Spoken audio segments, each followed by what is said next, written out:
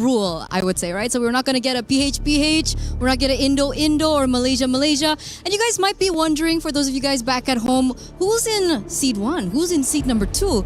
Seed number 1 is going to be coming from all the established regions, right? We have Indonesia, we have Malaysia as well in there, as well as the Philippines. And of course, coming into seed 2 are the emerging and the rising regions that we're definitely excited to see battle it out here in MWI. Yeah, over here we have Africa, Cambodia, Mekong, China, Western Europe, South America, Mongolia, as well as Turkey.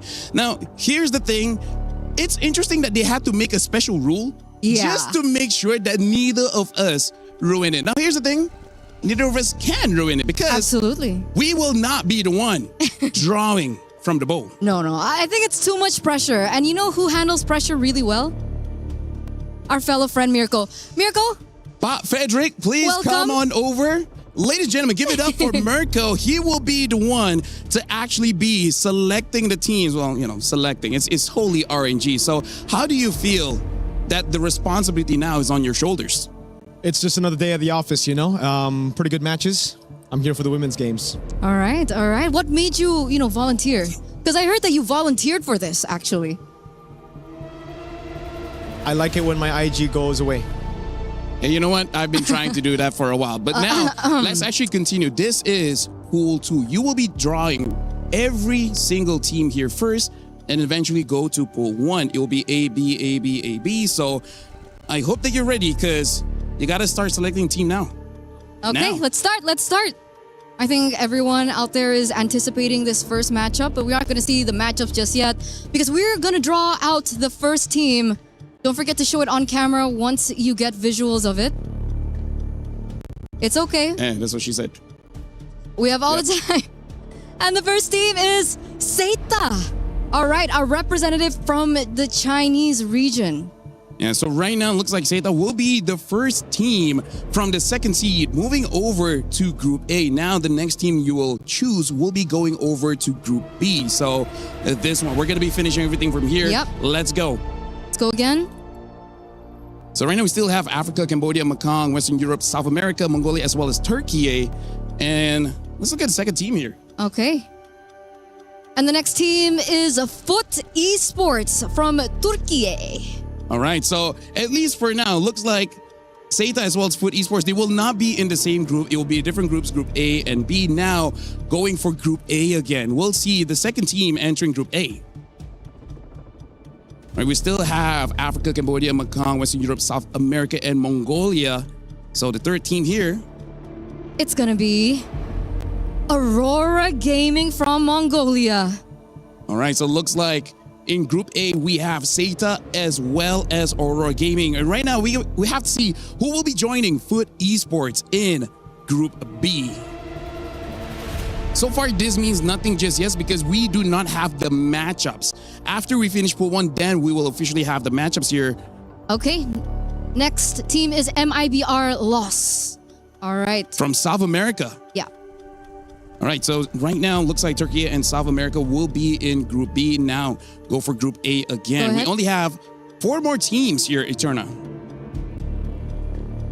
Let's see the final 4. And the next team will be... This is for Group A. Geeke Esports from Western Europe. Our first representative from WEU here at MWI. All right, so it looks like Geeke will be joining... China there. So now we're just going to go through. I'm pretty sure, especially the ladies watching, they're very nervous for this one because, again, we will only know the matchups after we finish Pool 1. And this is Galaxy Phoenix. Okay. From Cambodia. All right. And now we only have 2 more, Mirko. This shouldn't be that difficult. We still have Africa as well as Mekong. And the next one is Twisted Minds from Mekong. Yep. So that means the final team here, which I believe will be in Group B, is Team Falcons Mena from Africa. But again, just to officiate, show it to the camera. There you have it. Team Falcons Mena. All right. So now every single team from Pool 2 has been drawn. Now we got to look at Pool 1. This is the established regions, Malaysia, Indonesia, Philippines, Myanmar, North America. This is the ones that everyone from Pool 2 has to be careful of. Yeah, we have the defending Just go. champions there. We have a very strong region in Navi as well in there. So we're gonna kick things off. Our first, In Group A, it's Team Falcons ID. ooh, Team Falcons ID with a revamped roster, but of course we still have Violet and Agatha. So if you guys are familiar with those players, they're still gonna remain with some new players as well to kick things off. yep. And for you guys at home, make sure you guys keep in mind we're going to be showing the tournament bracket here. Give me a sec while I take a look at this. And looks like I will not be able to look at it because my eyesight is pretty poor. So hopefully you guys at home are paying attention because I cannot. Yeah, I didn't bring my glasses. Well, Yes, Mirko has glasses. Wait, let's try it. Mirko, can you see it? I can see things. All right, there you have it, guys. He can see things. Well, with that being said, you guys at home are seeing the tournament bracket, and those are the second seed teams.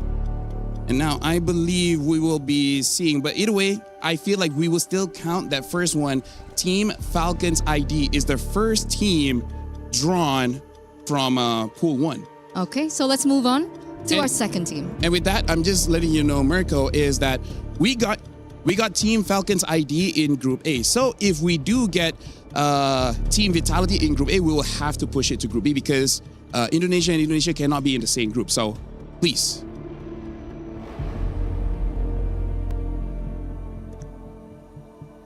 Our second team. And this should be in Group B. Okay, we have Gen G Esports. All right, Gen G from North America. Hopefully Group B goes good. Remember, they went Wait, top Vitality 2. will be there? They went top 2 last time under the banner of Gaming Gladiators, but of course, it's a different roster because Nicolette is not going to be there. Yeah. Aria's going to be there. So, shout outs to her. So we're going to be doing 2 more, Mirko. After 2, we're going to stop for a while and we're going to review the bracket. So now we're going to go forth and find the next team going into Group A. All right, so this team is going to be... Oh my god, it's Team Vitality. But this means because Team Vitality is going to Group A, but since there's Team Falcons Indonesia already in Group A, this means that it will be proceeding to Group B. So the next team that you're drawing is going to Group A. Yep, that is correct. Team Vitality are defending champions on their way to look for their 4th title. So imagine that. All right. So now the next team is Team Ray Young from Malaysia. It's a new representative. They were able to beat Navi Malaysia. Yeah. So it truly is a big deal that they're coming through here, wondering what they're going to be able to bring to the table at MWI. Okay, we're gonna stop for a while, allowing time for the bracket to really go through. For now, I'm sure there's no stakes for you, but how do you feel about the draw so far? There's only 4 more teams left. I think I got really good teams, I got really good teams, really good matchups. I think MWI will be, this year, the best ever. Oh. How do you feel that we had to make a specific rule just to make sure we do not screw it up for everyone else here? I think it's because of us. Me and you, LaFell. Yeah, when was that? When was that? MSC 2023, but pretty good because for us at least, Indo won. All right, right now. That's true. Apologize. Let me just check. This is the tournament bracket. Looks like it's going to be Team Falcons ID going against Seda, as well as Team Ray Young against Aurora Gaming. For now, we're still waiting for the bonus of GK as well as Twisted Minds. And this shows the next part of the brackets, ladies and gentlemen. And we still have 4 more teams from Seed 1 to figure this out. I'm not running that far.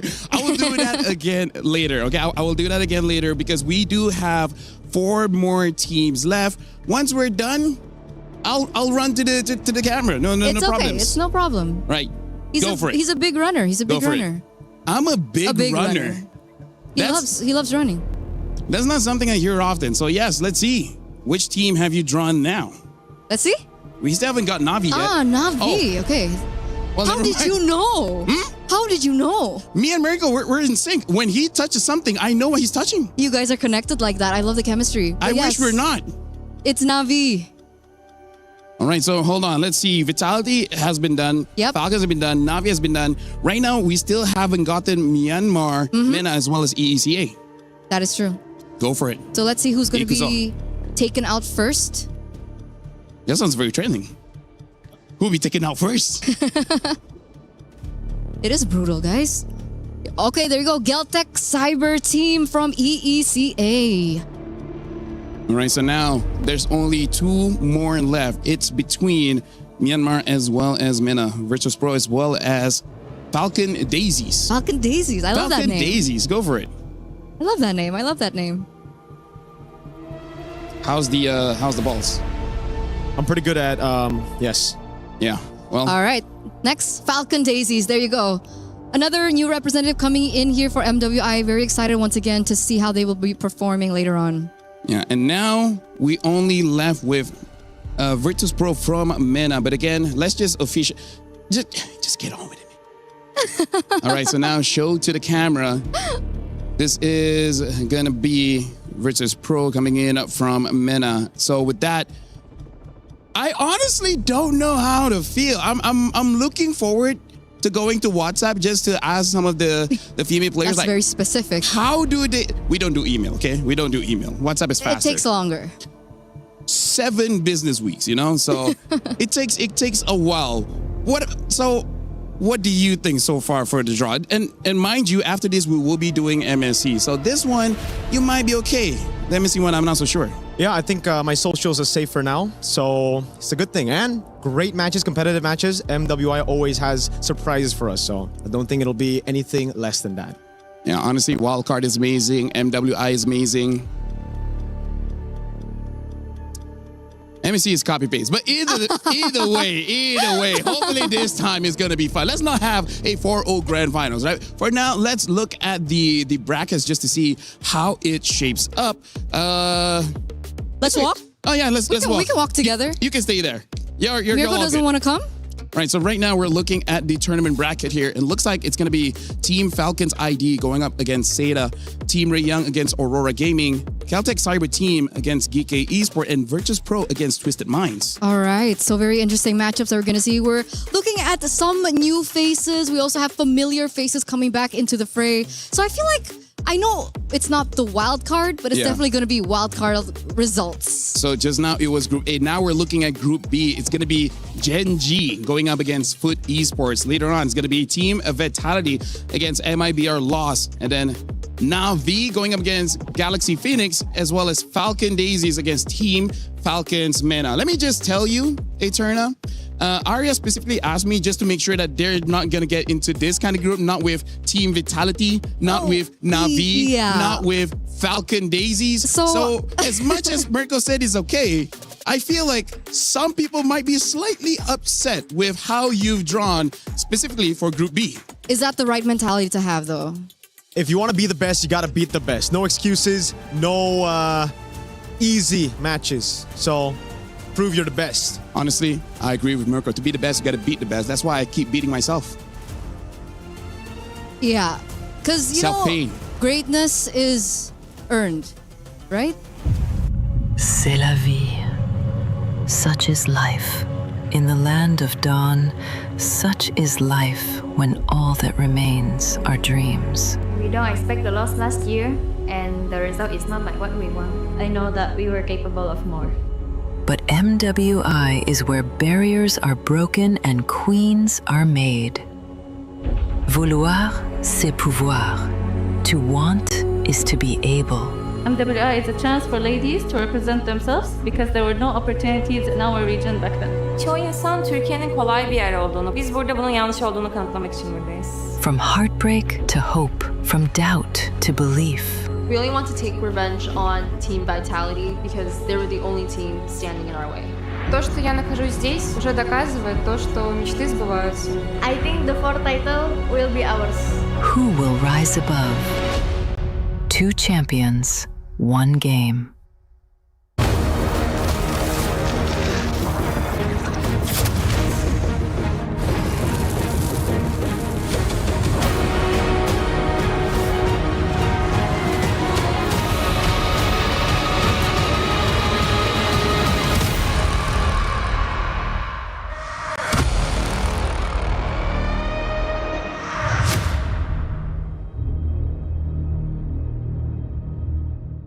Bienvenue à Paris and welcome to the Esports World Cup 2026. Where the best of the best compete for the ultimate prize in esports.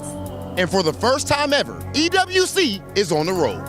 And we're here in the great city of Paris. And as we all know, greatness doesn't happen overnight. You become one of the greatest when you emerge triumphant at MWI at EWC 2026. And we're all wondering if it will be Team Vitality versus Gen G again in the final, or if one of our talented underdogs will give us an upset.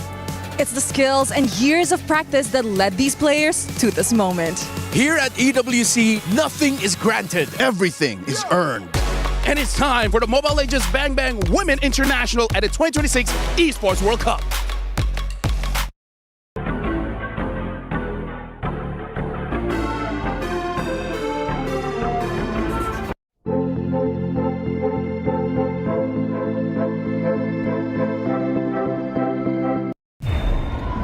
$75 million, 25 tournaments, over 200 clubs, only one club champion. The club championship is the beating heart of the Esports World Cup. Over 7 weeks, esports clubs send their players to compete. Every placement, every win, every podium earns points for their club. At the end of 7 weeks, every point counts. The club at the top walks away with $7 million and the title of Best Esports Club in the world. It's not about being the best at one game. It's about being the best across all of them. Depth, versatility, consistency under pressure. One championship trophy, one title. Who will take it? Watch history unfold in Paris at the Esports World Cup 2026.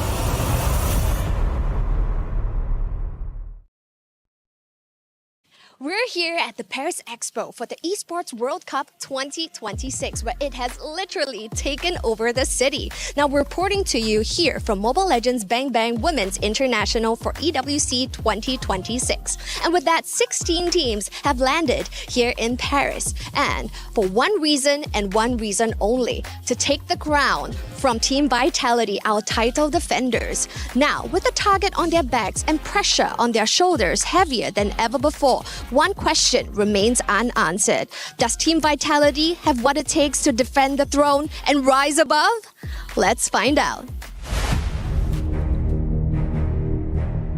They turned pain into purpose and left no soul unconvinced of their reign. They're completely undefeated.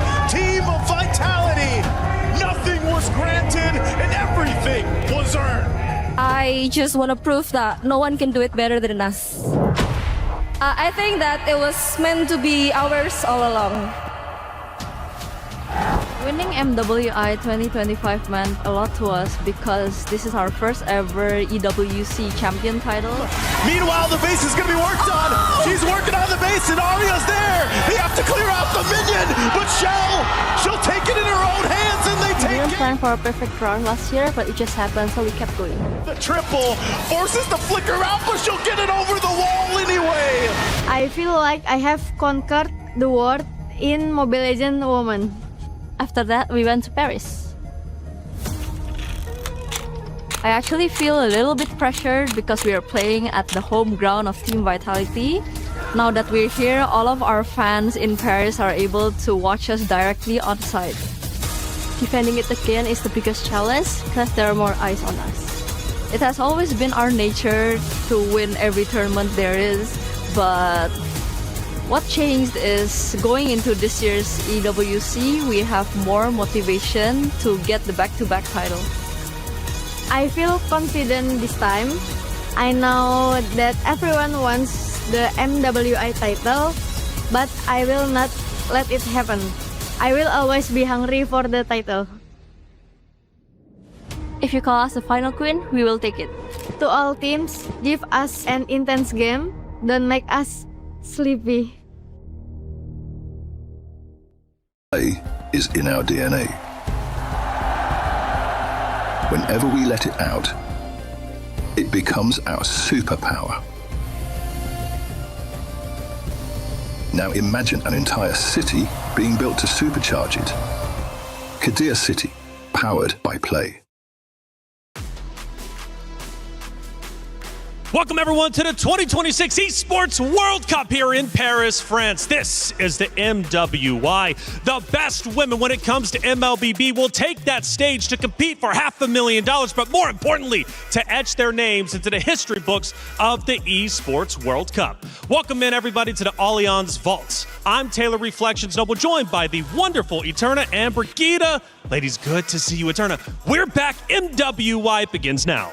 And we are back finally, going back to back, and now we're here for the third time for EWC, and we're here in Paris. Yep, and I still think we are in a state of shock after those statements that were thrown at us during the intro video. It's pretty much laid out there what's at stake, what all the teams are fighting for, and who's the big boss in this tournament. I love tournaments like this. I really do. The ladies, they're passionate, they are talented, and when they take that stage, they are vicious.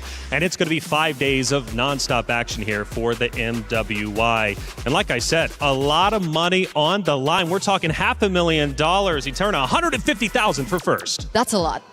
And I keep saying this over and over, but I think even from the first EWC MWI collaboration is the fact that this is a lot of money, especially for the women's teams, because some of these teams, I think even from back in the day, they didn't even have a gaming house to work with. So the resources were very limited. Right. And that's why this is definitely life-changing money. Yeah, and that's like $5,000 to $10,000 difference, especially if you make it all the way to the knockouts, which I think is one of the most crucial parts now that we are entering the first 3 days of MWI. Well, format, it's going to be a grueling, at least road that they have to travel in order to reach the finals. We start in a breakout stage, 16 teams broken up into 2 groups of 8. It's double elimination, so you do get that second life. You go on that stage, maybe you're not ready for it, right? You get a second opportunity to make it into the knockout stage, but that's where things get real. Single elimination, the championship up for grabs, and more importantly, that trophy they might hoist at the end of the competition. And let's also not forget protecting your heart, which is your key, and avoiding it from getting crushed. That's what this whole tournament is about, right? Protecting that key. It is a brutal format if you think about it at the Esports World Cup, right? Especially, right? Because if you get your key crushed, it's never a good sight. Yeah, I think I need to remember how it sounds like, because all I know is that it's super loud. Oh. It is. It's uncannily loud. Like, you think it doesn't make any noise or anything, but back again, it's made of really tough stuff, and it's also same made as the material that, the players are. They're also very tough. That's right. Right? Well, this is Stream A, and we also have a Stream B. There's going to be MLBB action taking place throughout the 5 days of competition. And luckily, we got our Stream B covered. Lafell, Renmar, what's happening over there? Welcome to the first day of MWI here at EWC26 on Stream B, the better stream. I'm Renmar. My name is Afel. Stream A, they're kind of cool. They got a bigger stage and whatever. But we got the better games. We are the better stream. We are the heavyweights. Quite literally the heavyweights. Just look at the talent pool on this stream. But it is debatable to say better games, because all of the women in MLBB Esports, they are ready to show you why they are the best in the world. And you guys got questions. What about the schedule? What about the format? And why is the Stream A and Stream B running simultaneously? And that's why we got this explainer video for you guys. MLBB Women's International returns to the Esports World Cup 2026 for its historic 3rd edition. And for the first time ever, the grueling battle heads to Paris. As the one and only all-female championship at EWC 2026, 15 teams emerge through qualifiers spanning over 60 regions. Only one team bypasses the chaos, Team Vitality, returning as the title defender with a direct invitation. 16 elite teams will fight for a staggering $500,000 prize pool, one of the largest in women's esports history. MWI features 2 brutal stages, the group stage and the knockout stage. In the group stage, 2 groups of 8 are each locked in a double elimination showdown. To survive, teams must secure 2 series wins to claw their way into the knockout stage. One loss drops you straight into the lower bracket, where every match is crucial for survival. Lose again, and your tournament life is over. 8 teams will be eliminated. Only the top 4 from each group will advance to the knockout stage. In the knockout stage, the stakes escalate with every single step. Teams start in a best-of-3 quarterfinal before advancing to an unforgiving best-of-5 semifinal. Teams who fall short of the grand finals will be granted the opportunity for a podium finish in the 3rd-place match. Finally, the top 2 teams battling for the title in the best-of-7 grand finals. In this single elimination format, every match is do or die. On the world stage where dreams are shattered and history is made, a monumental $500,000 prize pool and crucial club championship points are on the line. But only one team will rise above. In the first of 2 MLBB championships at EWC, who will be crowned the queens of MLBB? 2 champions, 1 game. This is MWI at EWC26.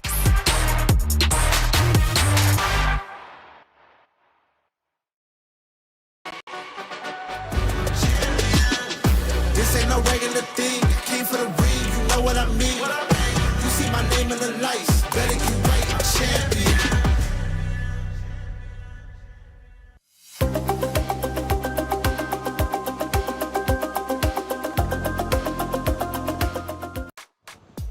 A lot of information being thrown your way, but don't worry if you missed anything. We're going to keep you up to date as the 5 days go along. Ladies, when did it become a competition between Stream B and Stream A? And by the way, I want to tell you, Lefel Renmar, I'm a big boy myself. I might not look it, but 221 pounds. If you want to bring the heat, baby. And speaking of bringing the heat, it's Group A. Plenty of great matches. Eterna, walk me through it.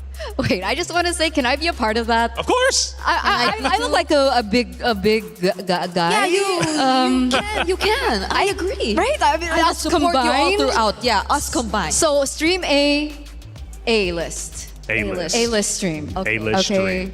Sorry, we completely missed the brackets, but I'm pretty sure they got to get a look at it. That's right. They got to look at it, but Group B is what they really need to take a close look at, because I'm calling this the group of death. We've got powerhouse teams of Vitality, Na'Vi, Gen G, and there's a very real chance one of those 3 teams gets eliminated. Yep, honestly, I might even consider Falcon Daisies as one of the biggest threats. It's so hard to decide what top 4 teams are coming out of this group, mainly because of what they've been able to achieve in the previous year, and even in a sense that they might not have been here last year, but they've taken out teams who've been or who have achieved a significant podium finish last year. That's Terror Queens, who they actually took out this year. Yeah, so I'm really worried about Group B, obviously, but I'm also actually worried about Group A as well. Sure, yeah. So I think we missed it, but obviously people are saying that, in Group A we have Team Falcons ID. Of course, people are saying that ID is one of the stronger regions when it comes to women's MLBB. Right. But if we think about it, there are some other teams with the same ID backbone. Yeah. Plenty of teams. Actually, there's 18 different countries represented from the players alone, which is incredible. This is going to be our schedule for Group A. We start off with Falcons Indonesia versus Seda Esports. We go down the list, and then Vitality takes on MIBR. Now that one's going to be a good one. Vitality, the top dogs everybody's looking to take down, and of course Genji at the end. But this isn't the only schedule. We also have our Group B, which is going to be action-packed, 4 matches as well taking place over there, and we're going to cross-pollinate, have a chance to show both of them. Like I said, have 2 tabs open. Yep. Don't exit out of either one, okay? Have them split screen, get a second monitor, get a second phone. I don't care what you got to do. Watch both streams, because these will be the matches taking place on the B stream. Again, an exciting day of competition, and we, for the Esports World Cup, have a ton of things happening. Check it out. He thinks he can come in here and play my game. Let's go. He knows nothing. Let's go! Tyler Wine, you're done. This is my ladder. You can't climb it. It's better than being hard-suck at Masters. You're going too far now. Your eyes buggy. Your elbows ashy. Is that airline? That's an L airline. Somebody better hold me. Okay, yeah. Do something then. Raw energy. House from blow the house down.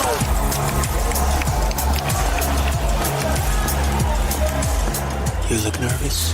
You look short. Everything's good? Mm-hmm. Fight.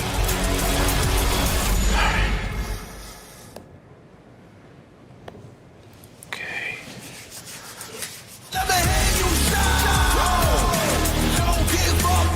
Do you really need the wraps? Yeah, that feels like overkill to me. In our DNA. Whenever we let it out, it becomes our superpower. Now imagine an entire city being built to supercharge it. Kadir City, powered by play. Like I said, a lot of things happening, including apparently Tyler 1 facing off with everybody in the world, getting the hands wrapped up. Hey, it's going to be exciting for sure. Let's talk and break down our Group A and B because they are stacked. Again, double elimination. So if your favorite team does end up losing their first series, no worries at all. They'll have a secondary chance to come back, but they only get one more chance after that. Talking Group A, again, a lot of great teams, but who's the heavy hitters you're looking out for? That's what I was talking about earlier on when I told you about the Indonesian, backbone. I see it in Twisted Minds because if we're talking about Team Vitality, for sure, everyone knows who they are. Everyone knows that they're the top region and, of course, the top team in the region and maybe worldwide as well. But we've got to remember that when it came down to it, it was always top 1, top 2 being Falcons Vega. And Chin Chao, the gold laner for Falcons Vega, is now in Twisted Minds. So that's one of the teams that I'm definitely looking at as well. Well, Group B, like we said, might be the most deadliest. It is stacked with competitors. We've got a couple of them on your screen. Brigitte, who are you looking at? All right, so I did mention a thing or two about me definitely watching out for Falcon Daisies in earlier Group A, but that in Group B, when you take a look at it, I think there are just too many titans, quote unquote, when you take a look. So maybe I want to put my attention towards the newcomers instead, such as MIBR Loss and what they could bring to the table. Sure. Because their first day here at MWI is no joke. That's right. You're a newcomer, and the first team you go up against is Team Vitality. And by the way, first time here, and they're walking into the venue, and Rose had a chance to catch up with a couple of them. Hey guys, Rose here. Good morning from the very beautiful city of Paris. And as you guys can see right behind me, the players are just arriving for their first day of MWI. And you know what? We might actually have a little bit of a chit chat with some of the girls that are arriving. And oh my, everybody is looking really, really good. You know what? Let's see who we can interview. Hi! Hello, come here. Don't be shy. How are you? How are you? How are you, girls?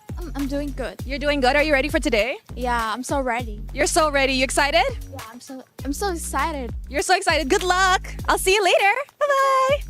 And over here, oh my God, the mother of tanks. Hello. How are you? I'm fine. You ready? Yes. Are you excited? Yeah. Anything you want to say to the viewers? Support us, guys. Support Team Vitality. I'll see you later, girly. Bye-bye. Bye-bye. Oh my God, guys. The girls are looking amazing. Everybody looks extremely ready. And I see a Malaysian representative. Hi, Nora. Hi, Queen. How are you, girls? Good. You guys are ready? Yes. Nora, this is your first international debut, right? How are you feeling today? So hype. Let's go. You're so hype. Let's go. Hello. Good luck, girlies. Good luck. I'll see you guys later. And of course, we also see Falcon Mena. Hello, girls. You ready? I see you again this year. Yes, I'm ready. We are all ready. Perfect. You girls look amazing. I love the little ribbon on your hair. I'll see you later. Bye. Honestly, guys, I am so excited to see these ladies in action. And in a little bit, we will be able to witness the battle and the drama in the Land of Dawn. But for now, that's it from Rose, and I'm throwing it back to you guys.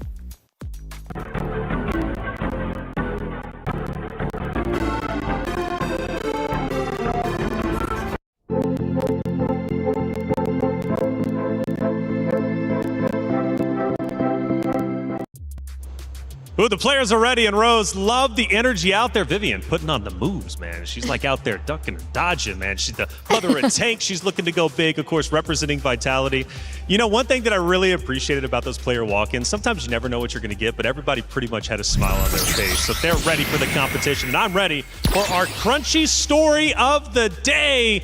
Now, the question is, who dare challenges the queen? Who dare challenges Vitality? And I've got one that I think is looking for revenge, and that's Gen G. Yeah, back last year, they were under Gaming Gladiators, and they were able to take top 2. It was the Cinderella story, the underdog story. I think everyone was corralling behind this team because they just wanted to see someone be able to beat Vitality finally, right? Yeah.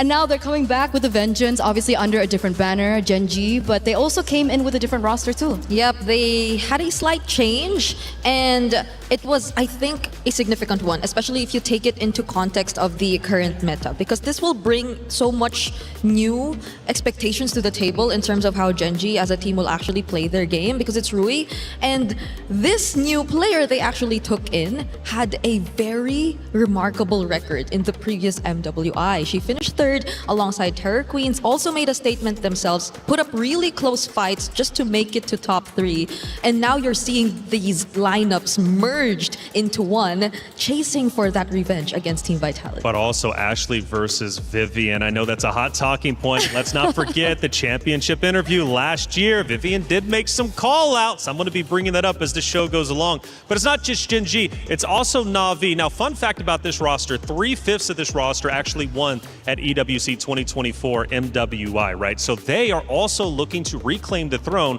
from, of course, Vitality, who's won the past 2 years. What can we talk about with Na'Vi? Well, it hasn't been that much of a good record for them, I'd say. I think a lot of us had more expectations of them, especially in the previous MWI, but they did not have a podium finish. Like, I think they were in one of the top teams you would consider to be in your power rankings before you actually entered MWI, but due to that, they did make some significant changes.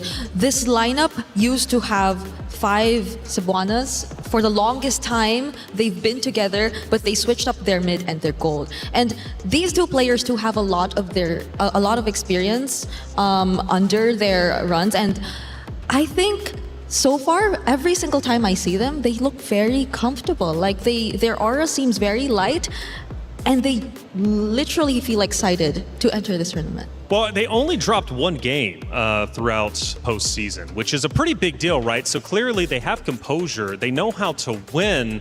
The question is, can they win on one of the biggest stages, though, MLBB has to offer? That's my big question. Obviously, we're going to be getting those answers as the days go on. We talked, obviously, Gen G and Na'Vi. Do we want to throw a third team in there that you think is, like, really on your radar? I know Falcon Daisies, you mentioned them over in the other group, but who's truly a contender? I think I'd also want to include Malaysia. Okay, yeah. Malaysia, right? Same. Because if you take a look at even one of the more recent international tournaments, I think that was SEA Games 2025. Yeah, we don't we don't talk about that. Why not? We don't talk about that because it was an unexpected outcome. As the analyst, we've got to talk about it, right? I'm the new guy here, though, so maybe we don't have to talk about it. Long story short, ID lost to PH, PH lost to Malaysia, and Malaysia finally picked up the gold medal. So that's what happened. Yeah, I'm that's why we don't talk about it. I'm kind of learning regional debates is pretty hot, right, when it comes to MLBB, and we're going to be discussing that all tournament long. But I'm curious who's going to end up taking it. And obviously, we gave our crunchy story of the day, who we think will be the contenders to Vitality. But chat, let us know. Keep, of course, the conversation going. Who do you think is truly going to take this entire event? And if you guys just want to go on a micro level, just let us know who do you think is going to win today based off our schedule. And again, just a reminder, we do have our Stream B going down. $500,000 on the line. It's MWI. Let's go to our stage to get it started.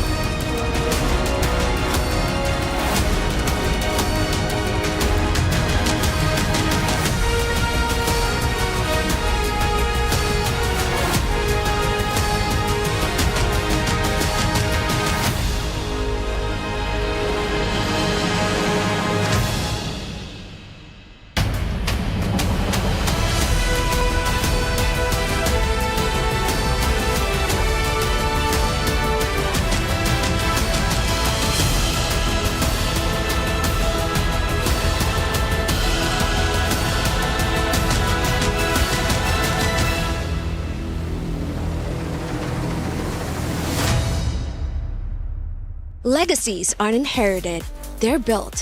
One match, one win, one impossible comeback at a time. Nothing is granted. Everything is earned. The Esports World Cup has landed here in Paris, the city of love. And this time, for the love of Mobile Legends Bang Bang. 2 champions, 1 game. Welcome to Mobile Legends Bang Bang Women's International, where we have gathered 16 of the strongest female MLBB teams, where they converge here in Paris to make history and rise above.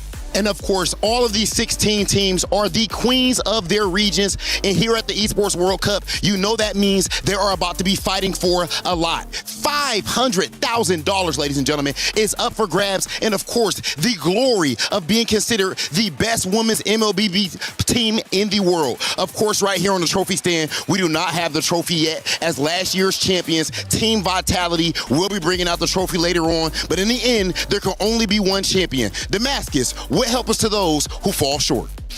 Rob, 16 teams are going to fight for that title, but of course 15 will be eliminated throughout the next few days, and every single eliminated team must go through the grueling process of destroying their key right here at the kick. For sure, and let me be real, sometimes it gets kind of loud because you can hear these keys popping just like the player's dream. Without further ado, it is time to welcome our 16 teams for this weekend's event, and let's see who will get that big title.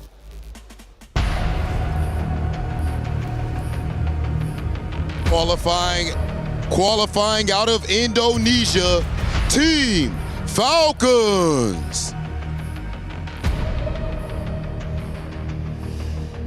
Qualifying out of Western Europe, made up of 5 countries, GK Esports. Qualifying out of North America, GG Esports. And joining all the way from Mongolia, Aurora Gaming.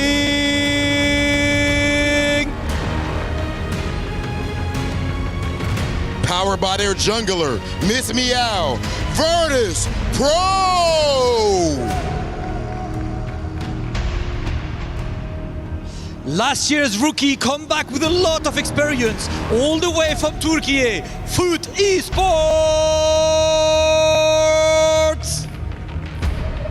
The newly assembled qualifying out of Myanmar, Team Ray Young. And the new representative all the way from China, Seda.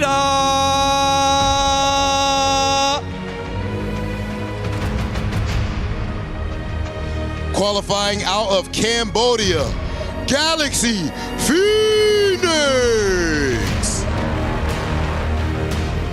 The 2024 champs are coming up with an updated roster, Insurance of Redemption, representing the Philippines, Navi.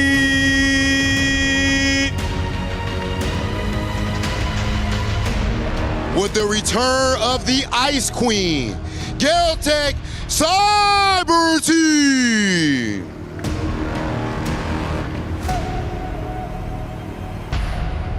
Brazil's alliance looking to put South America on the map, MIBR Los.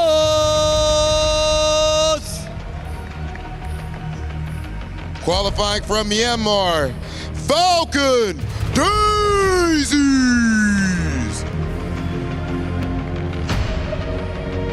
And with a more experienced roster looking to put Mekong on the map, Twisted Minds.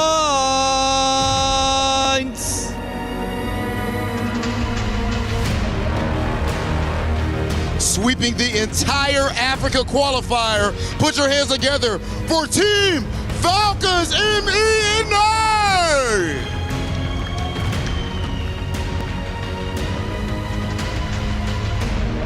And now it is time to welcome the champions, the title holders. Make some noise for Team Vitality!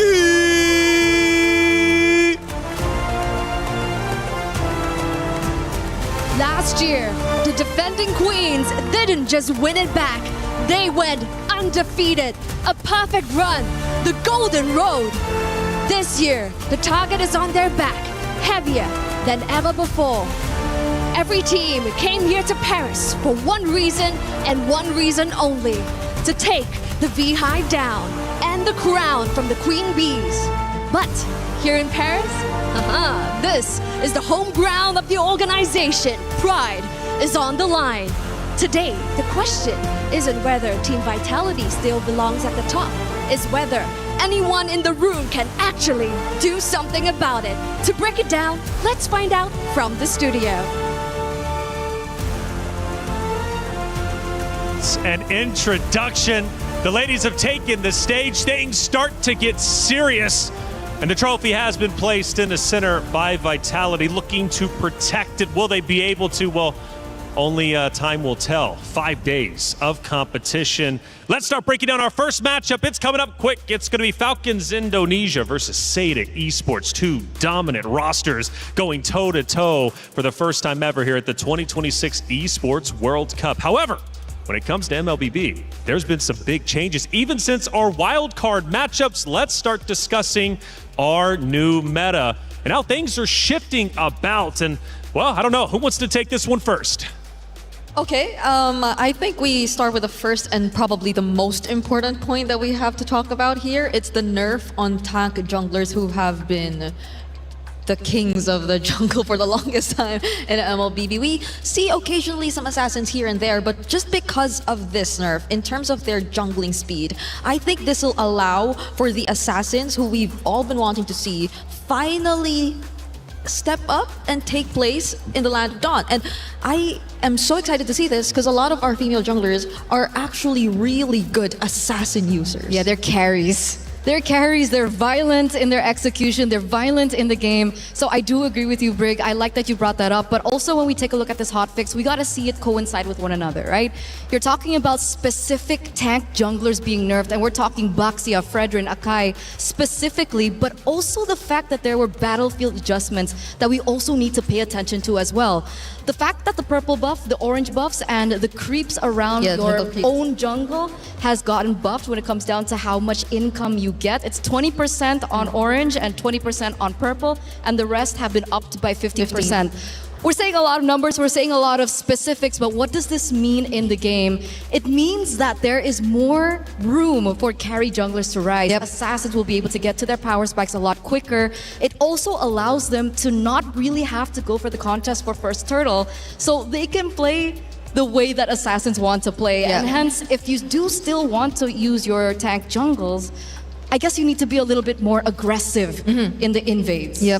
And farming, like heavy on farming, because you will feel the change. You will feel the difference in terms of your farming speed if you still opt to go for your tank jungle setups, and that will also probably change the way we see the roamers come into play. Like, are we going to see a bit more of the aggressive invade type of roamers or the heavy pick-off crowd control specialist roamers? Because I think that will be also one of the biggest responses to the potential rise of the assassin junglers all over again. But more so, if we're talking invades, if we're talking about all those disruptors and annoying heroes, then might as well touch on a bit of the EXP lane. Because there was this one hero that took a significant change as well, which is Esmeralda. Huge. Lower cooldown, increased damage, increased shield on her first skill, more slow on her second skill as well. So we are going to see whether or not Esmeralda rises in popularity. And I think that's what makes MWI so exciting. Absolutely, and so much to ask, even based off of this, especially with two specific players. I'll ask that when the time comes, especially for the matchup a little bit later. But this one here,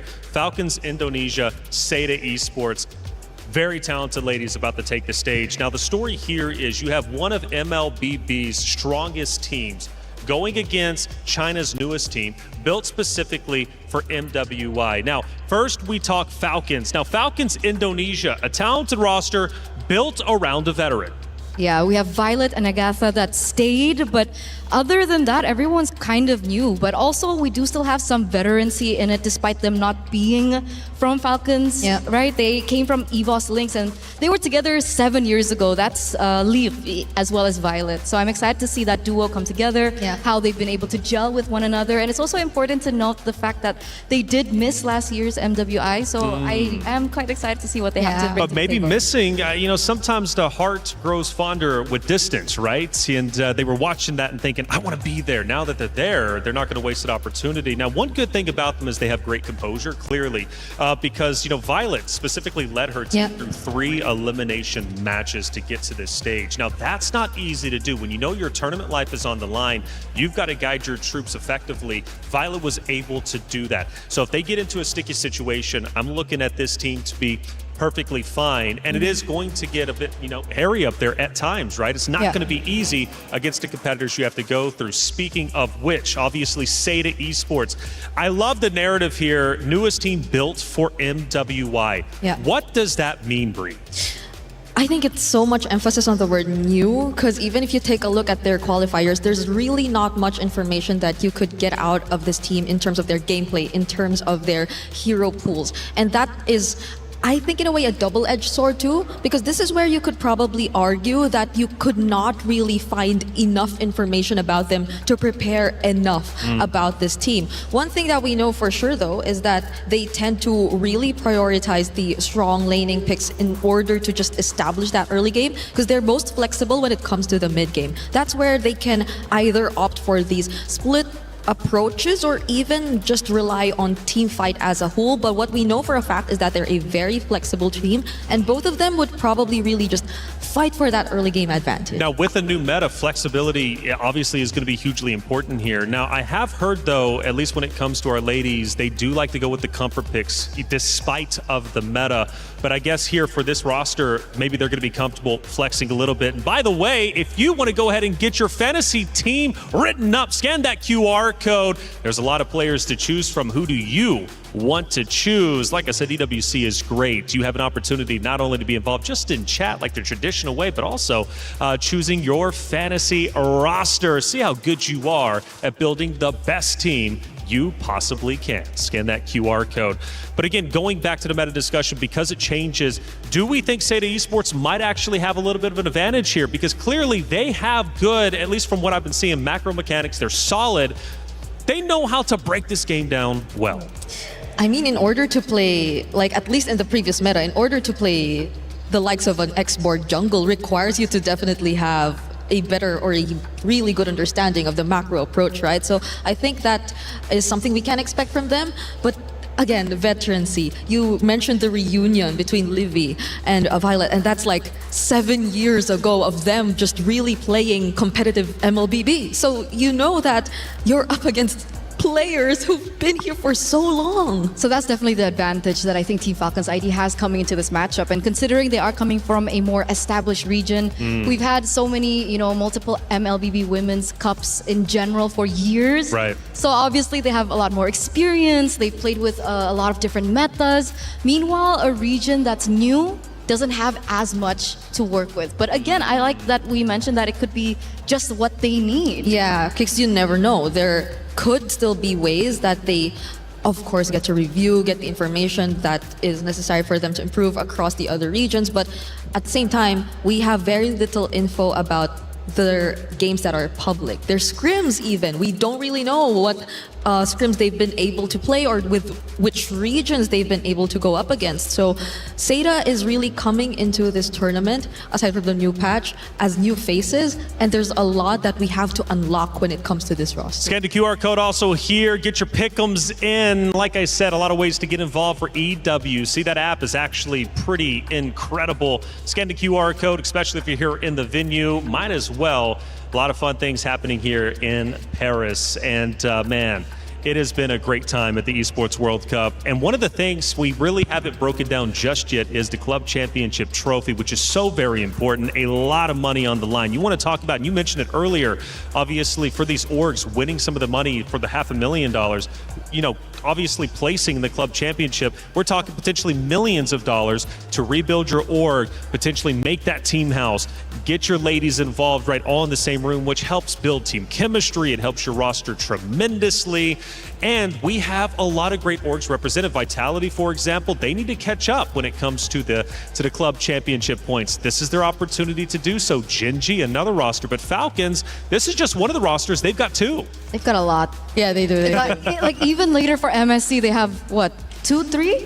I think Two? Yeah, two. There's Falcons Meta, who just recently won the wild cards, and then we have Team Falcons PH. So those are two of the many Falcons rosters we've seen. Even during the qualifiers leading up to MWI, actually, we've had a lot of Team Falcons rosters. The Philippines, our representatives currently, Navi, actually had to go up against the own version of the Philippines Team Falcons as well. So it could have been three, but you know. I also remember last year's club championship run being so tight. So tight until the very. I think it came down to like the last two. Like the events. final weeks, right? Yeah, it came down to the final week, like the last two events. We were telling the story on the week 7, and it was like, who's going to win? Because Falcons could have very well been defeated. Let's not forget they've won the club championship in back-to-back years. You know, kind of like Vitality, right? For MWI.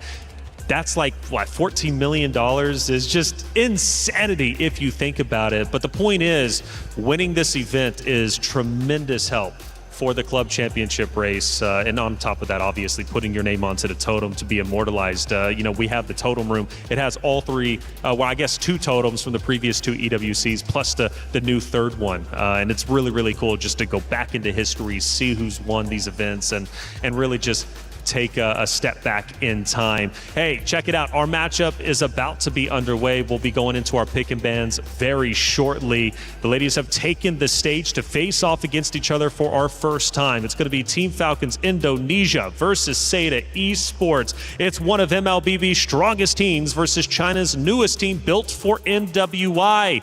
Will that pay off? Well, we're going to find out very shortly as the pick and bans will be underway before long. Again, taking a look at Team Falcons Indonesia. You know, Bree, we got a veteran. Obviously, Violet, we talked about the roster built around Violet. Now, that's a huge positive to me, but there can be some shortcomings. If Violet isn't performing, if she's not vocally leading her team, does this team still continue to function? It will be tough, especially if the shot calling does revolve around her. But considering that I think Raymond is known to heavily play some invader roamers, which I think we've previously touched upon when we discussed the meta, then I think there will be a part of the shot calling coming from her as well. She will be taking charge in a way, and I think they have to work hand in hand. So it's not just going to be all around Violet, but a huge part of it will come from her, definitely. Since we're speeding things up with the new meta, do you think Falcons Indonesia is going to be able to react to that accordingly? Because were they traditionally a fast team, a slow team? Obviously, you've got to adjust. Or do they, you know, Eterna go with their bread and butter, their comfort picks? That's a big question, because when we talk about Team Falcons, I'm so used to the old lineup. I'm so used to, you know, Chin Chao, Agatha, and the rest of the old members. And when we looked at them, it felt like everything revolved around Chin Chao. Like she was the star player. But now that she's not there, we're waiting to see perhaps the new backbone and the new formula or the new system that Team Falcons ID will bring up today, especially with the changes to the patch and so on and so forth. But I'm pretty sure the coach is also there to really help assist them through this. And that's why this first banning phase here in Stream A, that's what makes it so fun and interesting. Yeah, I know they told you to check out Stream B too, but just keep both of us open. That's right. This isn't a competition between the better stream. The matches are debatable, but both are a must-watch. Both are must-watch indeed. Yeah, I don't know why it turned into a competition during that content. It's LaFell. It's LaFell. He's just a competitive Yes, guy. yes. Fair enough. I'm going to have to arm wrestle. I think that was a big thing you guys like doing. And I haven't lost yet, at least when it comes to the talent arm wrestling. Wow, impressive. That's right. Well, you know, it's just what I do. It's just what I don't know, but you're also saying you're a big dog yourself. So I am. We don't do that though, Eterna. I think we don't try the arm wrestling, you know. Wait, why? Do you want to try? Yes. Okay, let's see if you can. Let's do it off stream. Off stream. Well, yeah, we'll see how much time we got to fill anyways. But right now, as the players again do get set up, you mentioned coaches. So I'm new to MLBB. You two are the veterans. And it's a pleasure to be here, by the way. I'm going to be learning each of these 5 days. Fun fact, First Mobile also being involved in as a talent. Coaches across multiple esports play a varying different number of roles. How are the coaches when it comes to MLBB, and how integral are they in the success of a roster? Yeah, a lot of the planning in terms of drafts and really just studying the opponents comes down to the coaches and the kind of system that they set up. It really builds what kind of culture and habits the players eventually have. And I think you just know for a fact that they do like work together when it comes to the drafts, but majority of like the preparations and the studying are going to stem from them, especially when it's a news patch. And we've seen such variety when it comes down to coaches, right? We've seen a variety of coaching staffs. Sometimes there's the head coach, assistant coach, Life coach. life coach, emotional coach. What else is there? A lot. Tactical coach. It really depends on how established the org is. But for simplicity, let's just keep it to, let's say, head coach and assistant coach. We also usually have an analyst to really study everyone else in the competition. And you've mentioned everything very technical, Brie, but also what's really important about the coaches is how they bring these players to light. I mean, some of these players are so young. Yeah. Right? We've seen players, 16, 17 years old. Wow. Barely growing up. I don't even remember what I was doing at 16, 17, but they are playing competitively. And obviously, you know, the frontal lobe isn't fully developed. So, of course, emotions are on the table. So that's what another thing that the coaches really have to think about as well. Yeah. Talking frontal lobes and everything on the desk. I was a biology student. No way. Ooh. Oh, it's about to get deep up here. Okay, I like it. But coaches seriously do make a big impact, especially when you start talking about younger players. Yep. You know, 16.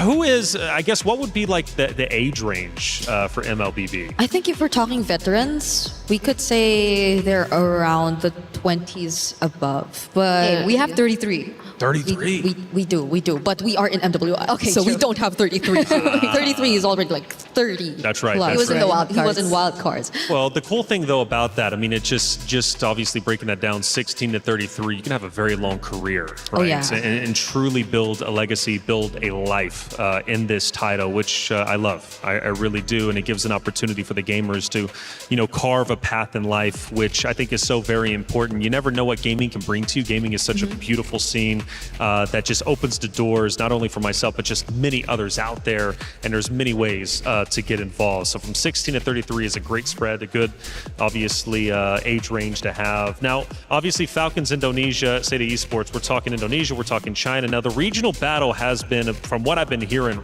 really, really tense. Who would be the best regions? Because Indonesia, from what I'm hearing, is at the top of the food chain.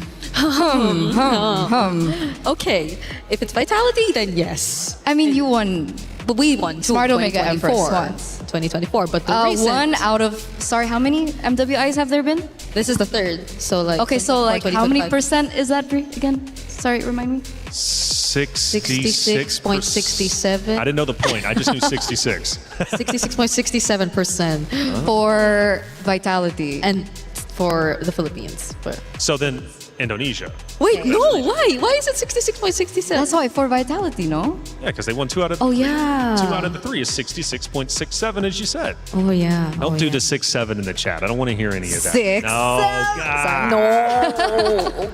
I thought you didn't want me to do that. Why did you do it just I'm now? sorry. Intrusive thoughts. But yeah. so Indonesia, I mean, at least as of right now, at this stage, seems to be the best region. But who's hot on their heels? But that's why it's so arguable, right? I mean, because in the past, when Team Vitality won their title last year, they were on an undefeated run. So, you know, locally, regionally, international tournaments, like third parties here and there, they've been able to win it all.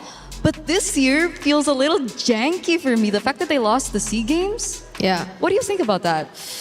I mean, at the time, it felt as if the mastery that Malaysia was able to show was just really exceptional overall, because they've been spamming. Well, it was sort of the utility meta back then. So we've seen comps similar to the Fredrin Arlot being spammed over time by Team Malaysia. But at the same time, it's surprising because the level of understanding and chemistry that they've shown up against Team Vitality or then Team Indonesia is something you really wouldn't expect, because you would expect the most polished and the cleanest of executions to come from Indonesia. But I guess that shows that there occasionally are some loopholes when there are adjustments that have to come into play. That's the thing. That's what makes me so worried. Because it's a new patch. Yes. I mean, considering this is a different coaching staff, by the way. So in 2024, was it 2024? In 2024, when they lost the throne to Navi, well, back then it was Smart Omega Empress. It was a different coaching staff.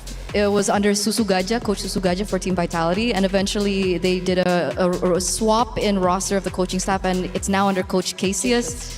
So I thought that with the change in coach, with Coach Casius now, really holding the helms for the team, that it would be okay if there were changes, but it turns out there's still a chance. There is still a chance. So I think it's just in a way showing that they can be defeated. Yeah.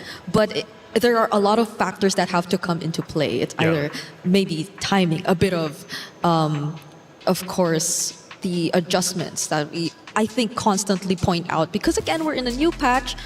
But if we think adjustments and just their comfort overall in this new patch, I don't think they are expected to struggle as much. Sure. Well, new patch, I guess we'll bring this conversation forward because it is going to have an impact, obviously, in this first matchup. Ashley, Vivian, there's a big discussion, Mother of Tanks, who truly is it? Obviously, Vivian holds that title at the moment, obviously winning last year, the year before that. But now that the tank meta might not be as prominent, could we see potentially a fall off, not necessarily in skill set, right? But at least just maybe different roles being played. Are tanks going to be as impactful? Obviously, the assassins now truly impactful, more so now in this meta. But how is that going to change the game? I mean, does it speed up? Is it still going to remain a little bit slower like it used to be? I think should speed up, right? Like compared to before where we saw a lot of the 20+ minute games, things should feel a bit faster now if we just focus on those kinds of junglers coming into play. But we're finally seeing the draft. We are going to start. And as of the moment, I'm surprised to see that a lot of the focus is actually going to be on the roamers. It's the Mathilda, Atlas, and the Marcel that have been taken out of the options for now. So this makes room for a lot of the previous priorities. I think I'm a bit iffy about seeing the Juicin Prio though. Do you agree with me? Like, do you feel the nerf on the Juicin? Personally, as a Juicin player, sometimes I feel it, sometimes I don't. It really depends. really? Like if I'm still up against a composition that's very melee oriented, like the Baxias of the world, the Fredrins of the world, the range diff to her skill is not as bad. Really? It's not as bad. But that's why I feel like coming into the draft, it's going to be interesting because we've been talking about how perhaps the assassins will come up in popularity, but so far these bans don't really indicate that, right? The Matilda being banned out. Obviously, the Matilda has been such a great support hero for the junglers in the tank. So either this is them knowing something that they know that we don't know about each other, or it's still kind of centering around the tank junglers. Yeah, I'm trying to make sense of what Seda is trying to set up for, because they've been taking out Mathilda, Atlas, and Glue. 3, I'd say, very annoying roamers in the sense that they just really provide stability for your team. But what is the prio if they just don't want to go up against these kinds of heroes? Like, I mean, the likes of the Freyas and the Paquitos are there definitely, but you might not want to really see them first pick now that the Esmeralda's been buffed up really well. So I think we're going to maybe shift a bit back to seeing more jungle gold prios, because we did mention the Juicin. It's also probably going to depend on these teams if they still feel very comfortable into prioritizing the mid lane picks. Yeah, and on that note, we do still see the Baxi being banned out, Bri. Okay, so we talked about the Hirara coming to the wild cards. I think it was a very huge and heated debate. Is Hirara good? Is Hirara bad? Is she viable in the meta? Is she okay for top-notch professional play? Yeah. A lot of players argued differently, but we did see an okay win rate from Hirara. I think in the later stages, I think the teams got a lot more accustomed towards the Hirara, and the fact that we do see the changes towards the battlefield, easier to farm and so on and so forth, we do see the potential of the Hirara. Okay, and more so now that I think you really want to just take a look at the assassin junglers a bit more because of the changes in the patch, then I think Hirara, compared to it becoming a 50-50 pick, feels a bit more reliable. Now, Team Falcons Indonesia though, these are really tanky first 2 picks that they've decided to go for. It's a Phoveus and the Belleric, which really makes me think of, does Seta just really want to counter them immediately on, or do they just want to go for the safer priorities on their carries and reveal what their lineup will really revolve around? Because the bans are just Yeah. Really interesting to see. Like, you don't really get to see what the plan is from the fans. I think right now they definitely cannot rely on the Hirara. So the carry does come through, and the Yves. So we have a double secondary carries here. Yves going to be a very strong laner considering the nerfs to the Jushin. Carry also one of the answers towards the beefy guys in the front, like you mentioned, for the first two picks. And the Falcons ID drafted in a way, especially first two, that they really want to counter this Hirara, right? Yeah. Very difficult for her to dash in of these team fights and get out alive. And that's exactly what the Beleric has to offer. And so does the Phobias on the side lanes. But the question is now, how do they want to close things off? What is that third pick? Do they want to go for a counter pick in the jungle? Yeah, and what is their damage source? Like, what is one of their damage sources gonna be? So now we get an answer. It is gonna be the Gourd. Although it is gonna go up against a Hirara, we do see like the synergy that can come into play. It's a Beleric and a Gourd, so you can just be constantly annoying in the mid, just spamming the taunts, and there will be very reliable follow-up and poke damage that can come into play if you take a look at their mid duo, because I think that's something we're yet to see from Seda. Like, what is going to be paired up with the Eve? What is going to really change the course of their mid rotation so far? Because the fact that you don't know what kind of jungler Falcons ID is gonna go for yet, it kind of feels 50-50 to just go for a heavy invade type. But there is a high chance that they go for an assassin or a damage jungler if they already have these two beefy guys in their lineup so far. That's why, but I think they need someone to kind of speed up the process about the mid-rotation, right? I'm really worried with Hirara being on the other side, the fact that she's going to be able to roam quicker, be able to invade into the enemy jungle a lot quicker, which is why I was actually still thinking about the Fredrin. So the Fredrin does get taken out here. I think it's a good call by Seta. And by the way, the buffs to Esmeralda gets banned straight. Yeah, I was really thinking that it could have been a great option for Seta against Phobias, but they did not decide to go for it just yet. They prioritized the Eve and the carry instead. So we're seeing a setup on the box for Seta, at least for now. Most probably is going to be a team fight approach that they really want to take heading into this game. And speaking of team fight, they even take out the Minotaur. This is something I wouldn't really expect to come in, but there probably has been some information for Team Falcons that it could have been a specialty for Remon, or for, Miss on the roam. And if you think about it, I think it pairs up really well with the AoE that Zeta have actually established so far in the Eve. Makes sense. We're waiting on the final ban now coming from Zeta. They're starting to really limit down this jungle, and that's why I was thinking that they might want to go for a jungle in third, but it turns out they prioritize the Gourd instead. The Harith gets taken out, establishing the fact that they want the carry to have a more comfortable laning phase. But of course, the Claude is still open, but they go for the Moskov instead. So a little bit more map control around the side lanes, something that they could definitely work with. You were asking about what kind of carries that they were thinking about, and we do see that the Moskov comes through. Yeah, so it is down to the jungle option left for Team Falcons ID, but Seda, on the other hand, we're yet to see their roam XP. And I think these are going to be two very crucial anchors if we're talking team fight. If Seda really wants to go all in on team fights, then what are going to be their tempo setters for their XP and roam picks? Because I believe there are a bunch of options still out there. If they're looking at AoE or pickoffs, I think some of the more common picks previously were the Cho. I was supposed to say Gatot Kacha if we're talking AoE, but I didn't expect it to come out because it has been out of the meta for quite some time now. And you just add on more layers of that AoE. So just look at this lineup, this team fight lineup that Seda have established for game number 1. And they definitely have answers towards the backline, right? Moskov, backline, Gourd, heavily backline, and they have the Gatot Kacha with the AOG to kind of disrupt that front line, especially we're seeing and considering, the Phobias and the Beleric that will be a huge factor when it comes down to the team fights. They also have the Alice to get to the backline. So it feels like it has been answered. I just don't know what Team Falcons should prioritize in the jungle here. Yeah, there's so many options if you want to fight them head to head with an assassin, but Nolan was buffed. Do they want to go head to head? Oh, they go Suyo. Okay, yeah.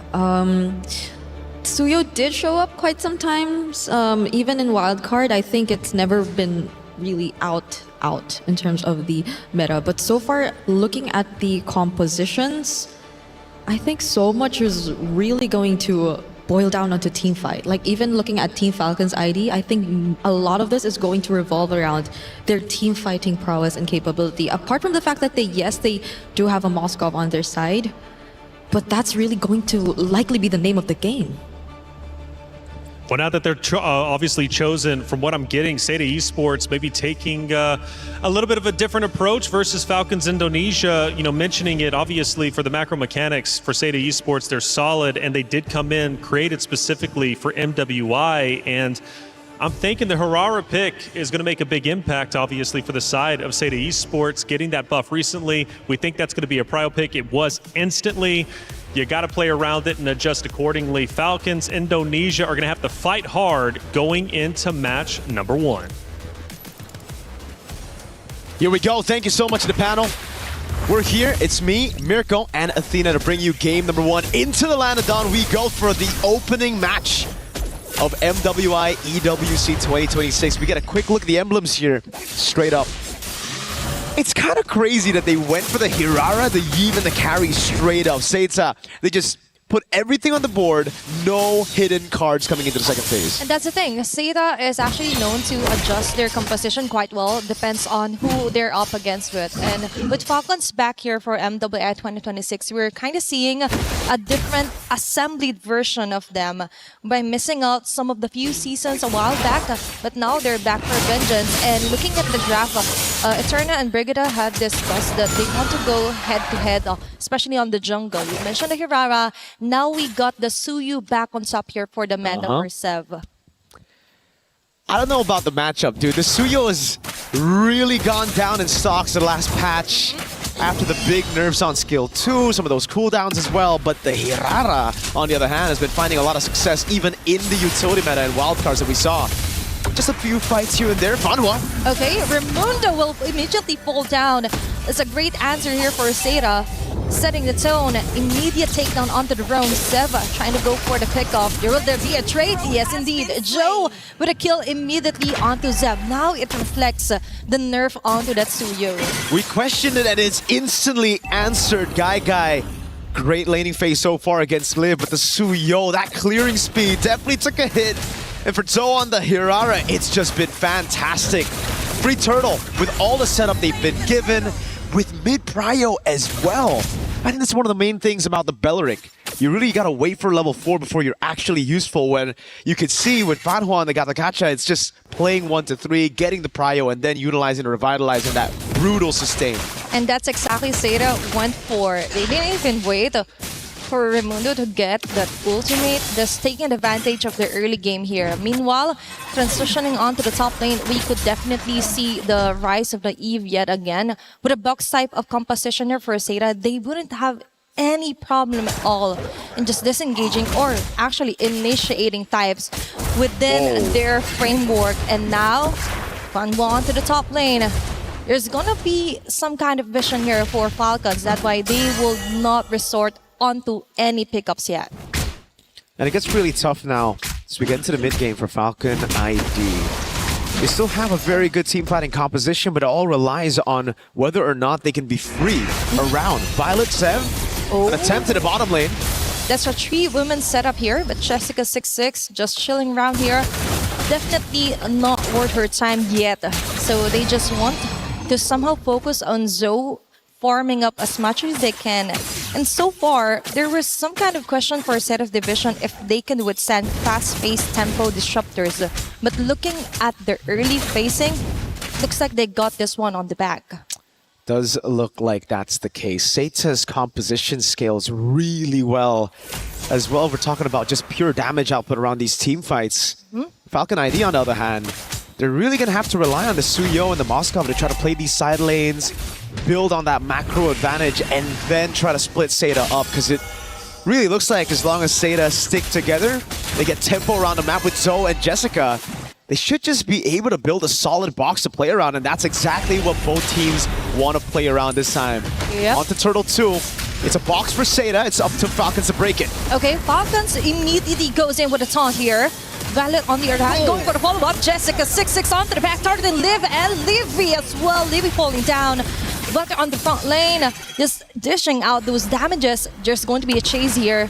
Fanwa, good free hits for Guy. There's going to be the dark wave, but it isn't enough yet. There's going to be a 3 women here and an immediate takedown onto Violet. Most of the kills onto the side of Seda. Falcon got the tempo, but they couldn't get more than just a neutral objective. The team fighting we were talking about, Jessica, what a set with a throw and a ruin combo together with the AOG, and they can't look for anything on the map. Seda on the other side though, Guy and Fanhua here just waiting in the bush. Violet's in for a rough awakening if he just walks up into this turret. I think it's just going to be a free turret for Seda. Definitely. Falcons right now, they can't risk another sudden death like that. Looking at the Seda way here, they just want to be the one to set the tempos. Falcon ID just isn't giving any objections at it, and Seda Division is mostly the one setting up most of the team fights. If it doesn't matter to them, they just go around and go farm help as much as they can. Equipment check. The cursed helmet for the first item from Mrs. Jessica. 1v1 for both the assassins. Zev takes the safe route, gets away in time. Liv playing this weak side. Everybody corralling into the bottom lane, trying to get Guy the turret. Okay, there's always Jessica onto the front line, so Falcon's ID can't do nothing about it. They don't have the skill set yet and the arsenals to totally disrupt Jessica in the process. But as you mentioned, you already have the Skypiercer for Sev. They have to get those numbers rolling if they want to somehow contest neutral objectives. And speaking of which, in less than 10 seconds, there's going to be one, and Seda already has their eyes on this one. It's just such great adaptations, such quick adaptations from Seda. They noticed how slow they were to actually walk up and get these positions earlier. Everything all into Jessica. That's a very nice Mystic Gusher for Livy in a slow with a flicker in. Final with a killing spree. Caught off guard yet again. Jungler. Looks like there's going to be a backfire onto Falcon. Tracing down onto the backlane. Zhao onto Raimundo. They're going their own way. Violet falling down as well. Livy onto Zhao. Looks like there's going to be an easy kill for her. Or not. Might be. Going for the tower lock or tower hug here, but Seda Division still came up on top on that clash.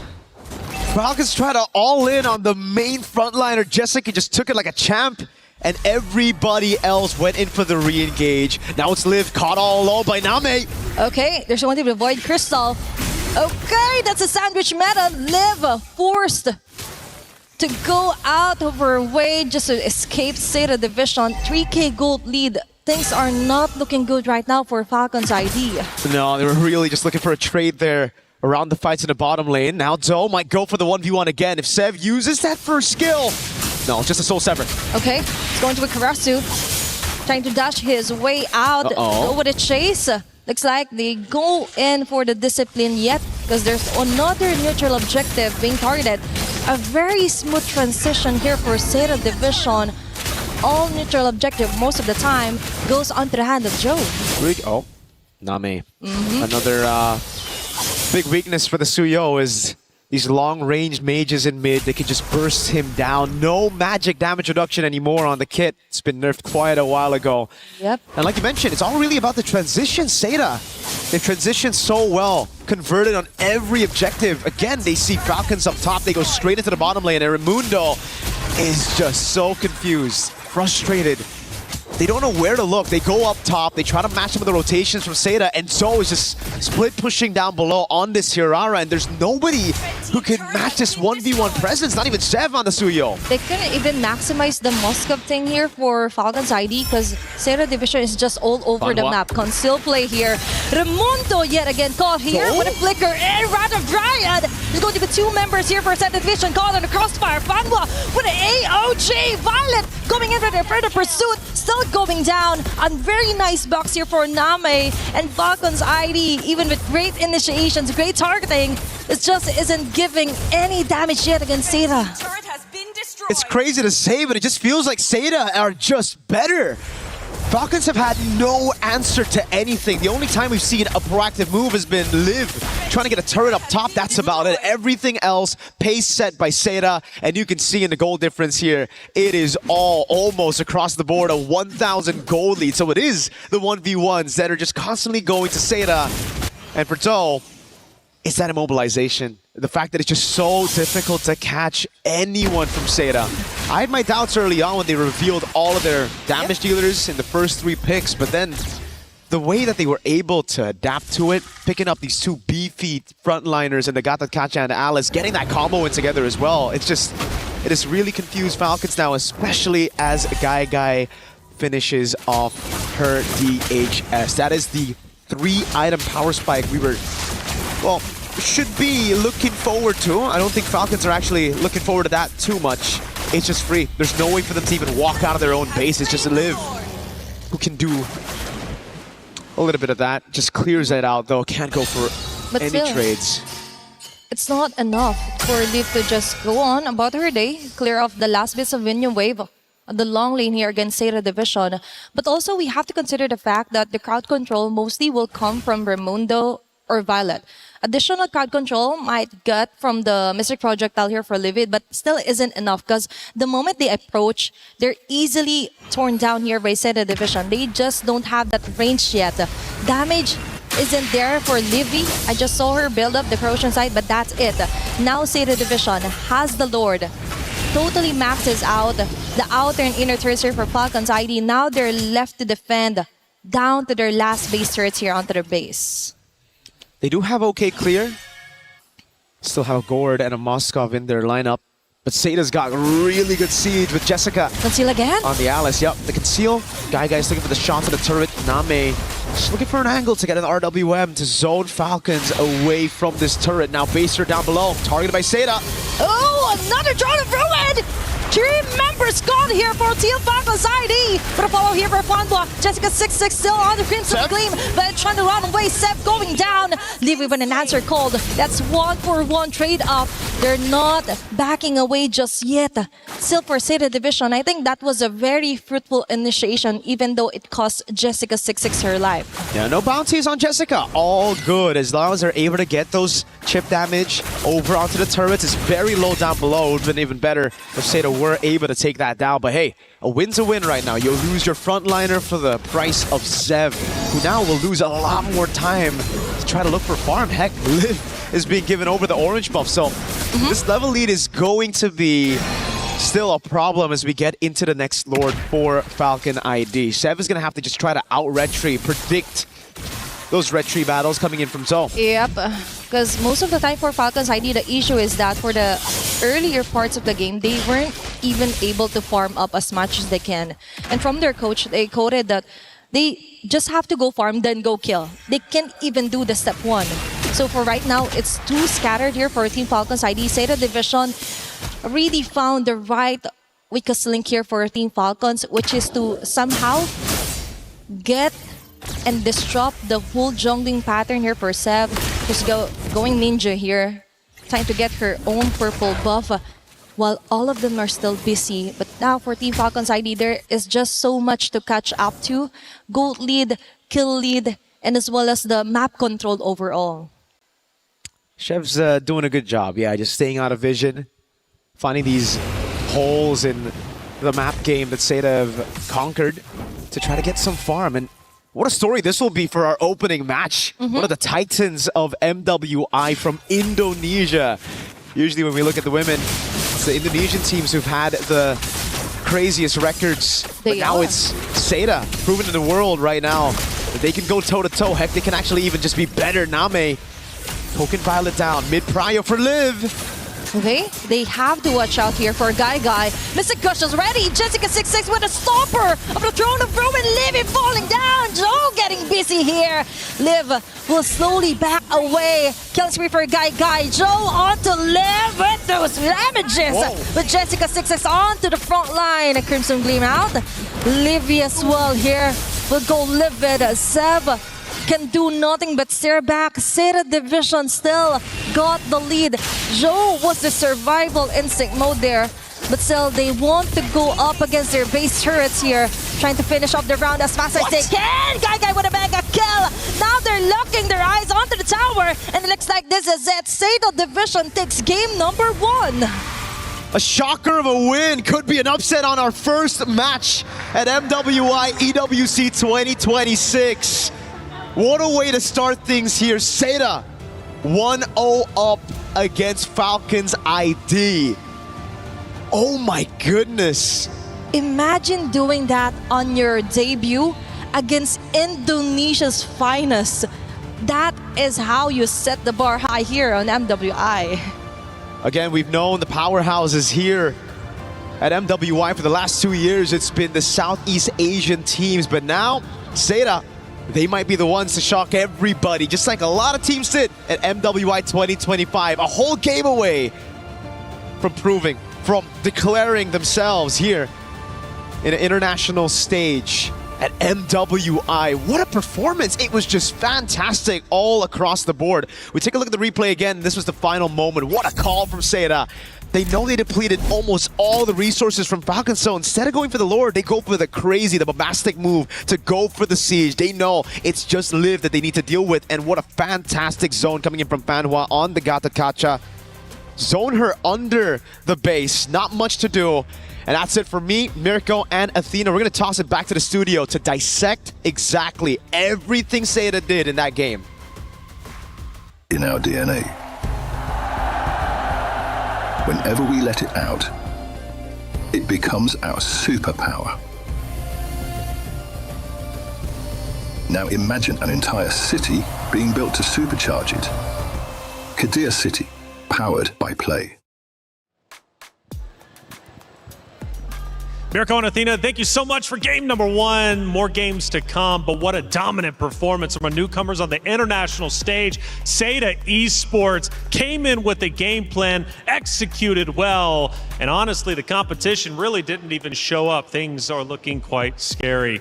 My goodness, what a beatdown that was. Coming in, Falcons Indonesia, we were hyping them up. The veteranship, building their roster around Violet. But this, at least for this matchup, round number 1, Seda Esports had their number. It was so impressive. It was so impressive. And I think a lot of people out there and probably the audience watching in the venue right now are quite stunned because obviously coming into this, Falcons ID were the favorites coming into this matchup. But in game number 1, Seda just really showed exactly how it's done. I would imagine that they would have needed a little bit more of an adaptation period coming onto such a big stage, but they didn't show any hesitation whatsoever when it came down to that execution. Early game was so on point, and even if we drew it back to the drafting phase, the fact that they prioritized 3 cores early on, you'd think that that would leave them in a bit of a bad situation, but it really didn't.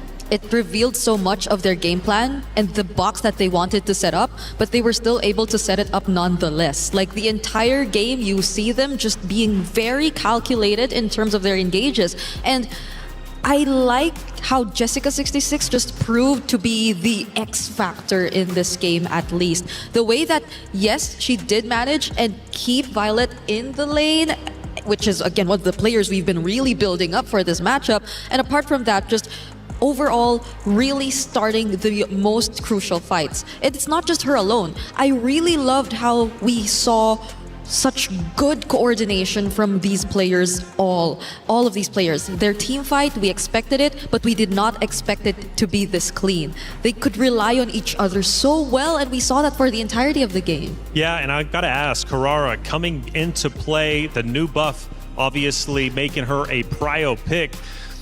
Seda Esports decides to go that direction. They build their roster around Harara. How much of an impact do you think that hero and that buff and the new meta had an impact, at least in game number 1? Because Falcons Indonesia seemed to start it off relatively slowly, building around tanks. I think it wasn't just necessarily like the Harara alone. I think any assassin would have done a similar job because look how everyone is giving so much space to the Harara to farm. Right? Luckily for the Harara, she's able to, mobilize around the map a lot quicker, get to the creeps a lot faster, so she's able to really get the most out of the changes in the battlefield adjustment. but it's how the rest of the members really set it up for them. I mean, you mentioned Jessica26 already, so that is something that we do need to highlight.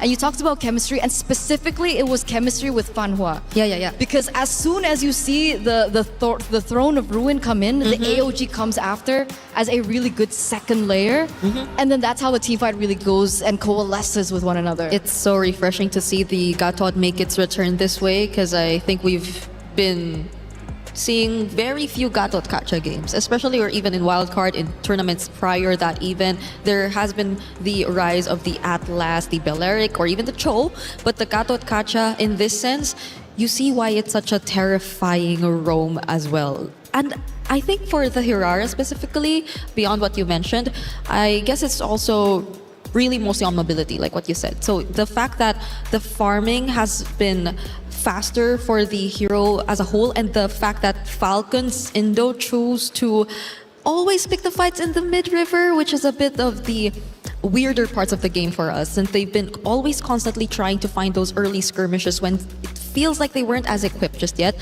The Hirara was just able to really take advantage of that with those easy in and outs of the team. And at some point, she was 2 levels ahead. So I'm wondering, like, Suyo into Yves itself was already kind of like, okay. I mean, if you're comfortable with that, if you're confident enough with that, because technically the Suyo is very susceptible to long-range magic damage, especially in the early game. For Falcons Indonesia, they were taking the fights, priority rights, but they weren't winning those fights. They were getting shut down hard by Seda Esports, and one name that was consistently mentioned was Jessica. Jessica was holding her ground, refusing to budge. How much of an impact did she have? Obviously, we take a look at the Falcons roster, but Seda Esports with Jessica, because she's technically going against Violet in the EXP lane. Yeah, and in that game with an Alice, I wonder what else Jessica really has like under her belt. Like, does she also have the option to go for, let's say, the more aggressive or damage type EXP laners? And how does that change the dynamic of Seda and their gameplay overall? Because based on that game, it felt very clean. Like a Hirara and them just being the space creators for the Hirara, it already felt very clean. I think Team Falcons honestly really wanted to go for the same approach, because they really started it off with those 2 beefy heroes in the draft. But we didn't see that really happen. We didn't really see that take place. Well, because of the fast versus slow setup, I'm curious if Seda Esports is going to once again go back into that fast, and more importantly, how Falcons Indonesia is going to respond, because that was a beatdown. Now, again, you go back to the veteranship, they build a roster around Violet. This is where Violet needs to truly be vocal and say, we're okay. Short-term memory, we lost that one. We're going to come back even stronger in map number 2. They're going to have to. It's only best of 3s. Of course, you do have double eliminations in our groups, but you can run out of time very quickly. When you're underneath those bright lights, some of these games can go by very fast, and before you know it, it's over with. You take the L, and that's just how it went. Either way, these ladies are going to battle once again on map number 2, but for Falcons Indonesia, they're going to have to make a very quick adjustment, because that was not the way they wanted to start their MWI tournament for sure. Seda Esports, their first time on the international stage, are looking dominant, and Jessica could very well be a front runner. Who knows for MVP if she can keep at this pace. Of course, I'm kind of the person who loves to get ahead of myself. Shut me down if you need to shut me down, but Jessica truly looked powerful. And one of the highlights, right, is obviously this team, Seda Esports, was built around MWI. They focused on their competitors. They came in with the game plan and they executed incredibly well. So now adjustments. What are we looking at going in to map number 2? This is really where experience comes to play. You talked about how things are going to go from game 1 to game 2. And technically, Team Falcons are comprised of a team with a lot of experience, right? Yes. They've been on the international stage before. They've been on multiple stages before. And they should be able to reset, especially it is a best of 3. There is pressure for sure, because we are at match point. Yeah. And yeah, technically we do have, you know, like the double elimination system coming through, but it would be great to win twice in a row. Yeah. Right? You can go straight to the knockout stages. So what do Falcons really need to do? I think, would we talk drafts? I think their draft honestly wasn't as bad. Like it could have really went toe to toe. Maybe a bit more on the early game execution, because it was, I think it's really what their focus is mostly on. The fact that they're a very tempo-based team. So I understand if they really wanted to go for the aggressive plays, but then it should be a win for them if they just really want to keep it going. So the fact that they went for it once, failed, and still decided to go for it again, and I think failed constantly multiple times after that, really didn't allow them to get any room or to find any room to bounce back. So specifically, we're talking targeting, right? We're talking targeting on multiple occasions in these particular team fights.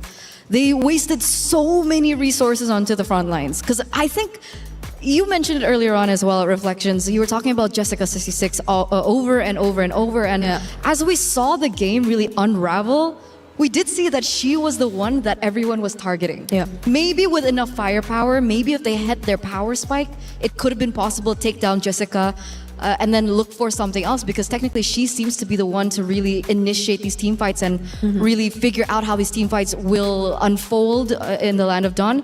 But the fact that the Moskov only had 2 items, that too. She was so far away from her power spike. She was so behind as compared to the carry. So they really didn't have the firepower if they even wanted to go for the target on Jessica. Which they wanted to really catch up on, I feel, because we saw how there were a lot of times Liv was just trying to get farm elsewhere or try to farm, or even in a way through map control, since they were trying to attempt to go for split pushes, since that's what we know the Moskov actually specializes on. But the way that Seda have been also very quick to respond didn't allow them to do that either. So it's as if things fell apart one by one, when the moment that they failed their first 2 or 3 attempts in the mid. I think mid-river, really, you need to pay attention to that. How do their mid duo actually decide to play the matchup against the mid duo from Seda, against Name and against earlier Fanhua? Because I think also that was another surprise that we got to see. Fanhua coming in and having a really good KDA, honestly. That was a Gatot who I think had almost 100% kill participation with 0 deaths throughout the entire game. So, as far as speed goes, Falcons Indonesia aren't scared to initiate the fights, get aggressive, get in the face of Seda Esports. But how do you slow things down if you're Falcons Indonesia? Is it worth slowing it down and not initiating all the fights and maybe trying to figure out what Seda is all about, as opposed to just constantly bashing your head into the wall and hoping you break through? I think it goes back to the fundamentals, right? They really need to think about it. It's great to be aggressive, but why are you aggressive? What are you aggressive for, rather, right? That's the question. Like, are you going for an objective? Are you trying to shut someone down? Because it seemed like in the way that they initiated the team fights, sometimes it was just for the sake of. Yeah. And if you're going to commit to that aggression, who can you afford to be that aggressive against?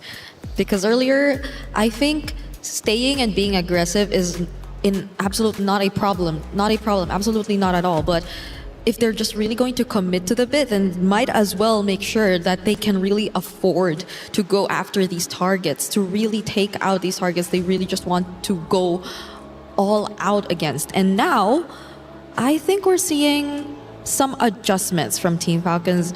They did take out the Phoveus and the carry from the options, which then leads us to, I guess, opening up the roam options earlier that were mostly banned out. The Mathildas, the Atlas. Is this early trauma? Oh yeah. Like, carry instantly banned out? That's not a hero that we usually see being banned out, first phase, right? Yeah. So, I mean, is Seita only limited to carry? Because I don't see another reason why that first phase you would go for a carry. Yeah, and more importantly, the Carmilla has been a staple ban too. Like, I wonder where this really came from. The fact that they just really wanted to take it out a lot of times. So, okay, we're seeing a Paquito priority come into play immediately in the first pick, but Seda does Jessica play the Esmeralda? Do they really want to go that route immediately? Even for Red 3 later on, let's say, if they just really want to keep their options open. Because I think there are a lot of other priorities you can also go for at this point. there's no carry left. So, but the Eve seems like a safer pick. How about the Claude? Just to make sure that there won't be any counters. Okay, they go for the Esmeralda immediately too. At least you have a guaranteed winning matchup in the lane. And we finally get to see what the Esmeralda has to offer, right? With how many buffs she was given in the Scarlet Embers patch. We're wondering how OP is this Esmeralda, because everyone really is talking about her. You were talking about the Claude earlier on. That's definitely something they can bring out. It's not going to be as simple because technically you are in a winning position because you're up against the Eve. So it's definitely something that I think Falcons need to consider. But the fact that we have a Paquito on one side, does this also signify that they're not going to go for an assassin in the jungle? Oh, that's going to be... especially if they go for that damage bit of the Paquito, then that'll compromise the sustain of their lineup a bit. Exactly. I am concerned, though, Jessica, being as good as she was in game number 1, going into game 2, a guaranteed win on the EXP lane, especially with Esmeralda, who currently is OP. That is a big boon for this side of Seda Esports, and Falcons Indonesia, in my opinion, are already behind. Oh, okay, this is interesting too. So we might expect majority of the damage to really come from Guy without the carry pick. I feel like they're confident enough still. So this might just take away the fact or the theory that carry is one of her main or special picks if they're going Baksha jungle. Or is it Baksha jungle? It should be. Do you think there is a chance that it could be flex in the roam? It can be flex into the roam because it was picked after the high loss, Jusin. So like those are really high mobility heroes. Look at that. Seda also taking out the Expo, a hero they played in their very own qualifiers as well. Which is why I think Baxi is going in the jungle. Yeah. If they're taking out Export, okay. Do you think that we're living in a world where Paquito can go jungle? I mean, it was meta before. Or are they forcing it to... It could be possible, but technically Fredrin's still up for grabs. The Akai basically hasn't seen the light of day as well. Because I remember there was a time too where high loss could have been in the EXP lane. We remember that. Yeah. We remember that meta. There's just so much possibilities if we're talking patches way back.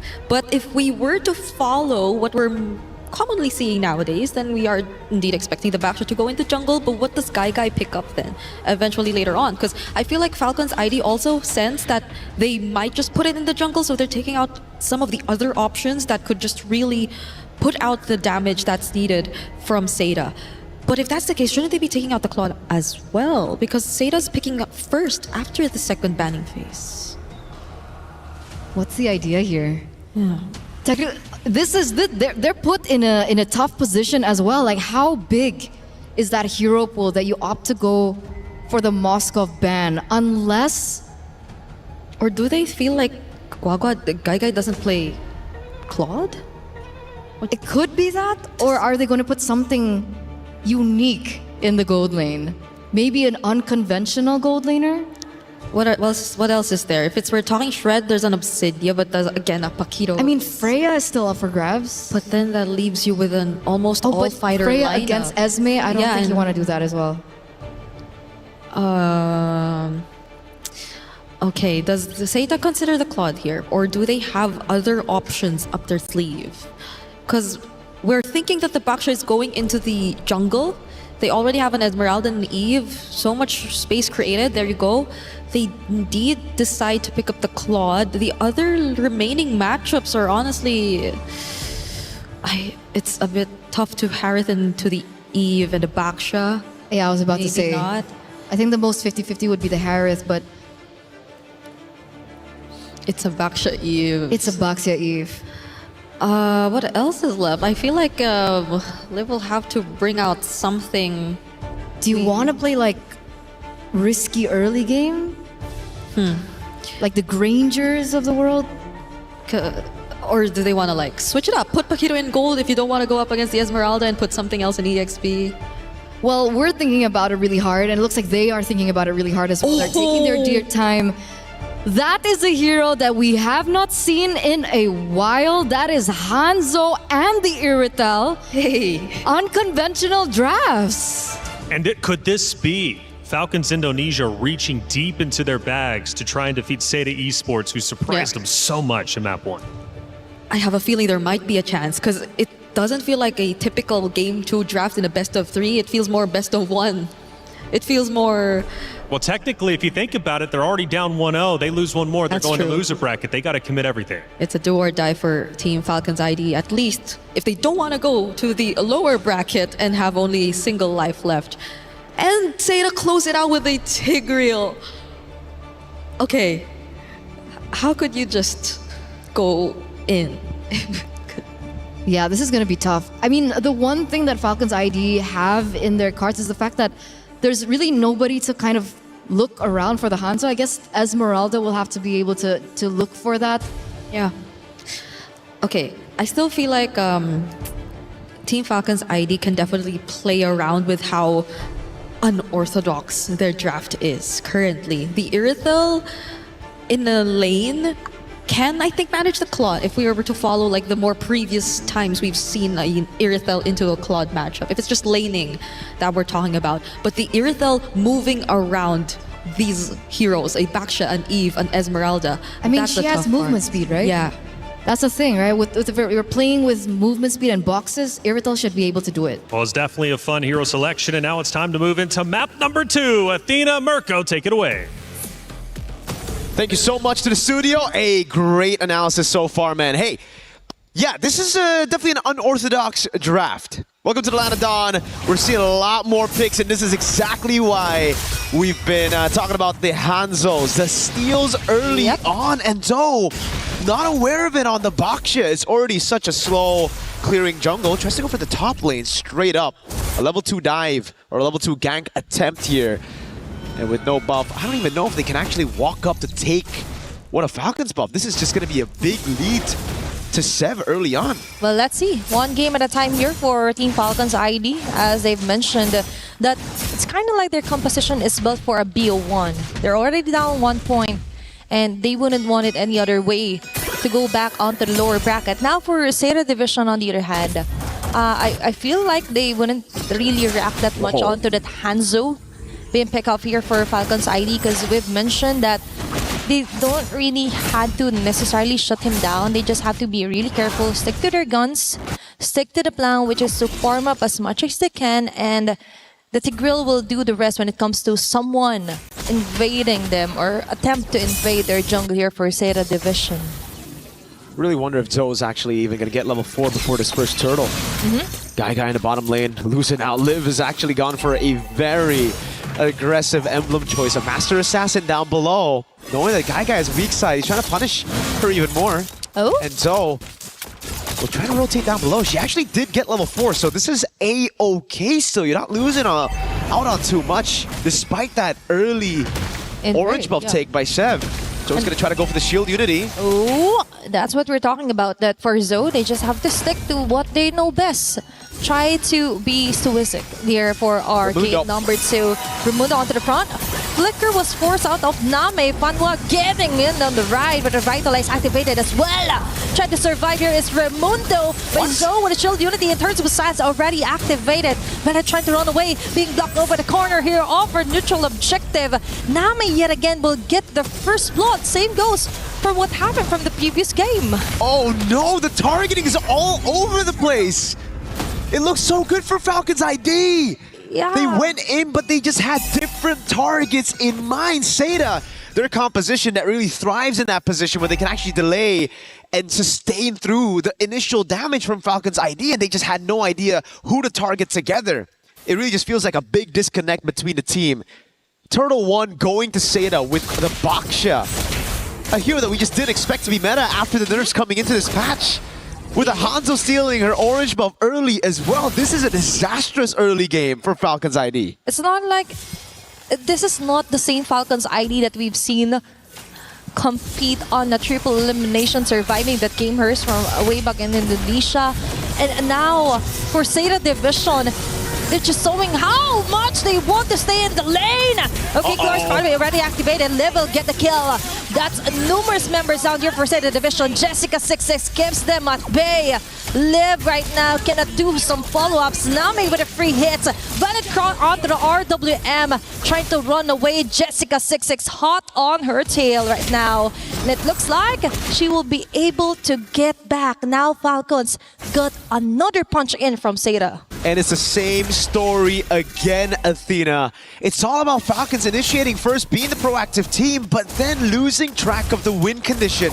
They go in, they use all their resources, but Seda, they want that to happen. It's all about the longer team fights where they can abuse some of those resources being spent already. And look at the zone coming in from Fanhua. Liv has the Purify, but I don't know if she wants to burn it. Oh, maybe. But let's see, Fanhua being cornered here, Flicker, and now we see has been exhausted. For Falcons, on the other hand, we see them try to attempt numerous fight, but that's it. For Seda Division, they just go ahead and trust their instincts when it comes to Nami committing that very nice box around them, and Jessica26 always on top of things, preventing the very great respo here for Team Falcons now. Objective up. Violet. Half an HP left. Violet onto the back line. Targeted Nami. Nami will still survive. Onto the front yet again. Seb with a ninjutsu. Pinnacle Ninja not able to even get the objective. It's Seita yet again taking the upper hand. 2 red trees, and it's Fanhua on the Tigreal. What? Do a lot of damage with the implosion, and I think it was like 3 patches ago. Jessica, though, there's no one that can actually handle Jessica. She can actually just be all up in there, under turret, no problem whatsoever. So has the Vengeance too. Chef's just tickling her. Look, she's kind of enjoying the attention that Falcon's ID is giving onto her. And imagine, she is considered the X factor for Seda Division. Definitely she is. With an X painted on her back, she doesn't even care. It's looking rough for Falcons ID. They got to regroup somehow. It's not like they have the best late game too when it comes to just pure team fights. Seda wants to play the tempo toe with a dive. Okay, that's very nice Glorious pathway. Although there was an implosion play here immediately for Fanhua and Joey. Now we see Gaige just going with the free hits. Now the Blazing Duet activated. All those bullets coming in hot here for Falcons ID. It's going to be the Soul Snare, enough stacks, but they have to try and run away. Fanhua onto Livy, hot on her tails. They get the kill. Now Liv is the next target here, but Seda Division, they already got most of the kills, got an advantage, and Jessica26 goes on her day, just clearing up the last bits of waves onto each lane. They've got all the winning matchups, and they can dictate the tempo of the fights. They started first, and it just creates so much confusion within Falcons ID. Again, we see the targeting all over the place. Livy, Crimson Beacon forward, went onto Guy, but Sev wanted a different target. Everybody is going for their own 1v1s, and it just doesn't look good for Falcons ID, who are already a game down. Seda are putting Chinese MLBB on the map. Imagine that. First match, opening of MWI 2026, and a win against a Titan. Oh! It's Livian again being caught. What a great setup here for Fanhua. Now we're talking. Now we see why they've built from scratch instead of just buying a whole new set of organization. From building to scratch, now they've got this blueprint. A wonderful standard here for MLBB Chinese, especially on the FE division, right? They're setting a whole new face here on MWI. And it doesn't look like their first rodeo. It's actually looking like a huge contender for the crown this year. Chev can't even deal damage to Fanhua. Fanhua is just taking it. They're going for the poke again. Sev's trying her best to do the best she can. She's the only one on the team who's still deathless. And it's just harsh to say, but right now, Seda are gapping Falcons ID. The Sea Halberd first item to try to deal with Jessica. Still not enough though for Violet. Livy's going up as well. No glowing one. So they're just real. That's no wonder. They're relying on just the Sea Halberd from Violet so far to actually deal with the sustain coming in from Seda. That's why they can do whatever they want. Yep. Leaf only has a Haskell. Understandable. And that's why it couldn't even deal a lot of damage here onto Seda Division. Now they're chasing Raimundo. They don't care. Even if it's the tankiest of them all. They've got enough damage to totally shred them into pieces. Chassis Poldron as well here for Jessica26. The problems just keeps on piling up here for Falcons ID. She's dealt with the wave so well. Now she goes up top again. Chev will get a turret. But that's about it. Now it's a 1v1 against Jessica. She gets away with the Pinnacle Ninja. There's just no one that can deal with Jessica. That's the problem right now. All the battle spells are up. We're waiting. This is the calm before the storm. A big one that could actually be Seida's first win in the tournament. A loss to the Titan in Falcon's ID. A purple buff take by Zoe, by Seida. They're getting control over. Shev has already used the Retribution, and it seems like Zoe will try to go into the bottom lane. They had vision on a few of those members. Raimundo might just be the sacrifice for Liv to get out. They're willing to commit even with the Revitalize. They just take the bait. That's another additional kill here for Seida Division. And as you've mentioned, Jessica26, the full responsibility was that to somehow zone them out and of course try to spot where Sev will come from. But now she has multiple responsibilities and she's doing stellar at her performance. Now another objective is up. Joe as well is starting off smart here. Violet onto the back, but I feel like it's too risky to contest this Lord up onto the hands of Seida Division. And now Sev with a ninjutsu, Pinnacle Ninja, already exhausted their ultimate. Lure's pathway here for Raimundo. Is that the opening that they want? But Gaigai with a blazing do it, hitting on to the right marks of Falcon's ID, slowly crumbling down. Lord as well will be stalling off here by Lev. Violet with a shutdown kill. Is it a turnaround that they need to actually contest this fight? But no, Seida Division has her eyes on the prize. They don't even care if you get that Lord as much as they want to get that. As long as they get the kill and advantage, they'll take it.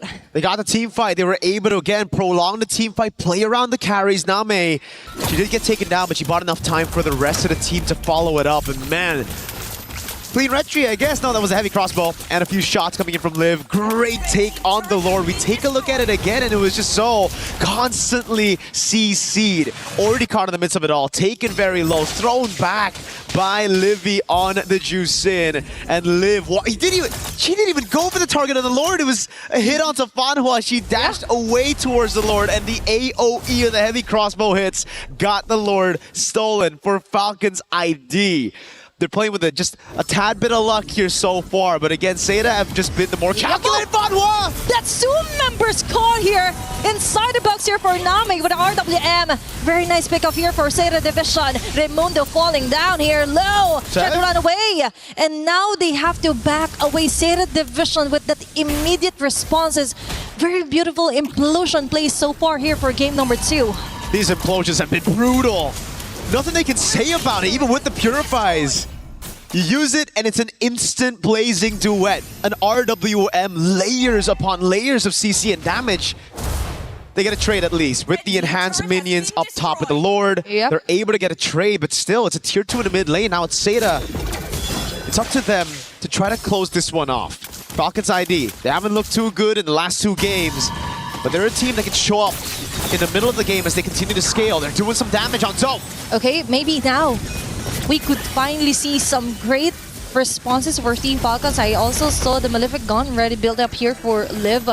So additional range here. Violet would be what we expecting. Violet being caught here by Gaigai and Jessica26. Flicker already activated here. He needs to be really careful. Joe just spots her here, but Name gets caught here by Sev. That's a really great trade-off here for Team Falcons. Violet just buying enough time for them to actually pick up some of the members here for Seida Division. The shining star of Falcon's ID, Violet, soaring past the skies on the Paquito, juking everybody and baiting those crucial resources. Flicker out for Gaigai. Got Zoe in a tough spot as a frontliner so that Name can be vulnerable, and Falcons took advantage of that. It's always been chaotic throughout these games, but now that they have the items to actually go for whoever they want, it's starting to actually work out. Falcons ID, they're in their comfort zone right now. They can finally start to break that front to back that Seida have relied on in the past 2 games. Shev though. But still, it's all about exhausting their battle spreads or even ulti. They'll take it. But now, still Raimundo being caught. Lure's pathway just to disengage. Jessica. The last bits of the RWM will hit him. But Jessica26 will just zone out Violet. But Sev on the other hand will still go in against 4 members here for Seida. Placing the way here for Gaigai. Violet will go down. Double kill again for Guy making the triple kill. Liv and Seb are the only ones left, but not for long because Jessica26 still has her eyes here on the Liv. Seb is the only woman left here, and looks like Seda Division or Seda Esports wants to finish off this game 2 as fast as they can. We've waited a long time for China to make their show on the international stage. This might be it! And this time, they want to put their names on top of the list, and Seda will ensure the 2-0 sweep against Indonesia's finest. This is Chinese MLBB onto the main stage. Wow. What a way to do it. What a way to put China on the map for MLBB. A win against a Titan in the women's division. MWI has just started with a big surprise, a big bang. They came in hot with guns blazing. What a way to start off the first day of MWI at EWC. What a fantastic performance. Again, it really looked like they gapped Falcon's ID. There's no other way to sugarcoat it, no other way to put it. Seda were just better across these 1v1s. Even adapting through the game, we saw a few of those adaptations for Violet, for Sev. But again, the instant response from Seda. We get to look at the replay here, that final moment of the game where the game just went straight for it again. So it's just back-to-back, Lord up, but the decision to go for the throat. Rinse and repeat. If it works, why change it, right? And for Seda, they just stick to what they know best, focus on the macro. The micro will follow soon, and Jessica26 still hot on the lead. We're going to throw it back to the studio to dissect that game.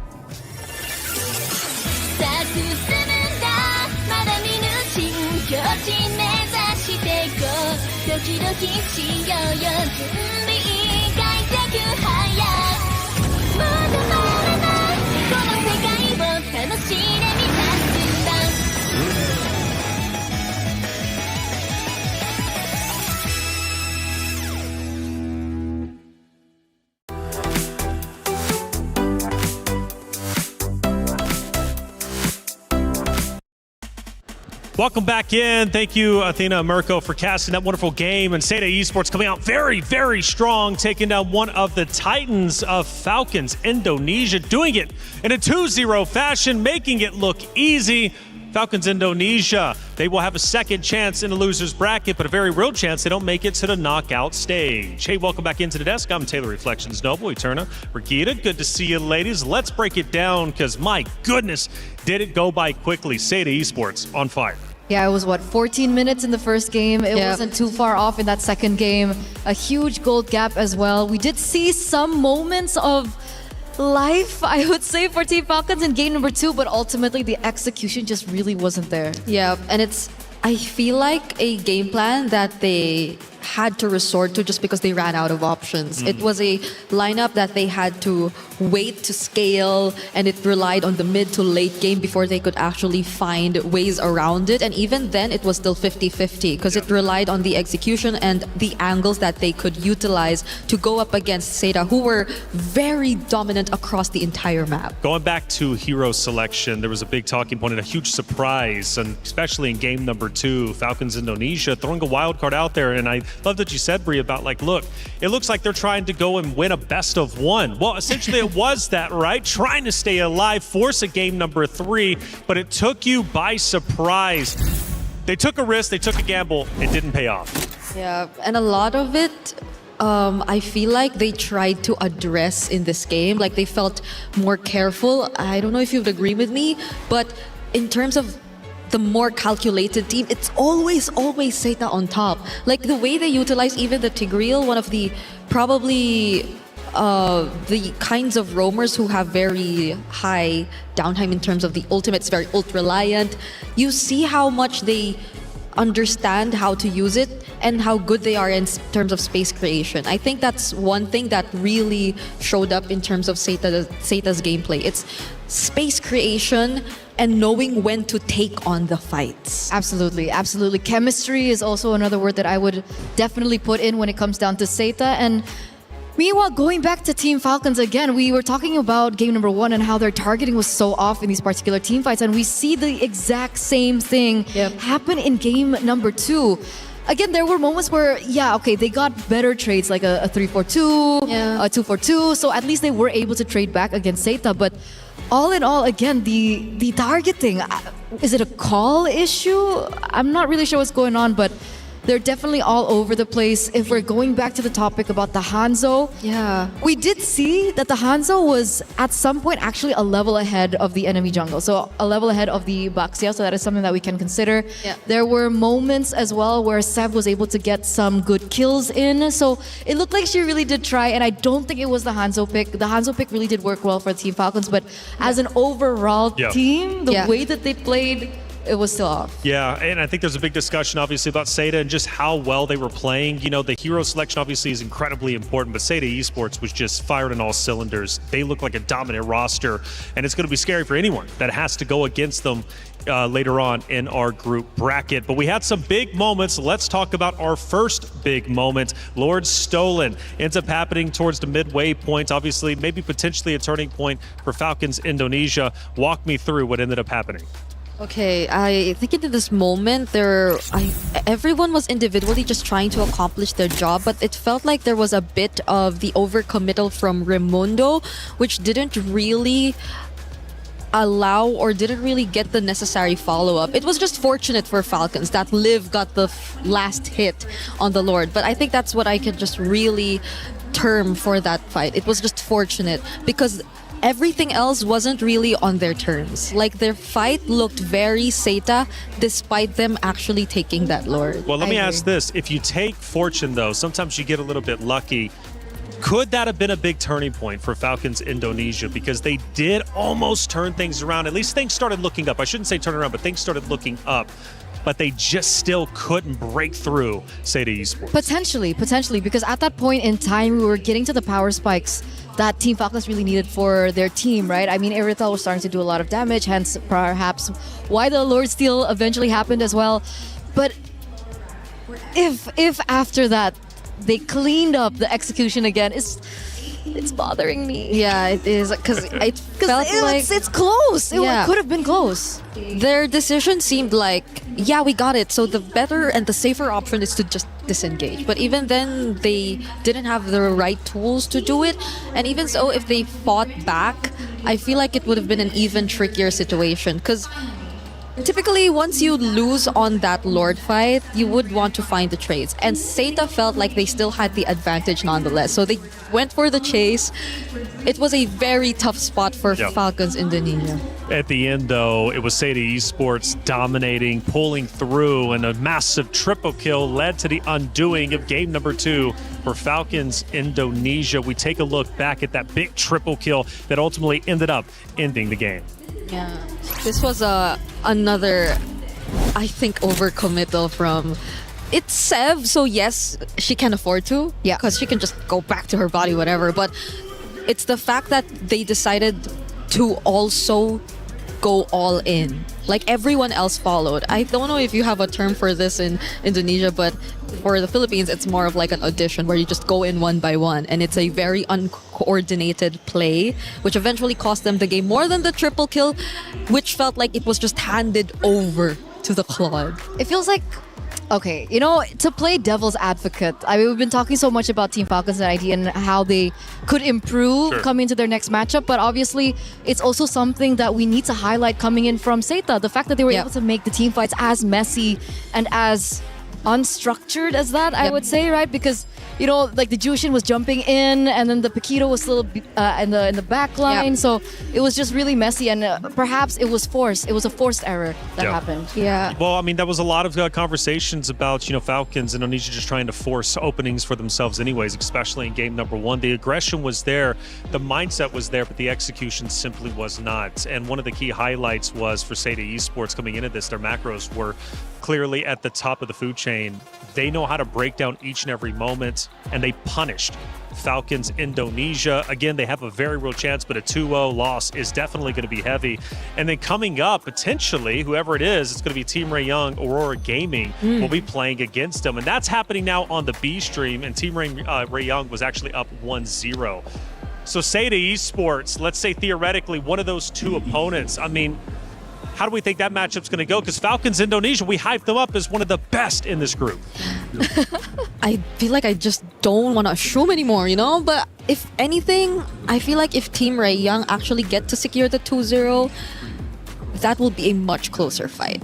Like, I just won't establish that it's going to be Team Ray Young. Although I really would like to say that they would be considered the favorites if it ever will be a Iseta Team Ray Young matchup. So I'm just putting it out there that I still feel like, yeah, Team Ray Young. If we're doing predictions, maybe it's a 2-1 against 2-1. if they win this series. All right. Okay, I'll go 2-0. 2-0 for Seda. No, for Team Ray Young. Oh, no way. Okay, so Seda didn't impress you enough for you to like, hey, this team is looking dominant. Either way, for Malaysia's new guard, man, Team Ray Young would be exciting to see that against Seda. That'll be coming up, I believe, off stream, if not mistaken. Maybe it's going to be on the B string. I'm not so certain. Either way, that's going to be a great matchup, to say the least. And I think it was, in fact, a 2-0. Team Ray Young does, in fact, defeat Aurora Gaming. So Malaysia's new guard versus Seda Esports, first time international stage. Looking great, taking down Falcons Indonesia. That's a powerhouse matchup. Wow, 2-0s to start our day. Both 2-0s on both streams. I didn't expect ours, though. Same, yeah. Like, perhaps a lot of people out there as well would agree that maybe we thought it would be a 2-0 for Team Falcons, but it's the other way around. I love it, though. It's an upset on stream A. I love it, though. And we love it. That's it. Don't get us wrong. Hey, things are getting exciting and spicy. You definitely got to love it. Chat, get active. What do you think about our first series, not only on Stream A, but Stream B? Did it surprise you as much as it surprised us? Hey, the club championship is being fought for each of the weeks. We're now in week number 2. Trev, how are things shaking up? Last week, we wrapped up 3 of our titles at the Esports World Cup. Those being Fatal Fury City of the Wolves, Valorant, and Apex Legends, crowning a new champion in every single one. That puts Na'Vi and 100 Thieves at the top of our club championship leaderboard heading into week 2. Dota 2 continues its action this week as they head out into the knockout stages. We'll be seeing a load of good teams kicked out of that competition. Over in MWI this week, we'll be seeing Team Vitality trying to retain their crown whilst facing off against heavy investment once more from Team Falcons. Gen G signed the runners-up from the previous year, and they'll be looking to play spoiler against Team Vitality too. I'm Trav, and I'll be keeping you updated on all things Club Championship this year.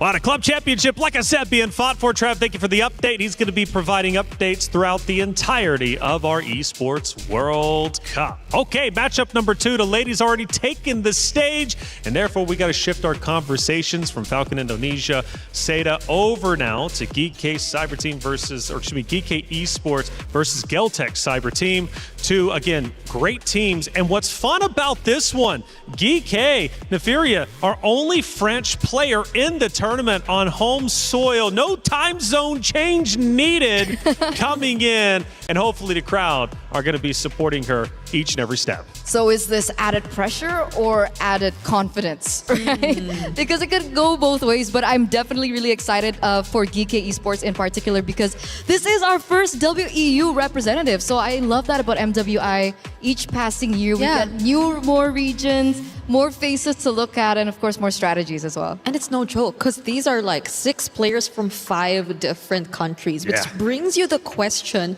how has chemistry been? How has communication been between these players? And how are they making it possible? Because they've already made it possible just by the fact that they've made it here to MWI. That's a great point, because, you know, when you think about teams coming together, especially GK Esports being our most diverse roster, language barriers, are there? Probably not. I mean, they made it to this stage, right? So clearly they know how to communicate and everything is on par. But what do we know about Geltec's cyber team, right? Taking the stage. Kyoe is back.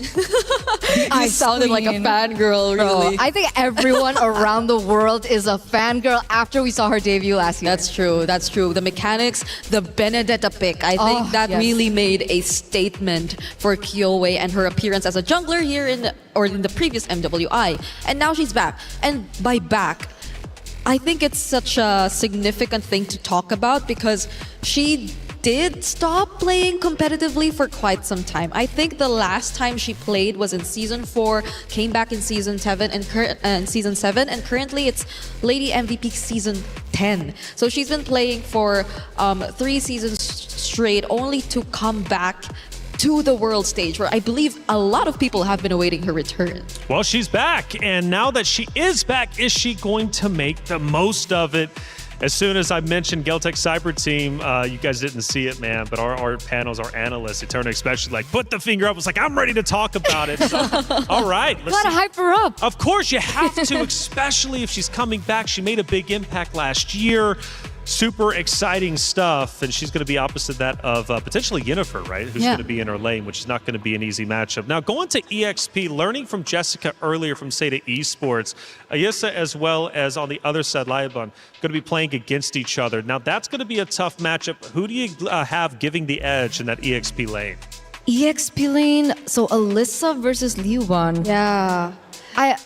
Well, considering that we're in a meta where Esmeralda looked really good earlier on, I think whoever gets the Esmeralda. Whoever gets the Esmeralda, that is gonna true. be as simple as that. Yeah, I guess I just might lean a bit and very slightly just a bit to Liuban, mainly because we've been seeing EECA in the MLBB competitive scene for quite some time. Western Europe, again, we did mention that it is one of their first appearances in the international stage, and they probably, or at least for a Geltec Cyber Team, right, they have a bit more exposure and they get a bit more information from the people around them, even from maybe their counterpart, the men's teams in EECA, and in terms of their gameplay. But remember, GK Esports, they're comprised of these Egyptian players. That's right. We have Electa, we have Yui, and they are no stranger to the international scene. We've seen them time and time again. Yeah. It's always been them and, you know, the Egyptian girls. The connection. Falcons, Vega Mena. Right. Yeah, they have that connection, and they've been also dominating so far whenever they do have an international appearance. So that's true. I think there are multiple international influences that we can expect from both of these teams, apart from the fact that they're very diverse in terms of their lineup. So it's going to be an interesting match to see how all these influences come together and how they make it uniquely their own. And I guess just a new meta in general. I mean, we already had a lot of learning lessons even from our first series. The second series most likely going to give us even more.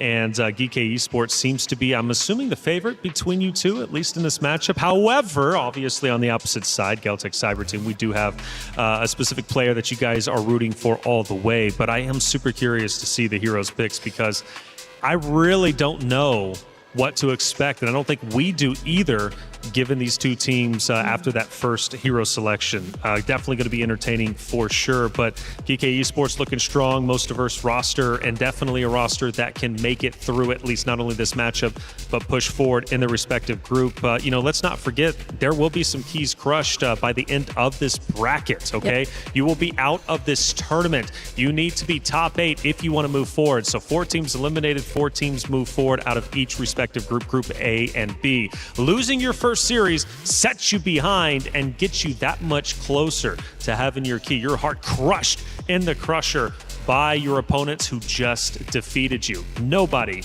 wants to fill that. And of course, for the club championship trophy, GK Esports Geltec Cyber Team, this is a big moment for them to obviously put the right foot forward, go up, and potentially put some club championship points up there, especially once we get into our knockout bracket. Early predictions from you two. GK, Geltec Cyber Team, where are you leaning? Okay. I'm not You want sure. to answer first? Okay, I will have to go for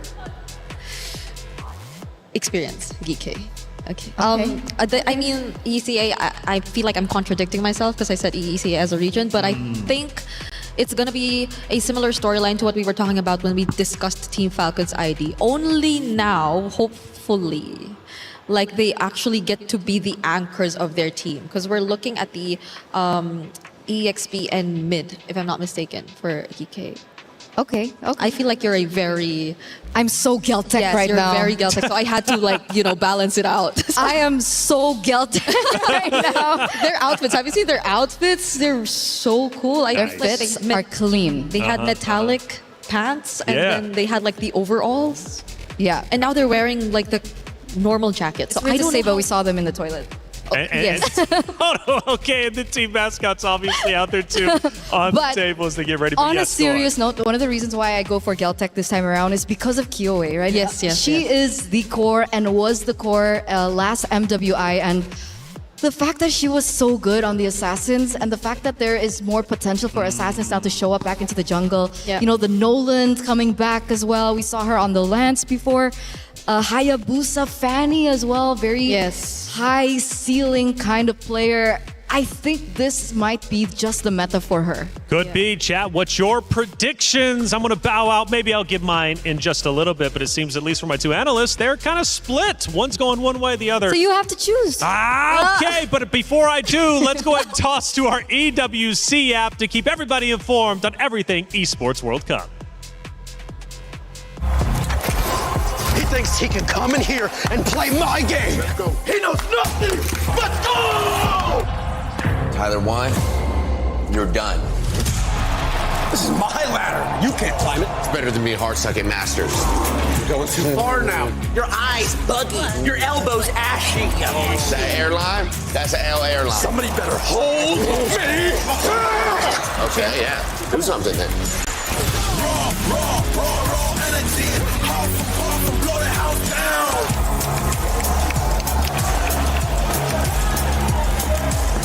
You look nervous. You look short. Everything's good? Fight.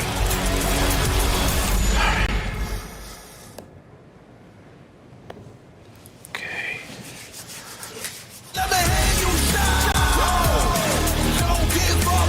Do you really need the wraps? Yeah, that feels like overkill to me.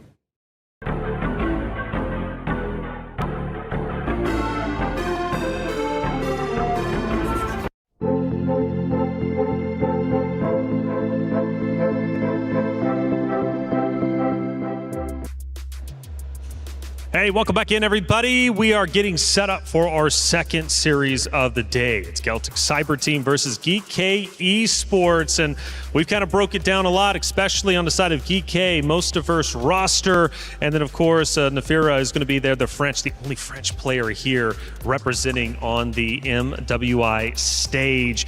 But Kyoe is obviously a heavy favorite here, the Ice Queen herself coming in, and let's talk about the evolution of this Geltec Cyber team, because they've evolved over multiple seasons of Lady MVP. This wasn't a roster that was just put together specifically for this event. This is a roster that has gone through many iterations, but most importantly, many evolutions in a positive direction to be where they currently are. So for Geltec Cyber Team, Kyoe, obviously we're looking at her, but who are some other star-studded players you're like, okay, this is a good compliment to the Ice Queen?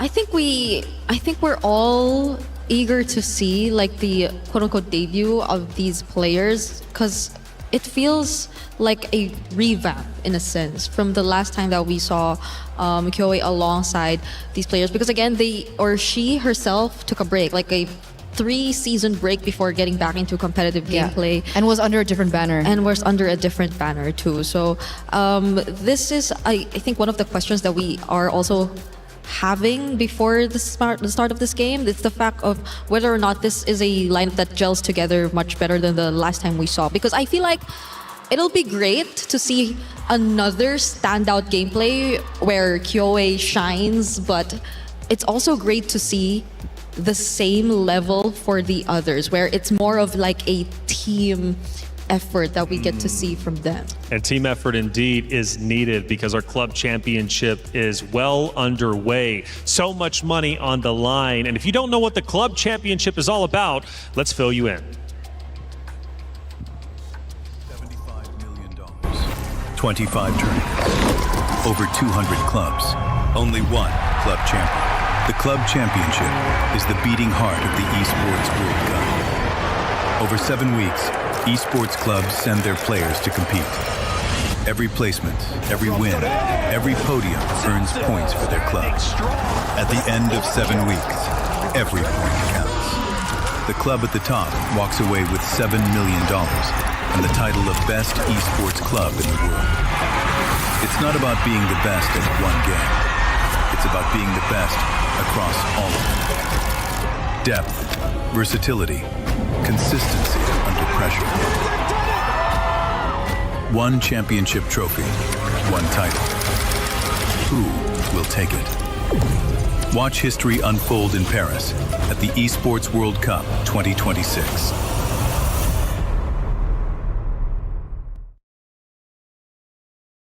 There. For every click, every clutch, every respawn. We were there for the years of grind, and we're here. Now, the proud founding partner of EWC, powering the biggest event in gaming, shoulder to shoulder with the world's best, making history.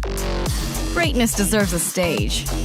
Lenovo Legion, reach your impossible.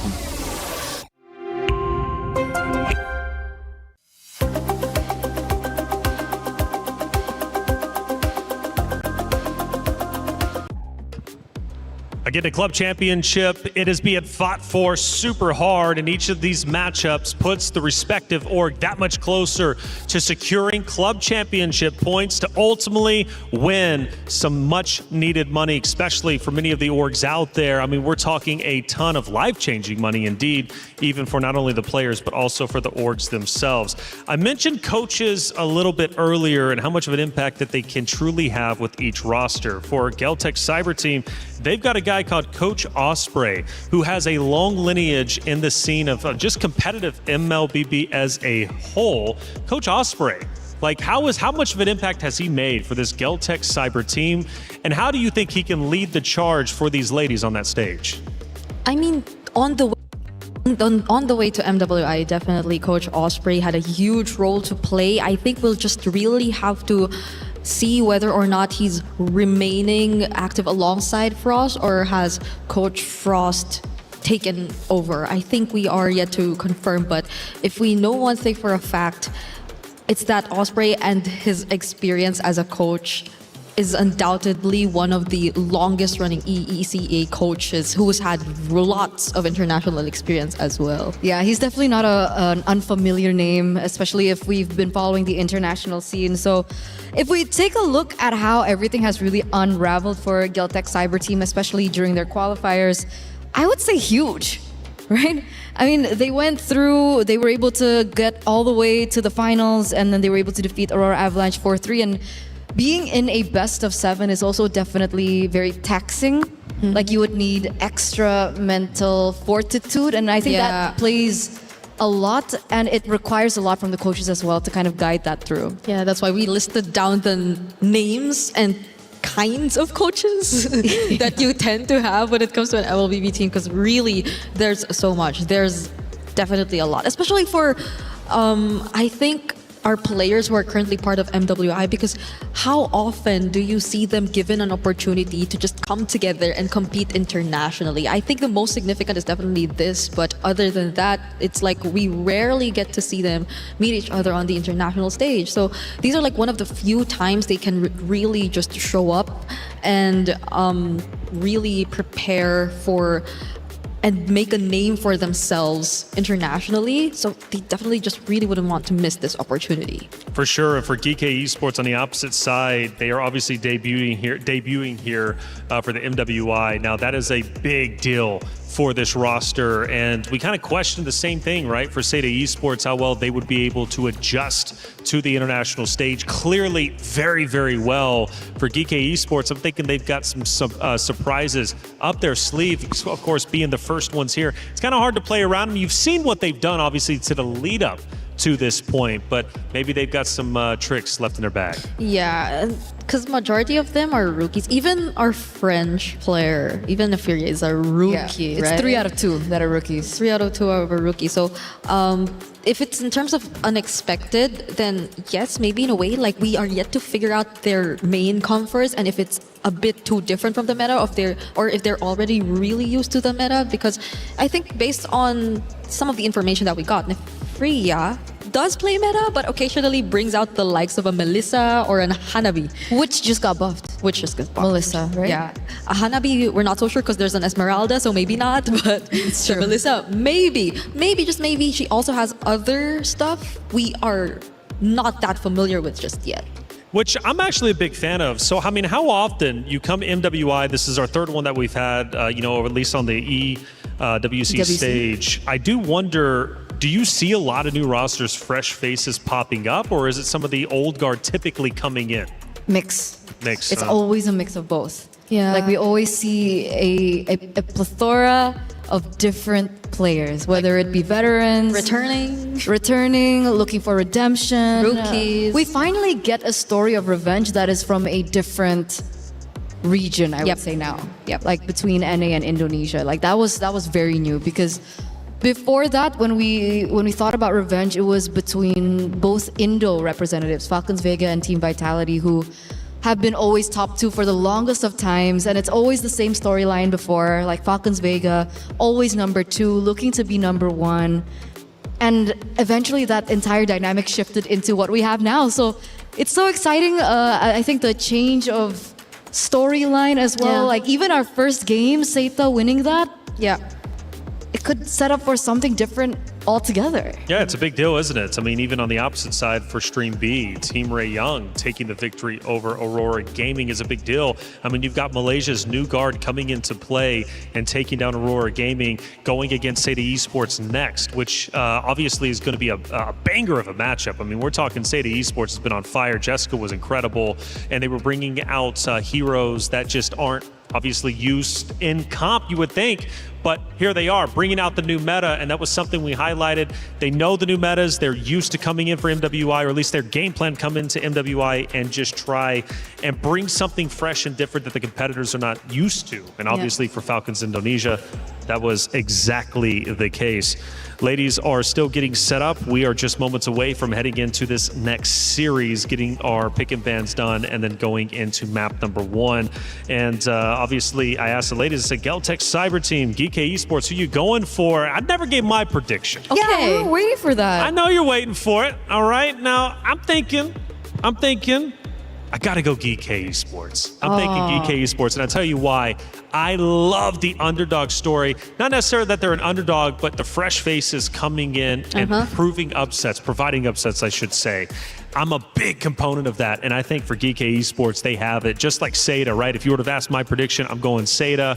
Granted, Falcons are a strong organization across the board throughout the entirety of the Esports World Cup.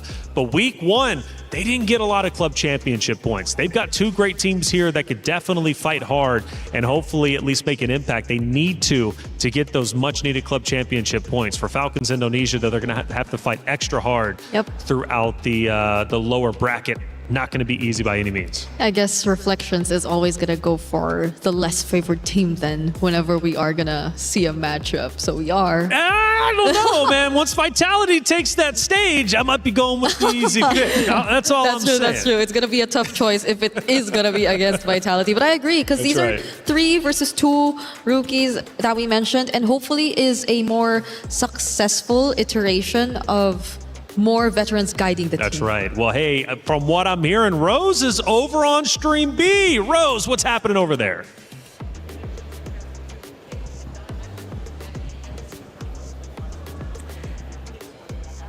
Hey guys, Rose here live from the secondary stages. We have just recently wrapped up the first match of the day in Stream B with Team Ray Young winning 2-0 in a dominating fashion up against Aurora. And we are currently on standby as we are to enter match 2 where we will be witnessing Virtus Pro going up against Twisted Minds. Will this game be another upset or will we all be surprised with the results? That is it from us over at the secondary stages. With that, throwing it back to you guys. Thank you for the update, Rose, over there on Stream B, laying down the law. Team Ray Young, as we mentioned, a 2-0 win over Aurora Gaming. Coming up next on Stream B, Virtus Pro versus Twisted Minds. Anytime that I hear about these two organizations going against each other in any esport, I can't help but get excited. Me too. And this was one of the teams that I mentioned earlier on when we got into the broadcast, right? Twisted Minds, a very unique team, being able to go through from the Mekong qualifiers. And they've incorporated such a unique lineup, very Indo-coded. Jin Chao's there in the gold lane. And we got to actually see them, I actually saw them at the airport. And I was like, you guys confident? Yeah, it's been okay, but I've been hearing that there are communication issues. So no matter how professional these teams are, no matter how professional these players are, when you unite a particular team under different banner from different regions, communication is going to take its toll because their coach is also Indonesian. It's Nasi Uduk, Coach Nasduk. On paper though, they seem like a very terrifying lineup. Like their mix of players consists of players with very remarkable experience. So you know for a fact that Sa, she's also made waves even in previous MWI.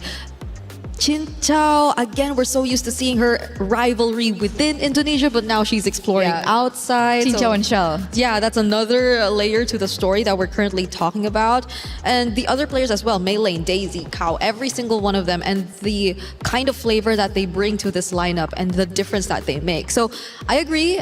For sure, for one, communication might be likely an issue, but it's nothing that cannot be resolved completely. I feel like even for adjusting imports, there are just really like common and basic go-to terminologies because the fundamentals are pretty much already established. Like you know the structure of a game and how it normally goes. It's just the team and their unique approach that they usually have to deal with eventually. But we get to figure that out later on. That's a Stream B thing. So again, you guys are watching, please. That's a Stream B problem. That's a Stream B problem. Stream A don't got that problem. We have a different... we have Vitality later on. That's right, Vitality, and then also Geltech Cyber Team, GK Esports, and Kyo obviously getting a lot of attention over here, especially from the side of Eterna, right? Being a big fan. And you know what? I can see why she's a fan. I mean, she was awarded as the finals MVP. She was making great clutches in a previous tournament. And, a 7-game grand final playing Harley Leomord, right? She obviously has versatility. She can go in and make objectives hers, which clearly, as a big impactful player, I can see why she's clearly going to be a big impact for this Geltech Cyber team. But is it enough to take down GK Esports? Because we mentioned the veteranship earlier of, I believe it was Violet, right, coming out from the side of Falcons Indonesia, but that wasn't enough to take down Sata Esports. The veteranship sometimes can't get your team over the edge to take down the newcomers. Yeah, which is why I'm really hopeful. I'm really hopeful this is a more successful version. And that's what makes this matchup really interesting, right? We've been highlighting Kyoe for the longest of time, but on the other side, it's Electa. Do you remember Electa? Electa Final Blow? She also plays the Benedetta. I remember that nickname. Electa Final Blow. Electa Final Blow, Sata Esports, the final blow to Team Falcons Indonesia, who drops down. And we've got our first decider matchup to protect the key and your heart at the Esports World Cup. Team Falcons Indonesia versus Aurora Gaming, who also suffered a loss 2-0. Both teams have yet to win a map. Oh, that's tough. I know it's just been the first series, but you're already seeing an elimination match coming your way. And I believe these are being broadcasted tomorrow onwards. because today we're focusing on all quarterfinals for the first round. Yeah. So it's tough, at least for that group. But again, in Stream A, you get 2 matches from Group A, 2 matches from Group B. So we still have a lot to catch up on. And even in Stream B, we have to check what is happening over their side. But for now, we know for a fact that we are a few moments away from Geltec versus GK, and we are very, very split on the desk as to what our expectations are for this match. Yeah, we need another person up here. Well, then again, that would make it even more split because it'd be 4 instead Wait, of 3. don't say that. Don't say that. No. Stream A, best stream. Stream A, best stream. Stream A, best stream. If you say we need something, then Stream B are going to say, see, we're the better stream. Oh, yeah. We don't need All it. right? We don't need, you stay over there on Stream B. We're okay. That's right. Exactly. Although they do have a banger matchup, VP versus Twisted Minds is definitely going to be pretty incredible to watch. But we'll get one of those teams a little bit later on. And even our third series of the day, Vitality takes the stage. We'll get to see what form they're going to be in with the new meta. And things definitely will be heating up from that point forward. Geltec Cyber Team versus GK Esports. We are just moments away from our pick and bans, which has been quite exciting to see, again, with the new meta, to see how these teams are going to ebb and flow, obviously, to play against each other. And, you know, got to say for Seda, they definitely opened up the hero selection wide of what we could be expecting. I mean, it was truly exciting. I guess it's the Esmeralda thing. Yeah. Like, are we just going to really pay attention to whoever gets the Esmeralda? I'm still undecided. I mean, Esmeralda, I think, is strong. I mean, we did see the numbers. Yeah. The numbers reflect that the Esmeralda will be a very hot pick. But everything else, I still need more games and That's more true. matches to see. Because wildcards, first game Hirara, lost. Yeah. Second, lost. Yeah. Right? A really bad win rate in the early stages of the wildcards. And then eventually we start to see, okay, I think this hero has promise. So we might be seeing something of a similar pattern the longer we get into these games. That's true. Same for me. Is the Gatot really back? Or was it just like a hero synergy or a game plan thing that we got to see earlier together with the Alice? Right? So there are like a lot of layers of questions that we still have regarding the current meta. But one thing's for sure, it remains very flexible, even in the jungle. Because we still saw Seda pick up the Baksha jungle and make it work.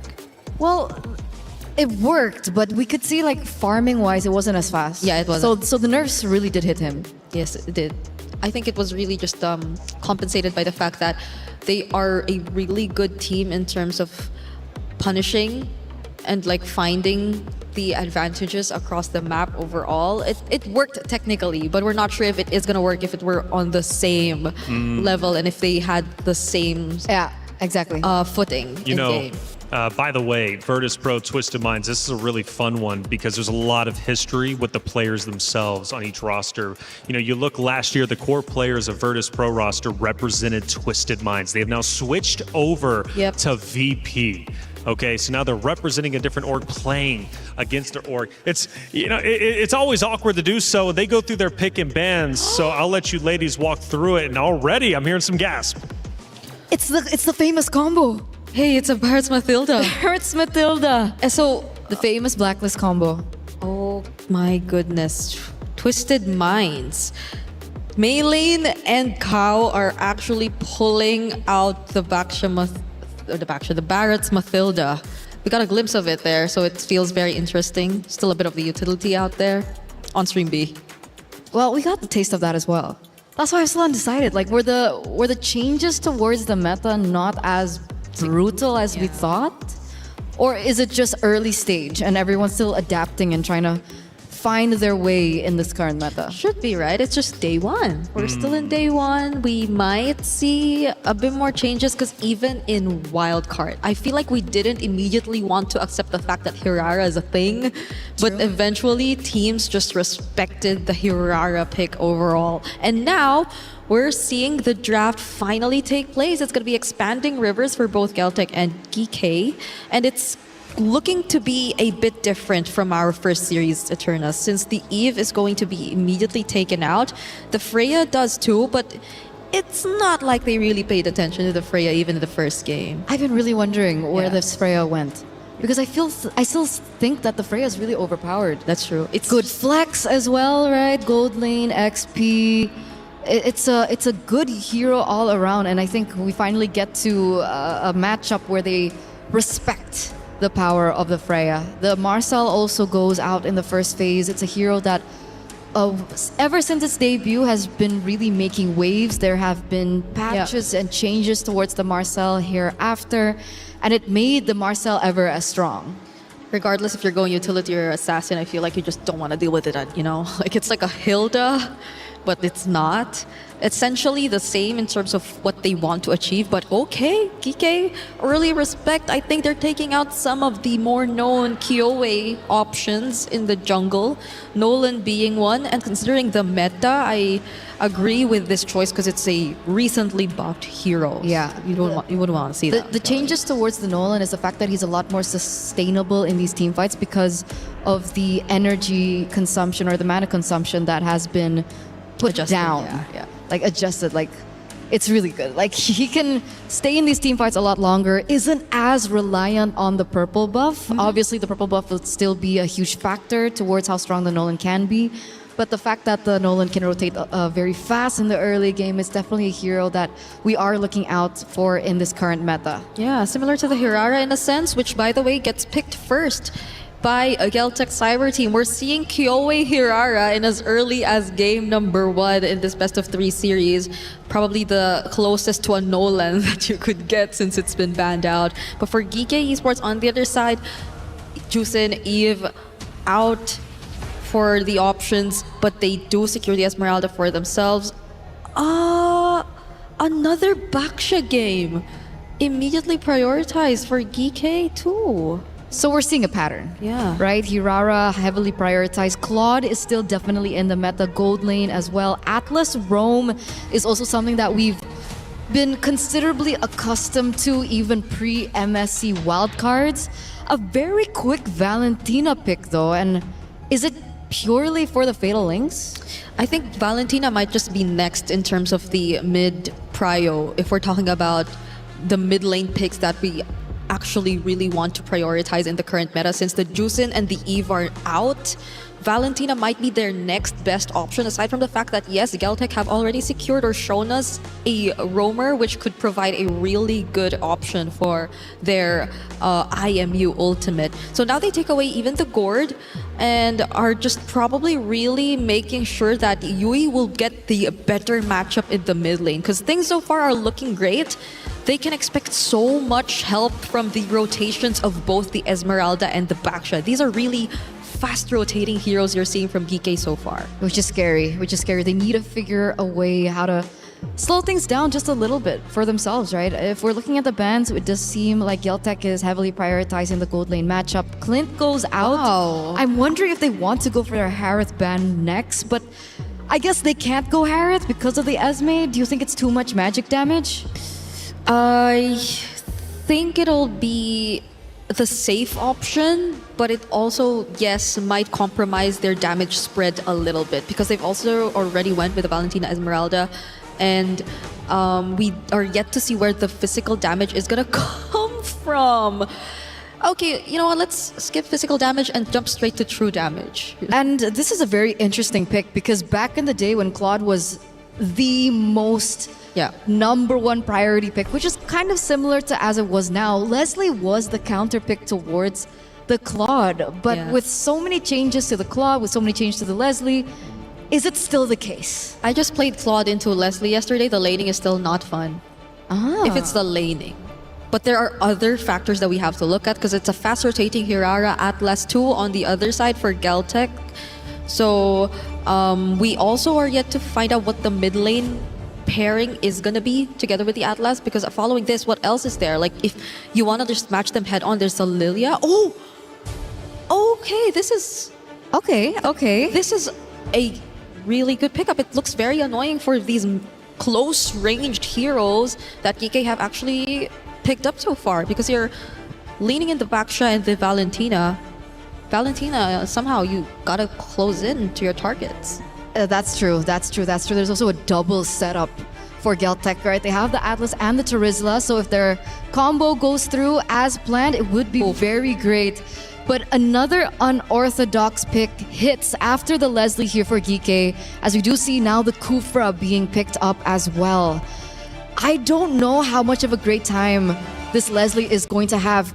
Leslie needs to go Purify, but she also needs Flicker, and now they're forcing her into a really uncomfortable spot. Yeah, at least in terms of the Claude, you have a way to just cancel out the Blazing Duet and just push him away. And same applies for the other targets who are closing in, but that's the thing. It's not just one target chasing after you.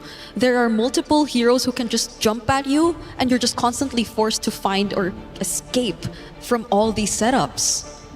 All right, well, it's time to get our game number 1 started. There's been a lot of setup. Now it's time for action. It's Geltic Cyber Team versus Geek Esports. Casters, take it away. Welcome to the Land of Dawn, folks. Thank you so much to the studio.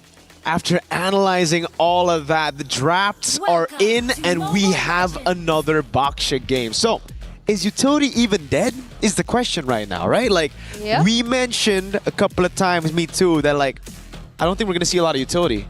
Definitely, especially in the recent patch. Although it really depends on the pilot, on who uses it, right?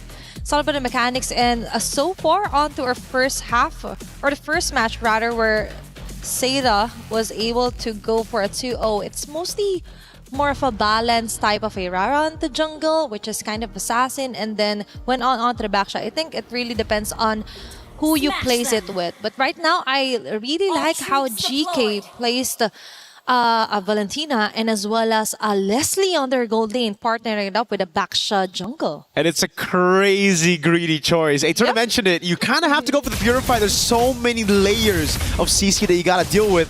Nefiria will go the different route though. It's a Flicker on Nefiria. It's also lethal ignition and the weapon mastery. So all in on that greed. If she wins out of this lane, it'll be great.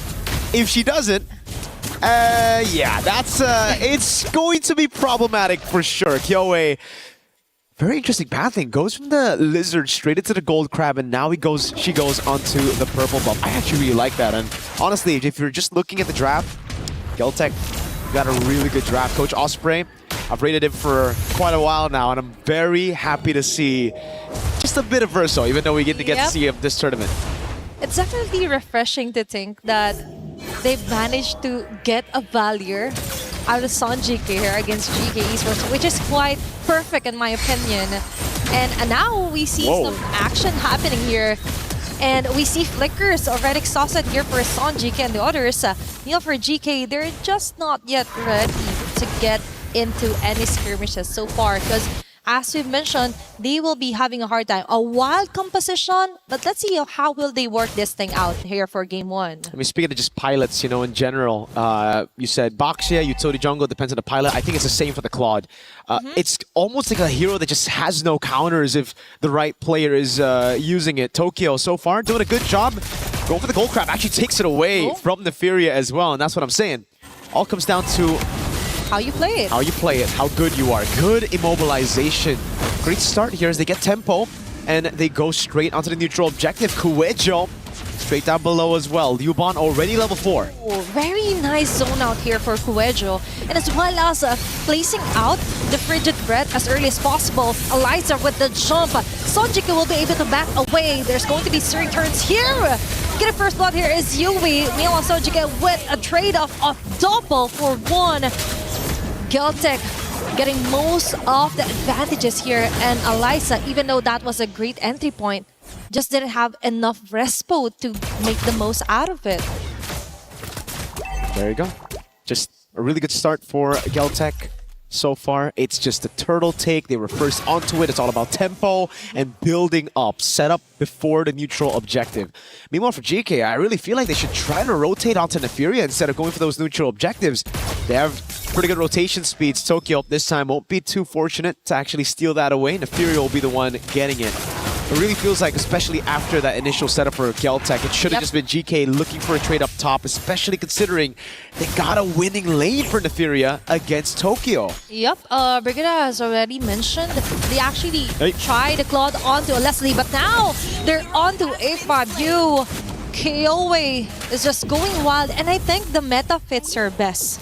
because it's one of her specialty when it comes to assassin type of things, and the mechanics just fits perfectly when it comes to a Hirara under her hands. And now they go easy on the initiations. That's a quite an Neferia is the next target.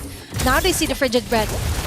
The flicker already baited out of her, and I think that is very crucial here for GK Esports. This is the gold crab secure, actually taken away by Sanjika over in mid. Good rotations across the board. The flicker burnt out means that if they do get prio over this lane, they can just rotate over again, and it's going to be a free kill. Especially with the Hirara rotating over. Kiowe already utilizing expanding rivers. The shield unity used up by GK. Electa using it maybe a bit too early as they go for the rotation up top, but Tokyo is very aware of what's happening. Again, it really just seems like Geltec will be the ones holding it. They're making things easier here for Tokyo, so they don't really think it's much of a threat here for Neferia. As long as they get the flicker out of her, things are looking good. Now for GK, they're trying to force out some kind of vision, and it's still Neferia! They come back to Leobon with the last hit. They go in with a Fatal Links. A4, you or A5, you going down immediately. All of that before an objective take here, and Kiowe will most likely get this free turtle onto her hands. Now GK, they can't do nothing but stare back. Easy turtle here for Geltec. Kueja with a dive again. Perfect match coming down. What the combo here? Still has Purify. Kiowe walks up. Okay, now she's just tower hugging. She just need to survive. But how can you survive if there's 5 members of Geltec in your face and they're not stopping at all? Tokyo get the kill.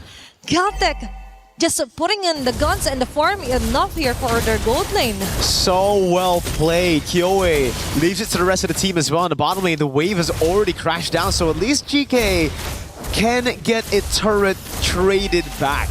Kiowe's got to be careful walking up to these bushes when there's no one around. Again, though, for Geltec, they get a kill, they get that team fight, they get the neutral objective, and then the turret as the cherry on top. So it's just that proactiveness that they have that has given them so much more of a lead. The classic EECA stuff, man. It's not just about micro, it's not about that team fight, it's all about setting up, getting the advantage through macro. And that's been the main problem for GK. They've gotten winning lanes here and there, but they just haven't been able to utilize it to really maximize those winning lanes. And for Geltec, they're just making the most out of it. There's like in-your-face type of composition, but as well as the discipline is there. Great jump. Really great Sanjika move here. With a follow-up as well, Electa just rolls around the map. Kiowe just getting the most out of it, farming as much as he can before another objective take. GK on the other hand, we just saw Falling Star Moon out of Alyssa. Just one girl here, and the rest of Geltec, they're just really relaxed when it comes to like finding the right targets, but if it doesn't work, they don't force it out of GK. Tokyo's doing such a good job playing that weak side. Now is becoming the strong side of the map. Just everybody rotating towards her as Kiowe is the one sent to clear Asa. Oh, now they get Kiowe with a follow-up Fatal Links as well here for Yue. Kuejo trying to run away. Frigid Bread. Flicker is already exhausted as well. Now we see a big play here for GK Esports, and now they finally get their hands onto a neutral objective, the last turtle for game number 1. Solid stuff. Finally, signs of life for GK. Finally, they're able to catch Kiowe here, and it seems like Asu wants to go for more. Up top with the flicker as well onto Liuban. I don't even know if they had the resources to kill her. Even if that Tyrant's Revenge landed, Kuejo knows the flicker is down, but doesn't have the Fatal Links. It'll just be now a slower game. Tokyo, everything given over to her. It's all about her being the main carry now as we move into the mid game. Tokyo with the Golden Staff, Neferia a bit behind. Kiowe goes for the War Axe here, right after the Hunter Strike. A bit more of a safe approach. No Sky Piercers for the Hirara so far in MWI. And it's the rush for Electa onto Radiant Armor, which is quite interesting. I understand, you know, Sanjika's been a big threat, but Tokyo and Kiowe, I thought, were going to be the main ones that you have to deal with as a frontliner. I think that is somewhat a tunnel vision here for Electa to just solely focus to the defensive build, but now for GK Esports, maybe that's the plan. They go for the mental mind games. Alyssa forced out of her Purify, and now Geltec just focus fires onto taking down a turret here. Falling Star Moon just to clear the last bits of minion wave, but that backfires on your face. I think this should have just gone out and back away, given that it's already obvious that the turret will be taken down by Geltec. Now they go for the mirror move here onto the top lane. But for Geltec, they still have this in the bag. Advantages, most of it is on their side. Yeah, Kyoe wants to get a bit more into the bottom lane. Asu's getting chunked. Okay, Rigid Red. No can do. Electa just slowly rolls away. And Kyoe deals with the wave in the bottom lane. That's a holy shield taken before the first Lord even spawns in the game, which means, hey, if Geltec gets the Lord, this could be a free base turret down below. Depends on how they siege it down, right? They have great zoning with the Terizla and the Atlas. Kowejo with a face check. Tokyo forced to back away with the BMI. It's all about mid-control right now. Alyssa's trying to form a slow push down below. Kyoe just farming again. Alyssa's got to be careful, though. Purified down for another 20 seconds. You don't know where Kowejo is. Liuban's going to handle the wave up top. And it's all up to Tokyo to utilize the expanding rivers. So for GK, they see the claw down below. Do they try to go for the Lord straight up? I think they want to rush this one. Alyssa. Okay, now they see Kowejo with Alyssa going all in, frozen as well. But Kowejo caught off guard with a fatal lace in your face here for GK Esports. Will they get the trade? No can do. Alyssa falling down. A5U as well. Nefrir with a shutdown kill. They're trying to chase down Yui as well. Tokyo with the last hit of the bullet. That's 3 members down here for GK Esports. And right on time, Tokyo even manages to get 1 kill out of them. GK are playing it well. They've gotten some great initiations. It's just they don't have enough damage. It really just seems like they're banking on the Furia to slay these guys up front, and it's not working out. Everybody's going back and forth so well for the side of Geltec, and there's not much they could do about it. They're just going in back and forth. There's that untargetable skill from Kyoe as well. Tokyo's going back and forth with the BMI, and so many more initiations you gotta deal with those penalty zones, the fatal links coming around your way. I understand what the composition is meant to do right now, but it just seems like these back and forths and these angles that Geltec are using to initiate on GK, it's a bit too much for them to handle. Exactly, because for GK, they weren't able to actually use their own crowd immunes here. But instead, it's them using it just to escape from the wrath here of Geltec. You have plenty crowd controls here. You have the Falling Star Moon. You also have a very nice transition with the Titan's Rage, Titan's Revenge for A5U, but that isn't happening because the moment they're seen on the map, Geltec just goes assassin mode immediately. And now, Conceal play yet again. Lord onto their hands, slowly making their way here onto the bottom base turret. A5U with a jump. Now on the different angle, it would look like a great initiation, but no! Kowejo with a fatal lace gunning. 2 members here, Tokyo with a blazing red follow up, and the rest of the gang just gives it their all. Very nice return and bursting fireballs here for Son GK.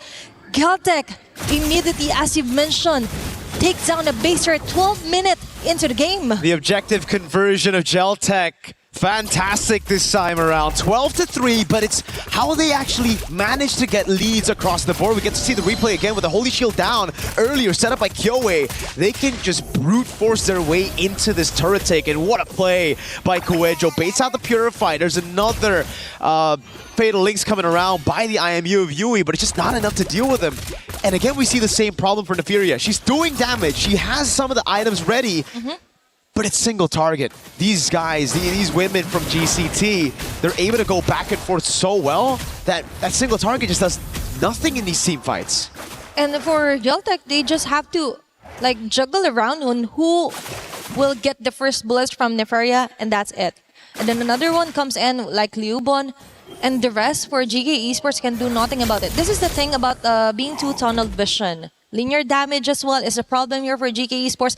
The item build earlier as well was a bit of a question here for Electa. But now we finally see an Antiquaris onto her arsenals. And for GK Esports, they just need to hold on. For Geltec, we see Kowejo as well. Fatal Links. Planning another Fatal Links onto A5U. Electa on their front line with a Shield Unity. Their Suns activated as well.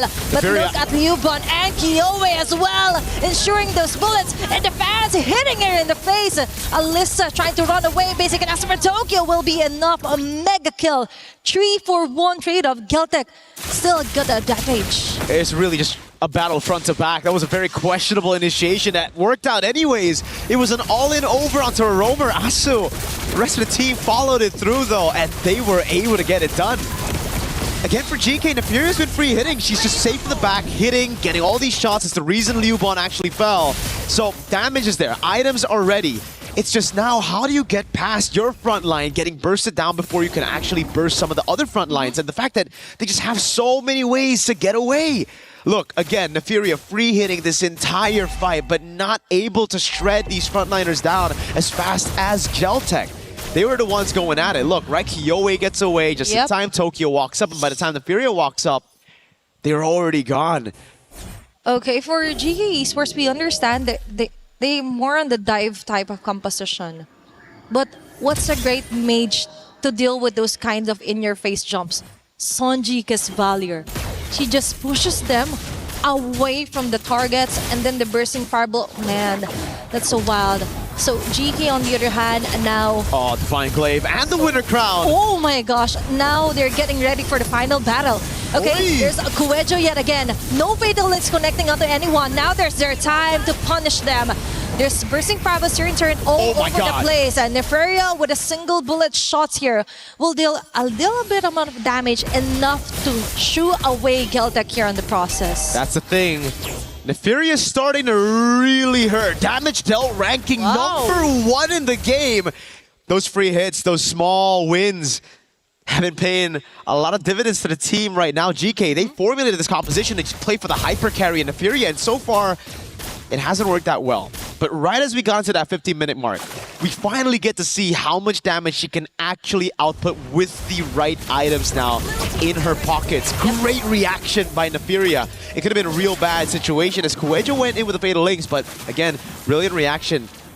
GK are going to have to handle that. They're going to have to rely on Neferia constantly being able to flicker out of these engages from GCT. Because if Geltec get just one big penalty zone, followed up by a Fatal Links on Neferia, all of it goes down in shambles. But that's the thing. Kuejo. It's kind of scary to put all your bags into one basket here for Neferia. It is. Because the flicker, that's too much of a CD. And for Geltec, they could just time it perfectly so that they will be able to jump in from the back here for Neferia. But that's the thing. Now, they just focus on to somehow make scarcity, make the jungling harder here for GK Esports. We're approaching the 17-minute mark, which is kind of good here for GK Esports because they're slowly building up their items that they need. Aside from just solely relying on the damage of Neferia, they have to be tanky enough to just go on the front lines, let Neferia go for the free hits. Now for Geltec, really need to be careful on who they will be targeting here. And when it comes to finding the right spots, and now the Lord available to be grabbed. A5U and Yui actually has a very nice position here. But Kuejo already having the frigid breath. Advanced thinking. They spot Neferia. Now they go. Wow! Then the Fatal Links connects. Now they know there's no more flicker here. GK slowly crumbles down. Kiowe with a chase. A5U on a hot spot as well. Kuejo with a double kill. Tokyo with an unstoppable kill. All those bullets targeting onto the faces of GK Esports. That's 4 women down. Now they have a single catapult minion wave here. They've tried to finish game number 1, and that is it. Geltec with a very dominant game win. That's the gamble you play with when you go for the Leslie and the flicker. Eterna mentioned it in the studio. If you're a Leslie, it's a gamble to take flicker. It would have been a gamble to take Purify either way just because of the layers and how many of you can just walk up to the Leslie. Still great reactions, but the flicker, and my lord. Just the vision to walk past everybody. To see that, yes, there's only one carry. There's only one person we got to deal with. All these frontliners, all this peel, you don't care. Won't be for anything if the main damage is down. The vision to look for that play, fantastic. fantastic, and it was actually just that secured them the win. Could have been maybe a comeback for GK, but Geltec, they sealed the deal real quick right there. We get to see the replay again. Kuwejo, my MVP for sure. We're going to throw it over to the studio to dissect it even further. Maybe talk about that crazy dive. It was a Hail Mary, but it worked out. Neferia could not handle those many girls coming at her. Thank you very much, Athena. Mirko casting is electric, I gotta say. Game 2 will be underway very shortly between these two wonderful teams, but my goodness, what a start for Geltec Cyber team, dominating GK early on. Big early kills led to 2 early turtles, and they just spiraled from there. Yep, it was a game of whether or not Neferia could actually find the targets in the space. Because especially when, Wait, hold on. Is going Actually, on? did you change your pants? Why'd you do that? I got so excited as I was watching. I spilled coffee all over my pants. So I don't want to talk about it. But I did a wardrobe change. Yes. It looks great either way. Whether It it's does. white, whether it's jeans, hey, you're crushing it out there, okay? Hey, they're quick. A lot happens in a map. Not only the gameplay, but also in the wardrobe changes. It's quite wild up here. Hey, it's been a lot of fun, though. It's been a lot of fun. It really has. And I've been learning from you, too, and I really appreciate it. Again, first time entering into a MOBA. MLBB is incredibly exciting. I'm really enjoying the action and the gameplay. And Geltec Cyber Team truly took advantage of their hero composition, specifically, right, Atlas, as well as the Valir. You mentioned controlling the mid lane. I felt like they did that very well. That ultimately, like I said, led to the Turtles, which gave them a gold lead early on. Like I said, I'm trying to learn. If I sound dumb, give me some leeway. We're going to get there by day 5, okay? But that early lead was quite significant. And on top of that, the early kills, because I think at one point, it was like 9-3 very quickly. And now one thing you mentioned, though, Bree, coming up was Leslie, potentially an uncomfortable spot, and Kufra as well. Value reduced, but due to the single targeting, these team fights just did them no justice. Yeah, I agree. I also, had to look for ways that they could really make use of this Tyrant's Rage and Revenge combo, because hypothetically they do find a setup. The damage is expected to come from a very single target hero in the form of a Leslie. You do have a Valentina, but the Valentina at that point had very little scaling accomplished due to the fact that they had to manage the matchup so much. Like the laning or the mid control, as mentioned here by Reflections, hasn't been as easy for their mid duo compared to what we saw from Geltec Cyber Team. Well, we set up not only this match, but also Stream B. It was Virtus Pro going against Twisted Minds. Rose, how's that series shaking up?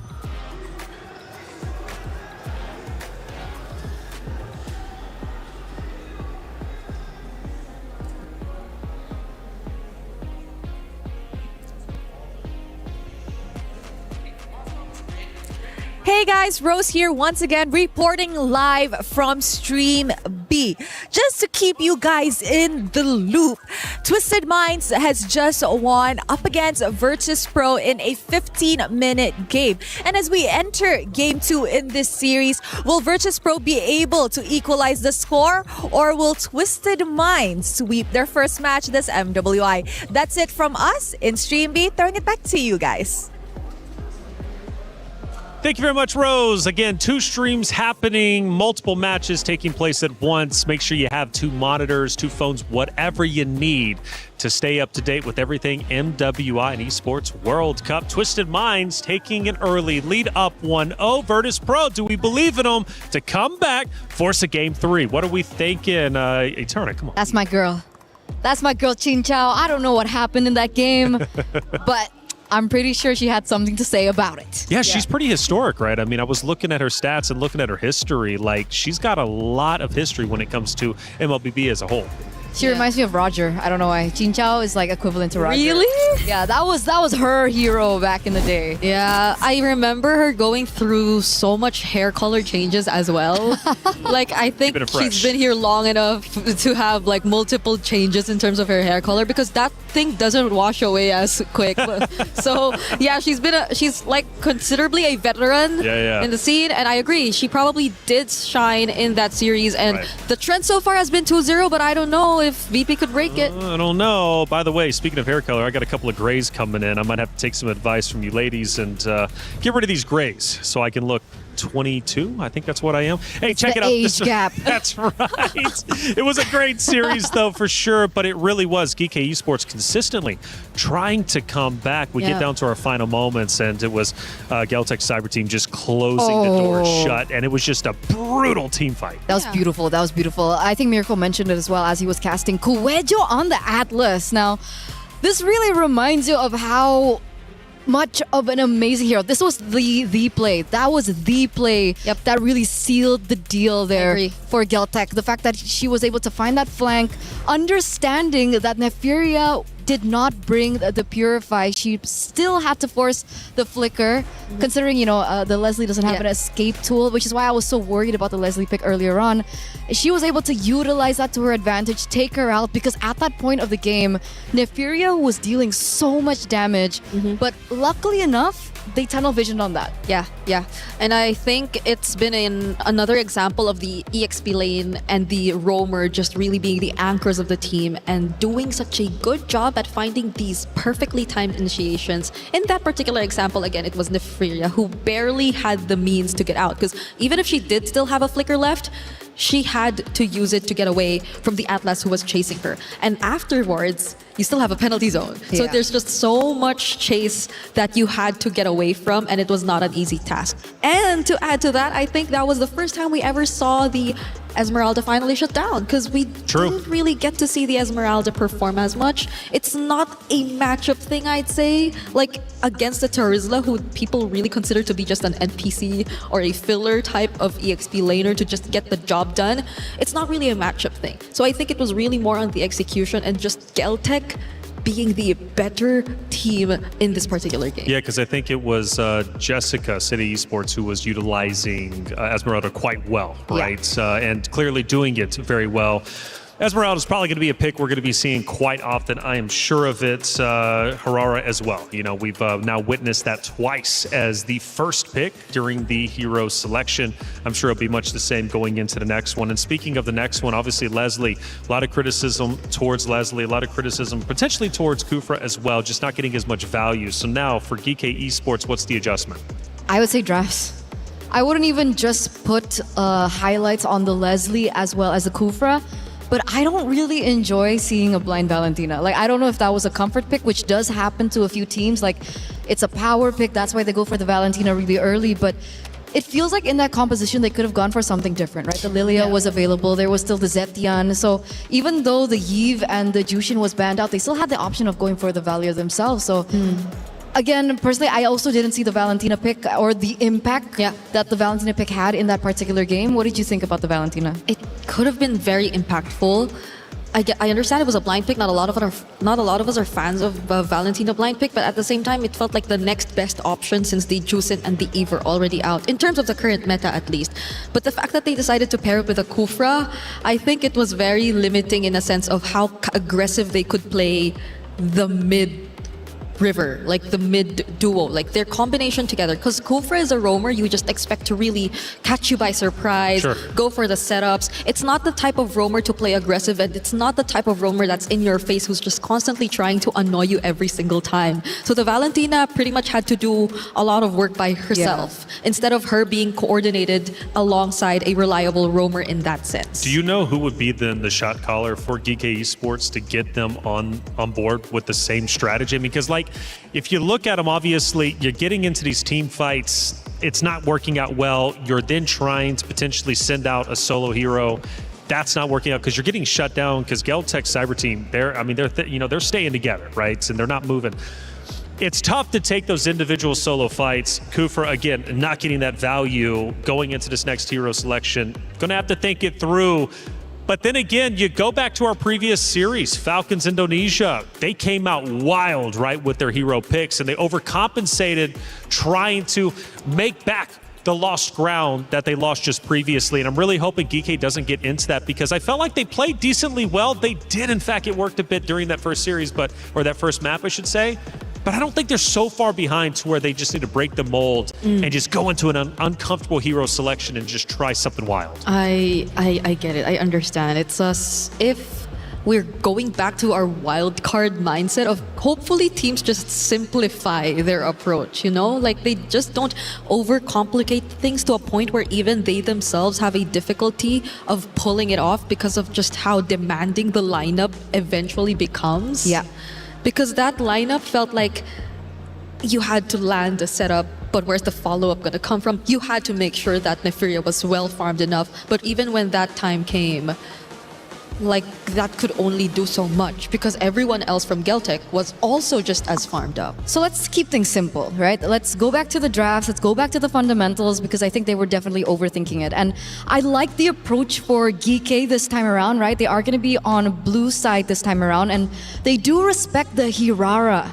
So the Hirara finally gets eliminated away. Kyoe will not be able to get her hands on it. And I think that's huge respect and one of the main win cons that Geekei really need to focus on, right? They need to be able to shut down Kyoe. How do they do that is perhaps ban out the Hirara. That's something that they go for. You see the Yves being banned again, Phoveus banned, Freya, Zushin, and the Marcel. So what will be the priority here for Geekei? Do they want to go for something a lot more safer, like pick up a Claude in the gold lane, right? Win that lane for themselves. So they go back to the fundamentals and they find a winning lane. Simplify it and make sure that it's at least a power pick or a winning matchup. But I think they will go for the simpler yet safer route as they decide to prioritize a Harith first pick. But apart from this, I think the Nolan remains accessible for Geltec cyber team if they ever want to consider that, considering that that's the Hirara that's banned out. And I think it's great to like opt for those kinds of heroes that could just generally make positioning difficult and dancing around the Zaman Force very difficult for the Harith. But again, in this scenario, it's another Valentina that they decided to pick up. It's Geltec doing it this time though. Okay, so is this a blind pick considering that they want to eliminate a Sora, a potential Sora? It's an interesting early emphasis, I would say, for the Valentina this early. Yeah, I think the Sora Valentina matchup has been a couple months back. It's been a couple months back since we last saw something of that sort. So it does feel like just a general priority for the Valentina, but it does make you think twice about picking up those other very ultimate reliant heroes that could still come out.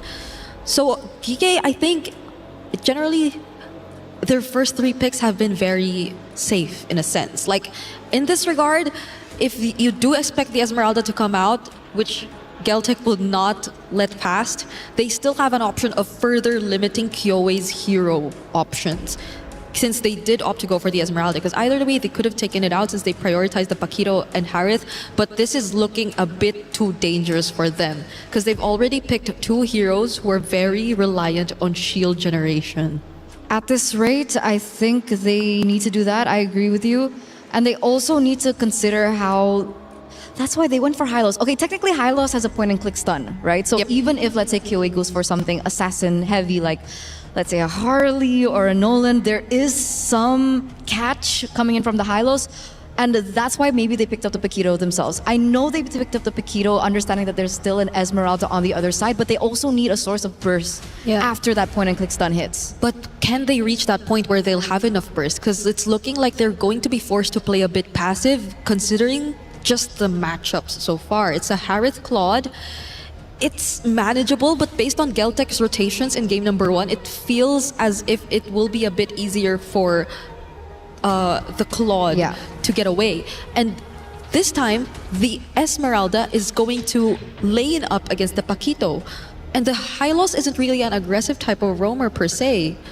So now you'll have to expect how they compensate for this lack of proactiveness in their last two picks. Which is why, if we take a look at the bans, you see Geltec being very particular of who they're banning out. They're going for the Gord, they're going for the Kimi, because they also understand that they need to be able to limit the rotations from the mid lane, right? So what are we left with? Zetian is an option. It's not as safe. She still does have the passive to work on to protect in the Harith, so they can roam around a lot faster. But I think safe Lilia. Do they want to Valir themselves? Because I don't think it's ideal considering how annoying the mobilities we're seeing from Geltec are so far. It's an Esmeralda and a Claude. and you don't know if it's going to be like a sprint or a Purify Esmeralda so far, because based on GK's lineup, I don't think there's much threat in terms of crowd control. I feel like even the Claude would have a much easier time. Even Tokyo might have a much easier time if it's just that, because even GK took out the Atlas themselves. So right now we're looking for their Rome and I think it's their jungler. So Kyoe, Nolan's gone.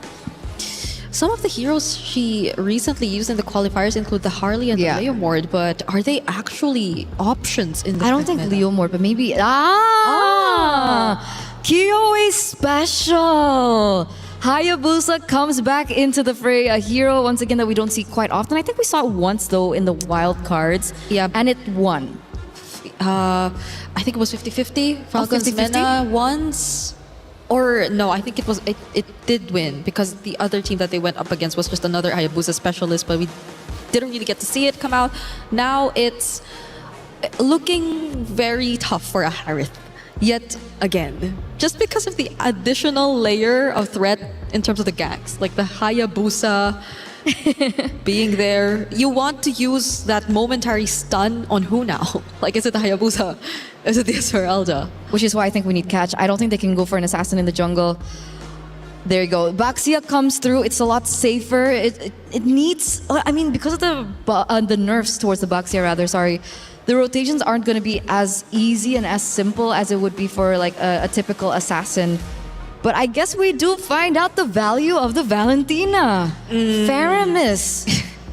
Faramis, Hylos, and Baxia. What do you think about the wave clear? Wave clear, if it comes down to hopefully not where they have to deal with a lot of waves, could potentially somehow get away with it, but it's not ideal. Things aren't looking ideal for GK Esports. How long has it been since we last saw a Faramis into a Valentina and them just really voluntarily doing this to themselves, right? It feels like they've just added so much more layers to how we are expecting a much more passive gameplay from GK rather than what they should be playing if they really want to take control of the game, because they're being limited in terms of their matchups already. Yeah. On top of the fact that Geltec last pick a Beleric. It's beautiful. It's beautiful. It's a cherry on top, right? There's the composition entirely for GK is they need to dive in. They need to go in to these team fights. The Beleric is just the cherry on top, going to be able to really deny all those initiates, I would say, in these particular team fights. I think, once again, this could be a 2-0. It could very well be a 2-0. However, can we see GK Esports fight back? Let's find out. Atheno, Mirko, take it away. That's a good question. Reflections. We're going to jump into the land of dawn here to answer that question exactly.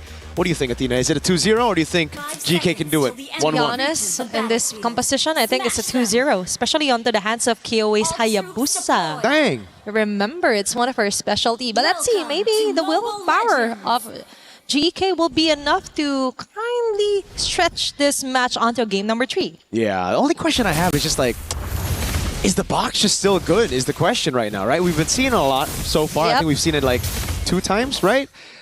One time it won, the other time it didn't. And Kyoe's just been having a blast on these assassins. Another signature pick here today. Lethal Ignition is the choice for Yui though, so not really just a full utility type of Faramis. It's all in for damage on top of it.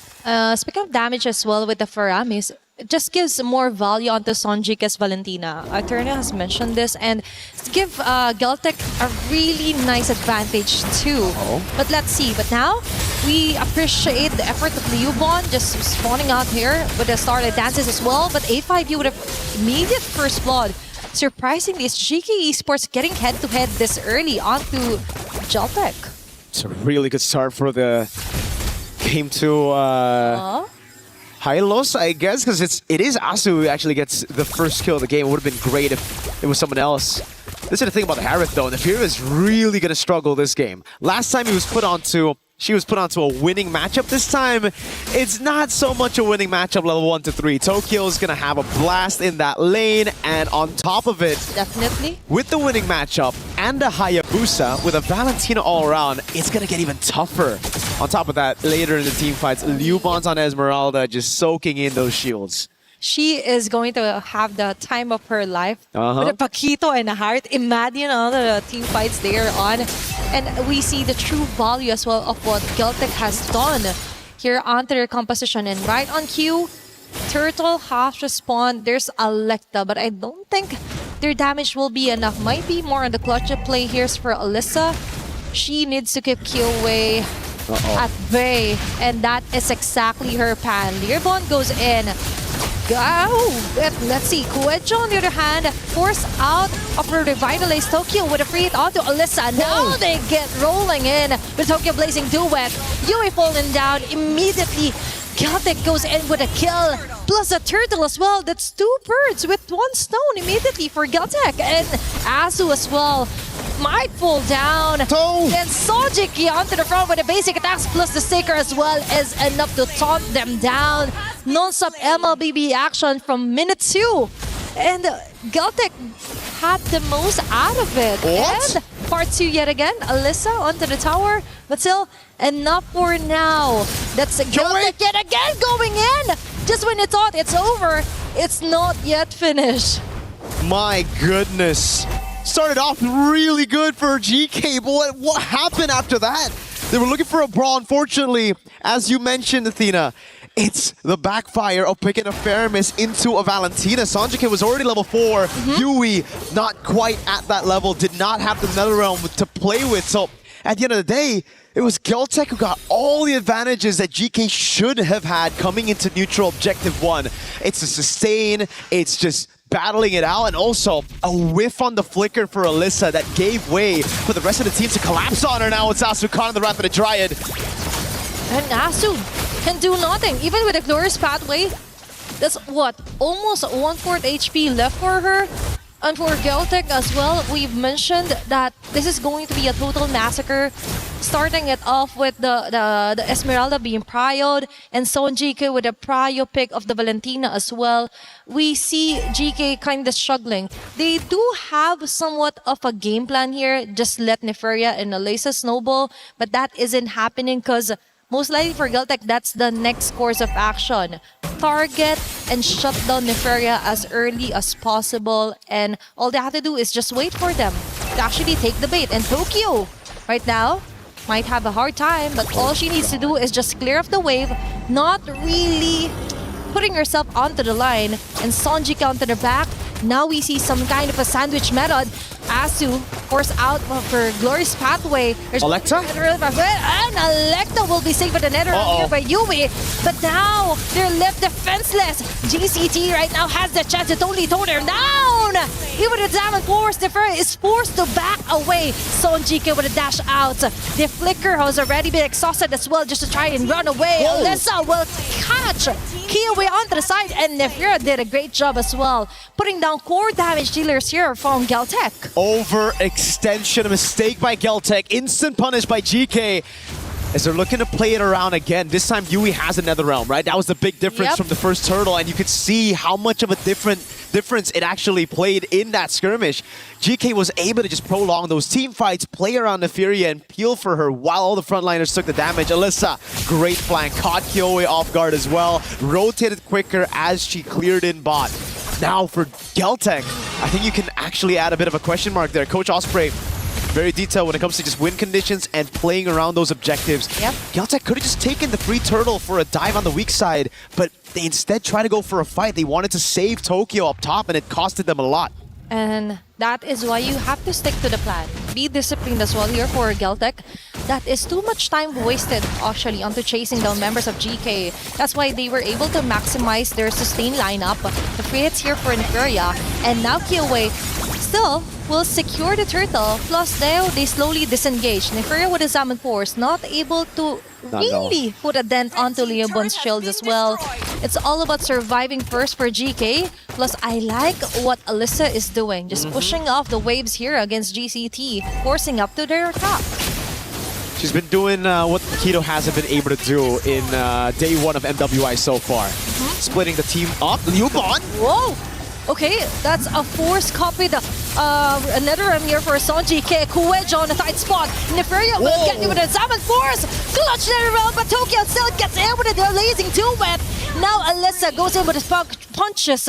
But now for GCT, they slowly retreat back. But Sonjik is still alive with Key away. Dashing in through the members of GK, but that is 2 members immediately down here for Geltec. Sonjik with a clutch of flicker just to escape on that impending danger from GK Esports. Now they target the mid lane turret. Geltec caught off guard there onto the jump from GK. It's all about waiting for the Netherrealm and then the Zaman Force, right? Because as long as the Furia plays around as Zaman Force, as long as they have the Netherrealm, they're completely fine taking these fights head-on against Geltec. Again, Turtle 1, it was just GK not able to fully utilize their composition because it was a Yui that was still level 3 without the Netherrealm. After that, it's been smooth sailing every time they go for the 5v5, but now Lissa gets caught in a 2v1. Even the Triad of Dryad was committed onto her solely. And Alyssa will be able to dash away constantly. Tokyo running for his life. And Alyssa will do it. He won't go back down. He won't die onto the hands of GCT. 1 HP gets away from a 2v1, but unfortunately, it's still a loss at the end of the day. A tier 2 taken and nothing traded across the map. Tokyo gets it, just a bit delayed there. Alyssa wants to go for the chase. Needs to respect. Kuwejo is waiting just around the bush, around the corner. Now with Sonjika baiting out the Zaman Force. Okay. Small window opens up and they're going to utilize this window. Straight they go into the Lord. 8 minutes in. This is the first Lord of the game. Kyowe is already on it.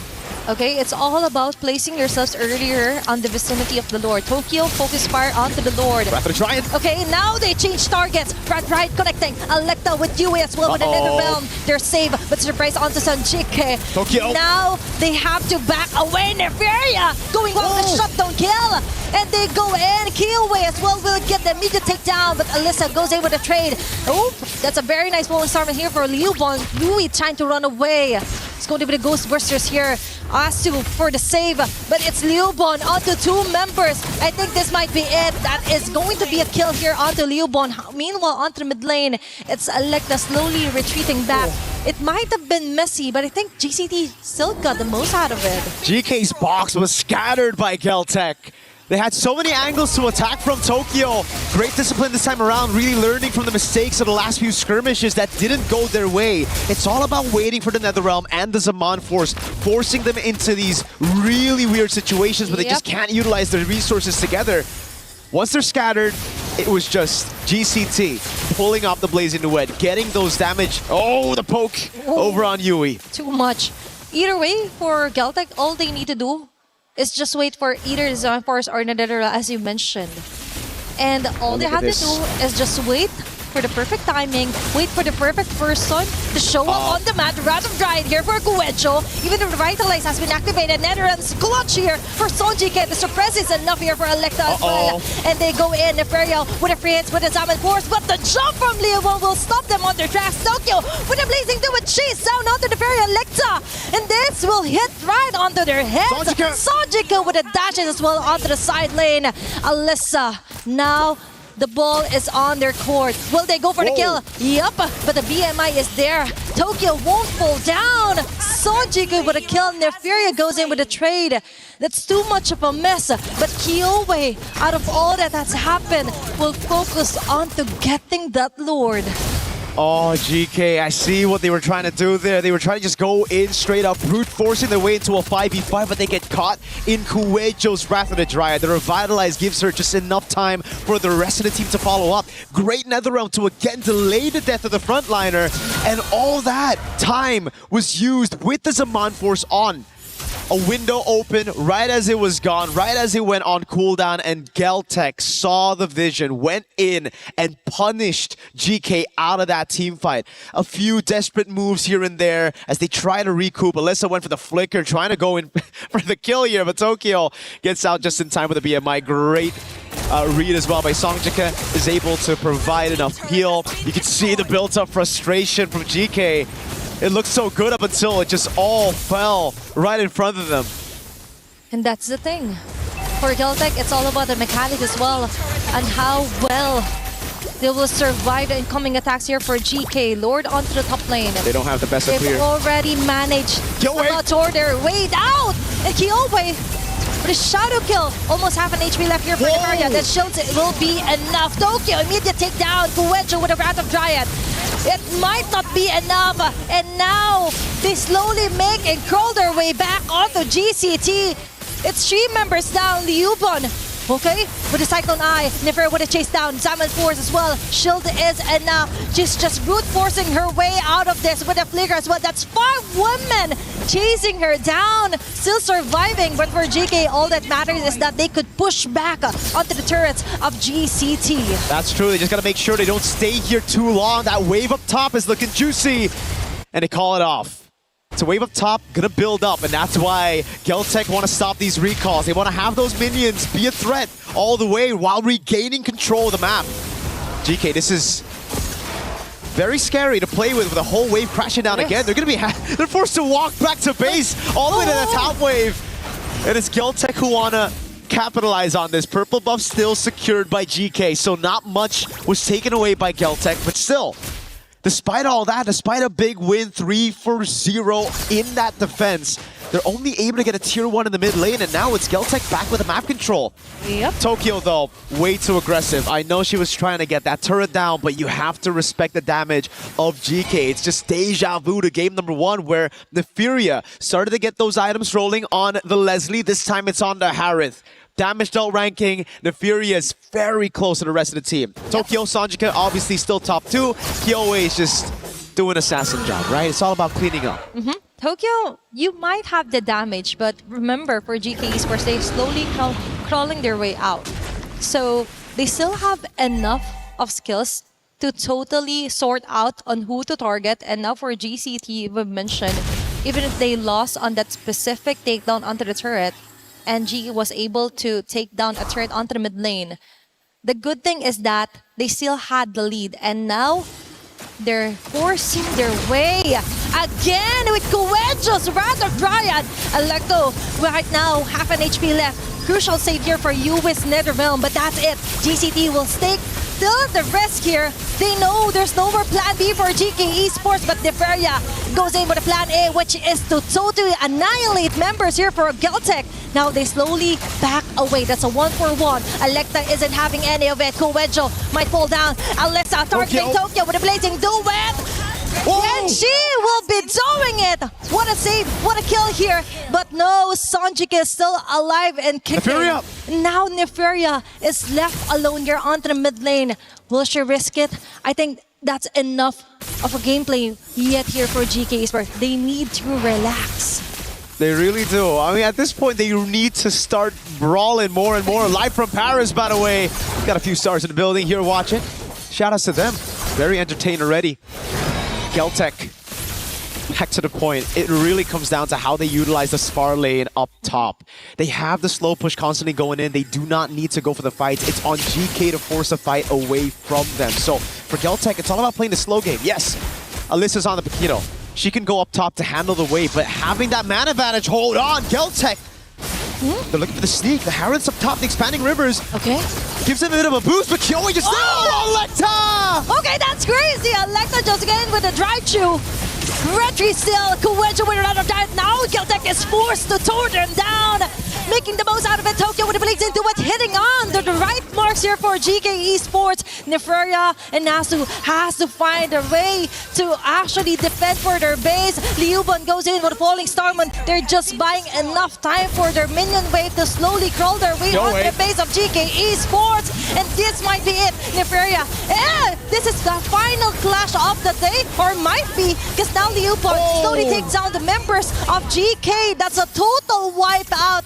And Geltec yet again comes up on top. They're just waiting for the next wave of minion to actually help them finish off this round. But there is a few seconds left for GK Esports to totally reset and defend and not let GCT finish off this round onto a 2-0. A hero play by Electa that saves the game.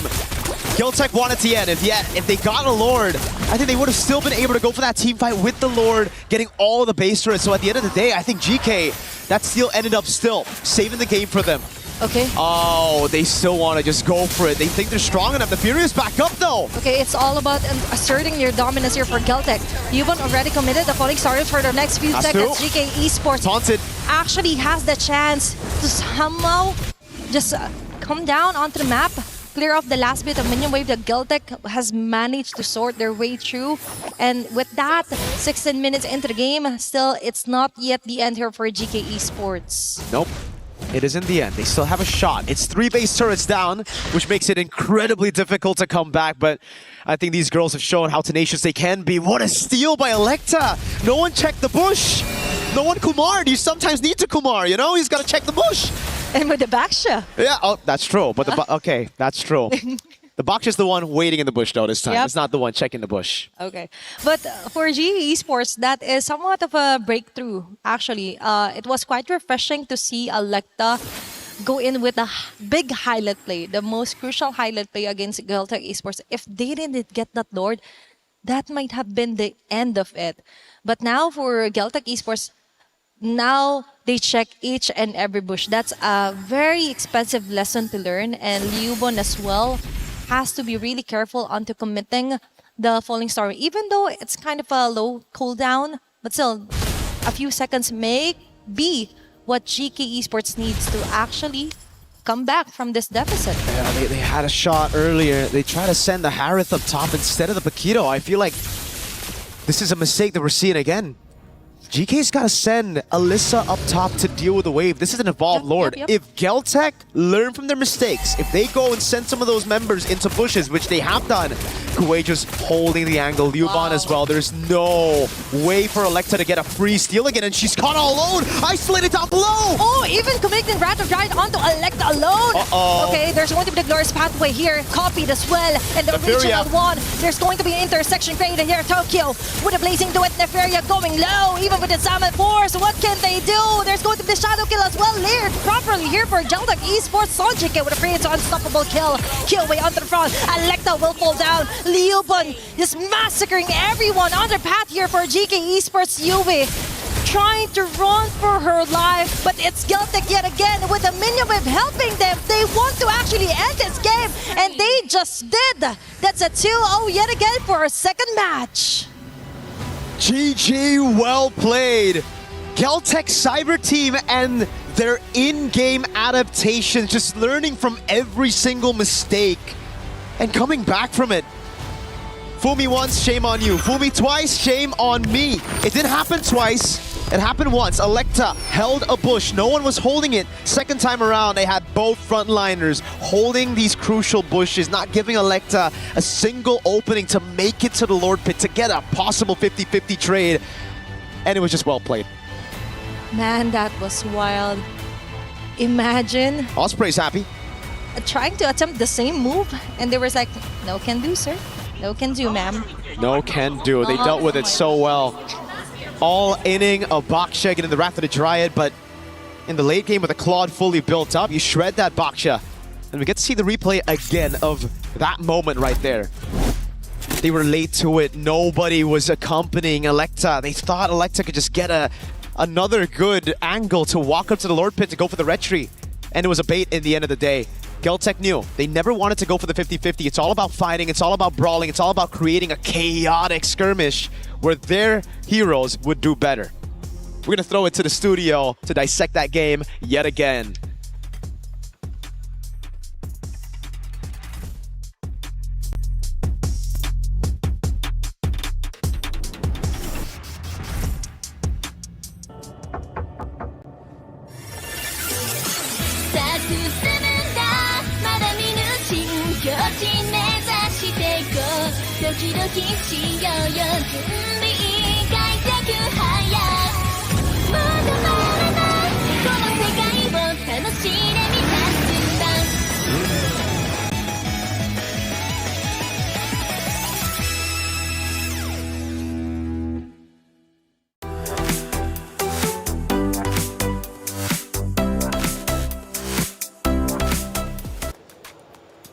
There it is, Celtic Cyber Team get the job done. 2-0. It's been 2-0s all day. We have yet to get a game 3, but the bracket continues to progress nonetheless. Our loser bracket is starting to look stacked as you would expect it, but we need to break down that series that ended in a 2-0. Celtic Cyber Team looking unstoppable. Hey, I'm Taylor Reflections Noble. Of course, we've got Eterna as well as Brigitte. Good to see you again. No wardrobe changes this time. Nope, not this time. Staying consistent. Maybe I'll throw one out there. Hey, it's been a good time, though. Another 2-0. Yes. Man, Celtic, I mean, just out of this world, playing very well. But I got to think, as I'm learning, it came down to the hero selections both times. I think they just got the leg up in both of the hero selections. I agree. And despite it being a 2-0 this time around, this was one of the longer games that we've seen so far, right? 18, 19-minute game. And we did see some trade backs coming through between both teams. And Geeky seemed to have a little bit more of a footing, especially because of the changes to the heroes. Nefiria on the Harith is something that we do need to consider, despite them losing that one, because as soon as I saw that Holy Crystal come through, the team fights looked very, very different. Yeah, that just proved how flexible Nefiria was actually on a gold lane. She could either pick the meta Harith Claude options or might as well go for the more unorthodox picks, which are yet to be as successful in this case, because we haven't seen like the likes of the Irithel or not even the Leslie actually get some wins today. So it hasn't been working out for those who have been trying picks who are a bit too